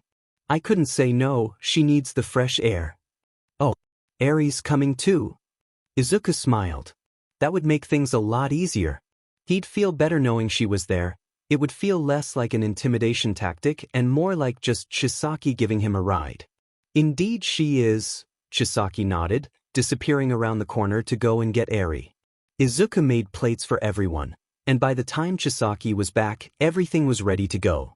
Eri was still quite sleepy, but she ate happily regardless. And when they were done eating, everyone got ready. Chisaki had clearly set out clothes for this, as he dressed both himself and Eri far nicer than he usually did. Even Chronostasis, after joining them, was wearing very expensive clothes. When it was finally time to go, Eri woke right up, practically bounding out of the manor and into the car to try and get there faster. It seemed like she was very excited to go with them. The ride from the compound to Muzutafu that early in the morning, however, was much less exciting. But they got there in time, and now Izuku just had to get out. That was all he had to do. Just open the door and step out of the car. When a bunch of his classmates were now staring and talking about what a nice car that was, wondering who was inside it. "Midoriya?" Chisaki asked, looking over the seat. "Are you all right?" "Yep," Izuku squeaked out, clutching his backpack. "Just fine. Just gotta go to school." "You will be fine, I assure you," Chisaki replied. "And if you are not, we will change that ourselves. Isn't that right, Kurono?" "Absolutely," Chronostasis agreed, unbuckling and opening his door. He got out and opened the back door for Izuku, who gulped when he saw his classmates realize it was him getting out of the car. Chronostasis' eyes were calm and his voice soft, only loud enough for him to hear. "Come now, Midoriya. Hold your head a little higher. You're better than them." Izuku finally worked up the courage to leave the car. They had already seen him, after all, so there was no use trying to hide. He did as Chronostasis said and tried to keep his head high. He wouldn't be scared anymore. The 8 bullets were way more terrifying. That was what got him into this mess in the first place, and he would keep that mentality. It didn't help that Bakugo was right there, though. The blonde had just been coming into the school gate when the car pulled up, and was openly staring at it. As anybody arriving in a car as nice as Chisaki's might have been a threat to him being top dog in school. When he saw Izuku was the one getting out, however, his expression was downright furious. Chisaki got out of the car next, and then Eri, because she insisted on saying bye. Eri toddled over to him, and with a pout, she latched onto Izuku. Together, he and Eri walked him to the gate while Chronostasis waited with the car. "Have a good day at school," Chisaki said, loud enough for the people around to hear. Izuku was just glad Chisaki wasn't using his first name. That would be more than a little embarrassing to hear. Still, even without the first name, it seemed that the point had gotten across to the other students. Izuku had somebody looking out for him. "Take care of yourself today." "Is that Deku?" One of the other students whispered loudly. "What the hell is he doing?" "I would hate to hear that you had a bad day at school," Chisaki tacked on, giving an icy glare to the students around them who were whispering. That effectively shut most of them down. A set-off Chisaki was enough to make fellow Yakuza terrified, let alone a bunch of middle schoolers with no experience around actual villains or criminals. "Bye-bye Midori," Eri sniffled, sad to see him go. "Love you." Izuku nearly died on the spot. Eri was so cute. She'd never told him she loved him before. Maybe Chisaki had been serious when he said he was important to her. "I love you too, Eri." Izuku knelt down to hug her. "I'll see you after school, okay? We're going to do something fun today." "Okay," Eri nodded, letting go after he hugged her. "Bye." Izuku waved, and Eri returned to the car. He clutched his backpack straps in his hands and walked forward. He would have a good day, he told himself. He repeated the sentiment in his head over and over. He would have a good day. He would have a good. Who the F is this, you dumb nerd? Or not? "Just a family friend, Kaken," Izuku mumbled, turning to face the blonde who had accosted him on the sidewalk in full view of Chisaki and Chronostasis. "Don't give me that sheet. Who the hell are you? I know you aren't Deku's dad. And you sure as hell aren't Auntie," he growled out, glaring at Chisaki, whose gaze darkened with recognition when he laid eyes on the blonde. He took a few steps forward to stand by Izuku's side again. "Oh God. You are that boy from the day in the park," he muttered, his hands flexing at his sides. "Not to mention you must be that vile Kaken he's told me so much about." "The F, did you just say? Who are you calling vile, old man?" Bakugo immediately puffed out his chest, his massive ego taking over for a moment.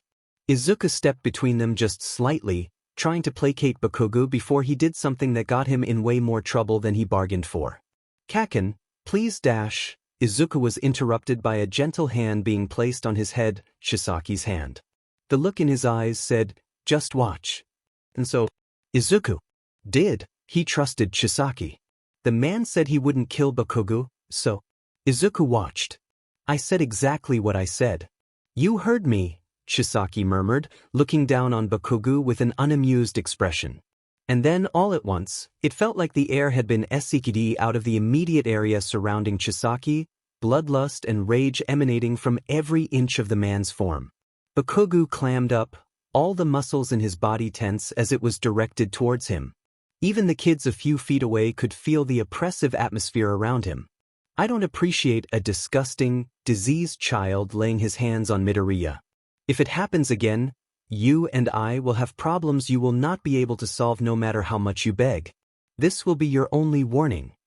When Chisaki's rage finally dissipated, Bakugo let out a shaky breath, pale, clammy and very freaked out. Izuku was stunned silent. He'd never seen Bakugo like that before. Was that what Chisaki was like when he was dealing with problems at work? Was that how scary the first lieutenant of the Shai Hasaikai really was? Chisaki just patted Izuku's head and smiled at him as if nothing happened, adjusting his tie just a bit. Now, I do hope you have a good day. I have to get going. Chisaki turned to leave and get in the car, and Izuku wondered just how things were going to change from now on. The days following Chisaki's appearance had been downright weird. Bakugo had actually steered clear of him for many days straight, not even looking in his direction. Subsequently, the others began to whisper about what had happened as well, and whispers and rumors began to spread as they always did. Bakugo's anger seemed to rise in conjunction with the whispers, but still he never directed it at Izuku. Of course, all good things must come to an end, Izuku knew that well. After Bakugo had grown so angry to the point he looked like his head could just erupt right off of his shoulders, about a week later, he finally did something. During lunch, when Izuku usually found some quiet corner of the school to eat without having his lunch destroyed, Bakugo and his followers, followed him. Once they were out of the way of the other students and out of sight of their teacher, Izuku was immediately pushed up against a wall. Not by Bakugo, though. He still looked slightly apprehensive of actually touching him. All right, you DMN nerd. You're explaining this sheet right now, Bakugo seethed. All the dumbass extras keep talking about how I must have got my butt kicked by you or the guys you came to school with and I'm sick of it. So spill, who the hell are they? I told you already, Kaken. Izuku's expression was flat. Chisaki already warned him once. If Bakugo wanted to test the boundaries after the downright terrifying display Chisaki had put on, that was his problem at that point. They're family friends. Oh, bullshit. My mom is the only friend Auntie has. Bakugo crossed his arms. Mom talks about it all the DMN time, how Auntie needs to make more friends and get out more. I'm not stupid, Deku. What did I tell you about lying? I'm telling you he must have tried to buy some bodyguards or something to try and look cool, one of them sneered. Bet he couldn't afford more than just a trip to school though. That's not true, Izuku protested, trying his best to keep a strong expression on his face. Hold your head a little higher, Chronostasis' voice rang in his head. He's a family friend and his daughter is the one I babysit. I told you I had a job, Kaken, but you didn't believe me. As if Auntie would never let you have a job, she'd die of anxiety, Bakugo snarked. Izuku wanted to retort that he knew nothing about his mom, since he himself hadn't even visited since they were 8. Auntie Mitsuki and Uncle Masaru were the only ones who still did. How many times do I have to teach you not to lie to me? Izuku didn't have a chance to answer though, as Bakugo moved to use his quirk again. A hot hand on the shoulder as always. It seemed as if instinct got the better of him in the end, and he just couldn't resist putting weak little Deku in his place. But Izuku had been training with Tengai, and his own muscle memory had already started to form. Without even thinking, Izuku twisted out of the way and elbowed him in the stomach. Bakugo doubled over, a groan of pain leaving him. He hadn't hit him hard enough to do any real damage, just enough to get away. But even still, Midoriya. A sharp voice cut off the interaction before it could go further, and Izuku realized then that their teacher had been watching them. He must have turned the corner while Izuku was focused elsewhere. Conveniently, of course, he only stepped in when Izuku retaliated in self-defense. Did you just assault your classmate? Principal's office now. Bakugo, you go to the nurse's office. We'll call your parents and get this sorted out. Izuku knew better than to argue with a teacher by this point. He wasn't stupid. Arguing or defending himself always just got him in more trouble. He should have known Chisaki's appearance would just make things worse. It wasn't Chisaki's fault, it was a good try, at least. It was just that Izuku had the worst luck in the known universe. That and he was quirkless. Life SCKD in every way possible when you were quirkless. Izuku trudged to the principal's office, the teacher leading him down the hallway the entire time. Bakuga's followers were jeering at him the entire way, but Bakuga himself was just watching him, staring as if he'd grown a second head. Probably because he was in shock over Izuku actually defending himself for once. When Izuku turned the corner, however, he couldn't see him anymore, and he could only wonder what would happen next. When Izuku was brought in, the principal sighed. This certainly wasn't the first time Izuku had been brought into his office, and it was only the first year of junior high. He acted as if he expected to see him in here all the time through the next few years. After all, Principal Akiyama was always on the side of the teachers or whoever was putting Izuku down on any given day. You're in here again, Midoriya? I should have known you wouldn't learn. I've certainly heard enough of whatever it was you pulled last week to know better. What is it this time, Ikara-san? He assaulted Bakugo Katsuki, I saw it myself. Elbowed him right in the stomach. Honestly, you'd think he was raised by wolves with how he behaves, the teacher huffed. At that, the principal's eyes narrowed. Lying and acting out for attention is one thing, young man, but this? Attacking your classmates? I cannot excuse this. I'm calling your parents and Bakuga's parents, and we'll be having a serious talk. If you're lucky, they won't ask me to expel you, Principal Akiyama said seriously, picking up the phone and pulling up his student information on his computer. Izuku felt physically sick. Expel? But he had just been defending himself. Surely, even they wouldn't expel him over? Izuku looked up at the teacher, who had a self-satisfied expression on his face. He was happy at the idea of Izuku being expelled. He knew the teachers favored the other students and were very clearly against having a quirkless student in their class, but to go so far? HM. Your mother isn't answering. Principal Akiyama glared at the phone. Lucky for us, you updated your contacts recently. We'll have to call this Chisaki Kai instead. A family friend? I'm sure your mother will be mortified to learn from a friend that her son assaulted another student. Izuku's eyes widened. They could call Chisaki for things like this. He thought it was only in emergencies, like if he was in need medically or something. Oh God. Suddenly, Izuku was afraid for an entirely different reason. Chisaki would not be happy about this. Izuku prayed to everything out there that this didn't go very poorly for everyone involved. Hello. This? Chisaki Kai. The principal's voice brought Izuku out of his thoughts. Yes, this is Principal Akiyama from Aldra Junior High. You're listed under Midoriya Izuku's emergency contacts. Yes, of course. His mother isn't answering, so we've called you. No, I see. We've called because he's attacked another student. Thank you for agreeing to come dash. The principal pulled the phone away from his ear in surprise. He hung up on me. Izuku put his head in his hands. This was definitely going to go poorly. It was shortly after the phone call that Chisaki arrived, as he hadn't been very far from the school in the first place. He and Chronostasis had apparently been on their days off, taking Eri to do something in the next town over. So Eri joined them in the office as well, and she ran over to Izuku and promptly sat in his lap without a care in the world.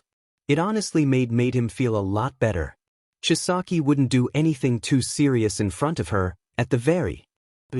Then Auntie Mitsuki came in not long after, fuming and ranting about who the hell had hit her son with Bakugo himself in tow from the nurse's office. She was talking about suing and other things, though Bakugo was clearly freaked the hell out once he saw Chisaki again, trying to get her to stop. She wasn't having it, though, not listening to him at all. She instantly quieted down when she saw Izuku, though. Izuku? She asked, clearly stunned. You hit Katsuki? And who is this with you? I take it you know him, then? Chisaki asked coolly, raising an eyebrow. He might not have been intending to come off as Yakuza right now, but in his very expensive suit and tie with chronostasis at his back, and his daughter wearing clothes just as nice as his, he made for a very intimidating picture even before he began speaking. Besides, Bakugo clearly remembered him. He'd probably been expecting his mom to show up, not Chisaki. "I'm his aunt. Who the hell are you?" she asked, crossing her arms. "If you are his aunt, then why are you not on his contacts?" Chisaki asked back, not fazed in the least by her anger. "And pray tell, why would he be fighting with his cousin?" "We aren't cousins," Bakugo muttered, unable to so much as look Chisaki in the eyes. It seemed as though he was finally processing what Izuku had told him earlier, that he really was a family friend. "Our mothers are best friends." "I see," Chisaki hummed. His eyes narrowed at Bakugo. Clearly, he was reserving judgment on what to do with him after the warning he'd already been given. "Well, I am also a friend of the Midoriya family. I'm here on Izuku's behalf as his mother is at work right now. Please explain to me how, exactly, you attacked this boy. I'm a bit suspicious, to be frank." Izuku struggled to keep a poker face when Chisaki used his given name. It was so weird hearing him call him something other than Midoriya. But he knew it was probably to lend credibility to the whole family friend thing, so he kept his mouth shut. "I would also like to know," Mitsuki frowned, much more subdued now that she realized this was serious. "I witnessed it myself." The teacher who'd seen them, Ikara, put his hands on his hips and glared at Izuku. Bakugo here was talking with him in the hallway when they came in the door. "Why, I have no idea what he said to warrant it, but Midoriya here simply reared back and put an elbow into poor Bakugo's stomach." "Oh, do stop talking," Chisaki interrupted him, pinching the bridge of his nose and taking a deep breath. "I can tell you must be one of those teachers I've been told about that have it out for Izuku. Did you not ask him what happened, or are you blatantly twisting facts? I saw a security camera in the front entrance, so you must have them elsewhere. I'd like to see the footage. If it's as you say, then I will agree with your assessment and accept whatever punishment you see fit. If it's not, and you're accusing Izuku here of assault based on a lie, then I can assure you we will have problems." At the tone in Chisaki's voice, Ikara's mouth clicked shut and he went pale, glancing at Principal Akiyama for support. Akiyama looked between the two and realized he was in between a rock and a hard place. They had been used to Inko, who was usually led astray by a few harsh words and a generous offer, that they wouldn't expel him the one time she had been called in. The other times, they hadn't even bothered to call her, simply writing Izuku up or giving him detentions and sending him on his way without even batting an eyelash. "Well, Chisaki-san," Principal Akiyama began, clearing his throat, "you must be aware that Midoriya himself has a history of lying and attention-seeking. I'm certain this was the latest stunt in a long line, only this time he went too far. I hardly think my teachers would have a reason to lie." "Is that what you think?" Chisaki asked, his voice dropping to a dangerously soft edge.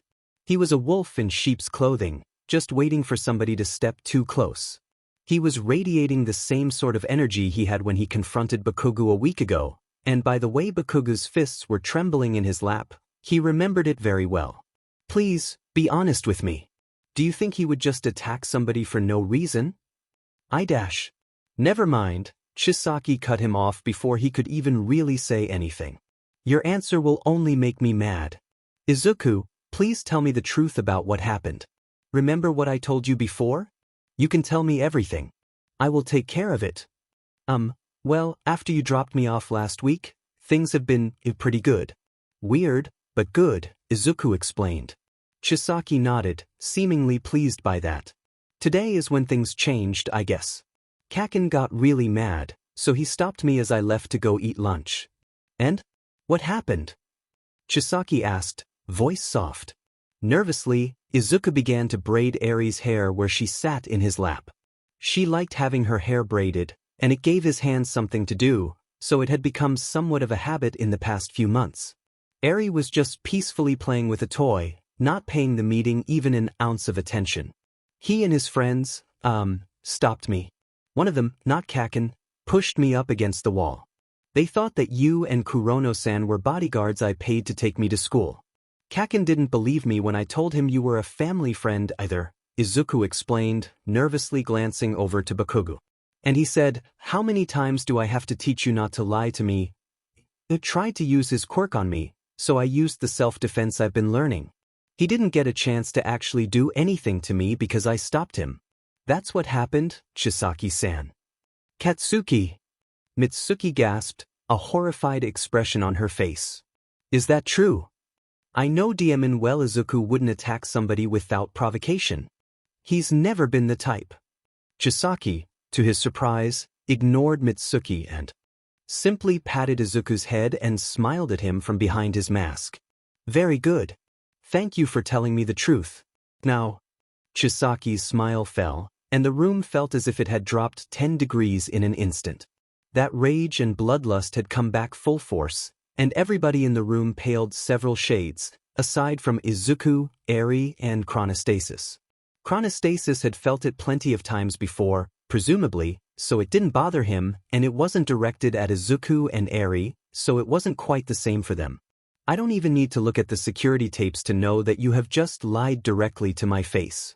If you falsely accuse Izuku of anything like this again, I will not be so kind when I have my lawyer sue you into bankruptcy.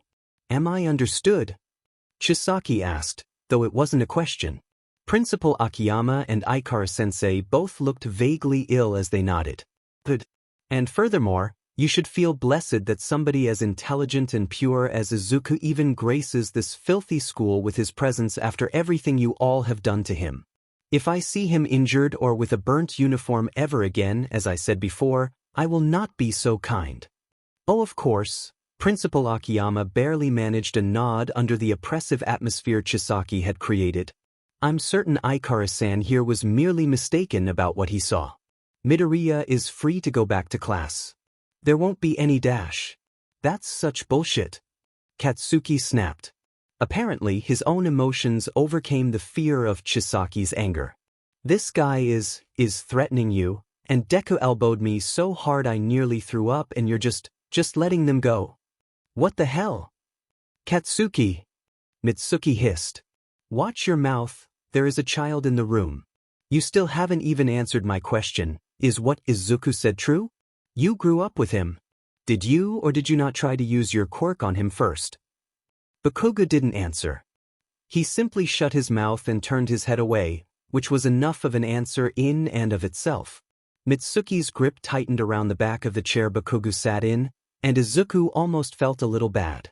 Auntie Mitsuki could be loud when she was mad, but when she was really angry, she got startlingly quiet. And somehow, that was even worse. Bakugo Katsuki. We are going to have a talk when we get home, you and I. I'm so sorry, Izuku. If you were just defending yourself, then you had every right to fight back in my eyes. You're not in any trouble from me. And I'm of a mind to agree with Chisaki, was it? Yes, that's right. Chisaki's expression was satisfied, seeing she agreed with him, and the atmosphere finally lightened. I agree with Chisaki-san here, she huffed. You had better not argue that self-defense isn't allowed when quirk use shouldn't be either. Of course not, Principal Akiyama nodded quickly. We'll take every effort to make sure this sort of thing doesn't happen again. I'll remind my teachers to be sure of what they see before jumping to conclusions. Like I said, Midoriya is free to return to class now.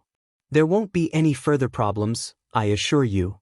Good, Mitsuki gave a curt nod. Now, if you don't mind, I'd like to see the security tape from the hallway. I want to know just how serious this talk I have to give my son is.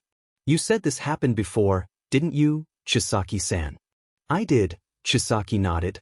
On the 23rd of October and the 30th of November. I'm certain there have been more incidents than just those, but those are the ones I was privy to. When he came to visit, his school uniform had a hole burned into the shoulder and the skin underneath had been burned as well. Is that so? Mitsuki's expression darkened. Please, play me the tapes from their classroom on those days as well, Principal Akiyama. You remembered the days? Izuku whispered, looking up at Chisaki. I made notes of them, yes. I had it in mind to come and visit your school the first time it happened, but back then, I figured I would be overstepping my bounds. Now, though, not so much. So please, Principal, play the tapes, Chisaki said, looking down at the man with a knowing expression. He almost seemed to be looming, his presence unfaltering. Akiyama began to stutter out a reason why they couldn't show the tapes, and Chisaki stopped him. Please do not test my patience. I am not going to bring charges against you. This is solely for Bakugo-san's benefit, not mine. I will bring charges if it happens again, however. Izuku thought that perhaps he was bluffing about charges. There was no way he could sue them without it coming out that he was Yakuza, and then nobody would come within a 10-foot radius of the case. But Chisaki did make a pretty convincing bluff, to be sure. Of course, Akiyama said weakly. He couldn't protest the viewing of the tapes when both adults were asking for them. He pulled up the security feed from just prior to the meeting, showing exactly what had happened. And indeed, it showed exactly what happened and that Izuku hadn't been lying. Next, the dazed Chisaki pointed out. And again, it showed that Izuku had been burned and pushed around and forced to carry a trash and food-covered backpack. They hadn't even played half of the things he'd gone through so far that year, and yet Mitsuki looked downright horrified that her son could be part of that kind of behavior. I've seen enough, Mitsuki said, her voice choked. Principal Akiyama turned the screen away from them. Izuku, I am so sorry he's treated you like this. I cannot believe this, Katsuki. This is how you treat the boy you've known since you were in diapers? How you treat your childhood friend? But I knew you needed to have your ego checked, but what could possibly have driven you to do this? Because he always acts like he's better than me. Bakugo exploded, his face red with anger and humiliation with his own actions staring him in the face. His yelling startled Eri, who dropped her toy in her surprise and held on tighter to Izuku. He's FING quirkless, talking about how he'll be a hero when he'll die in the exam alone. And he thinks he's better than me? No way. He's a pebble. You really believe that, don't you, Kaken?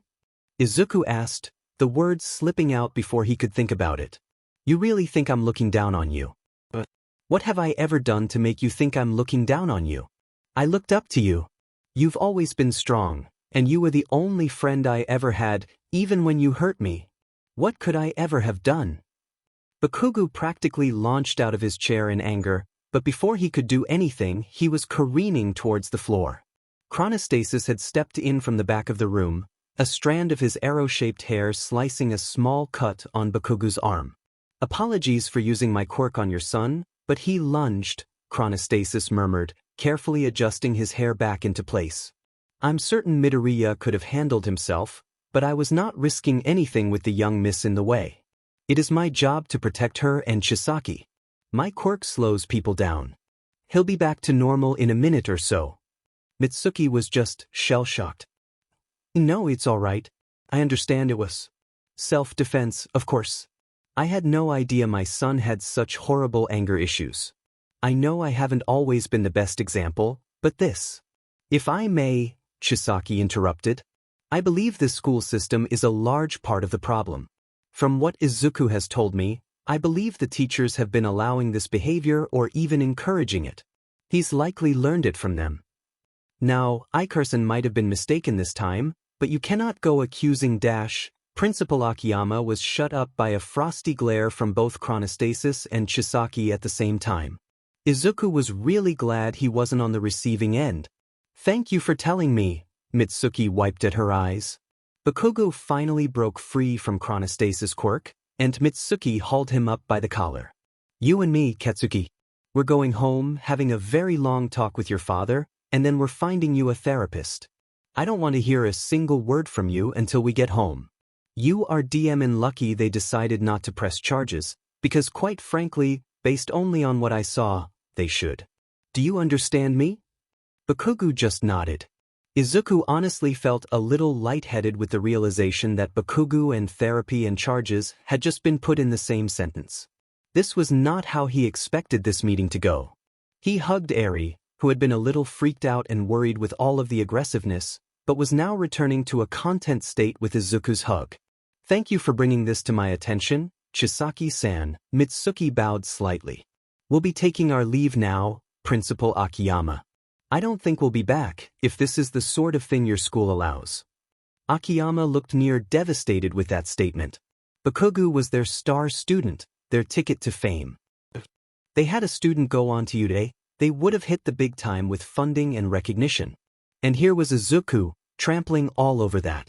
Somehow, he didn't think they'd let it go, but neither would they just go back to their old behavior with how terrified they were of Chisaki. He supposed only time would tell how things went.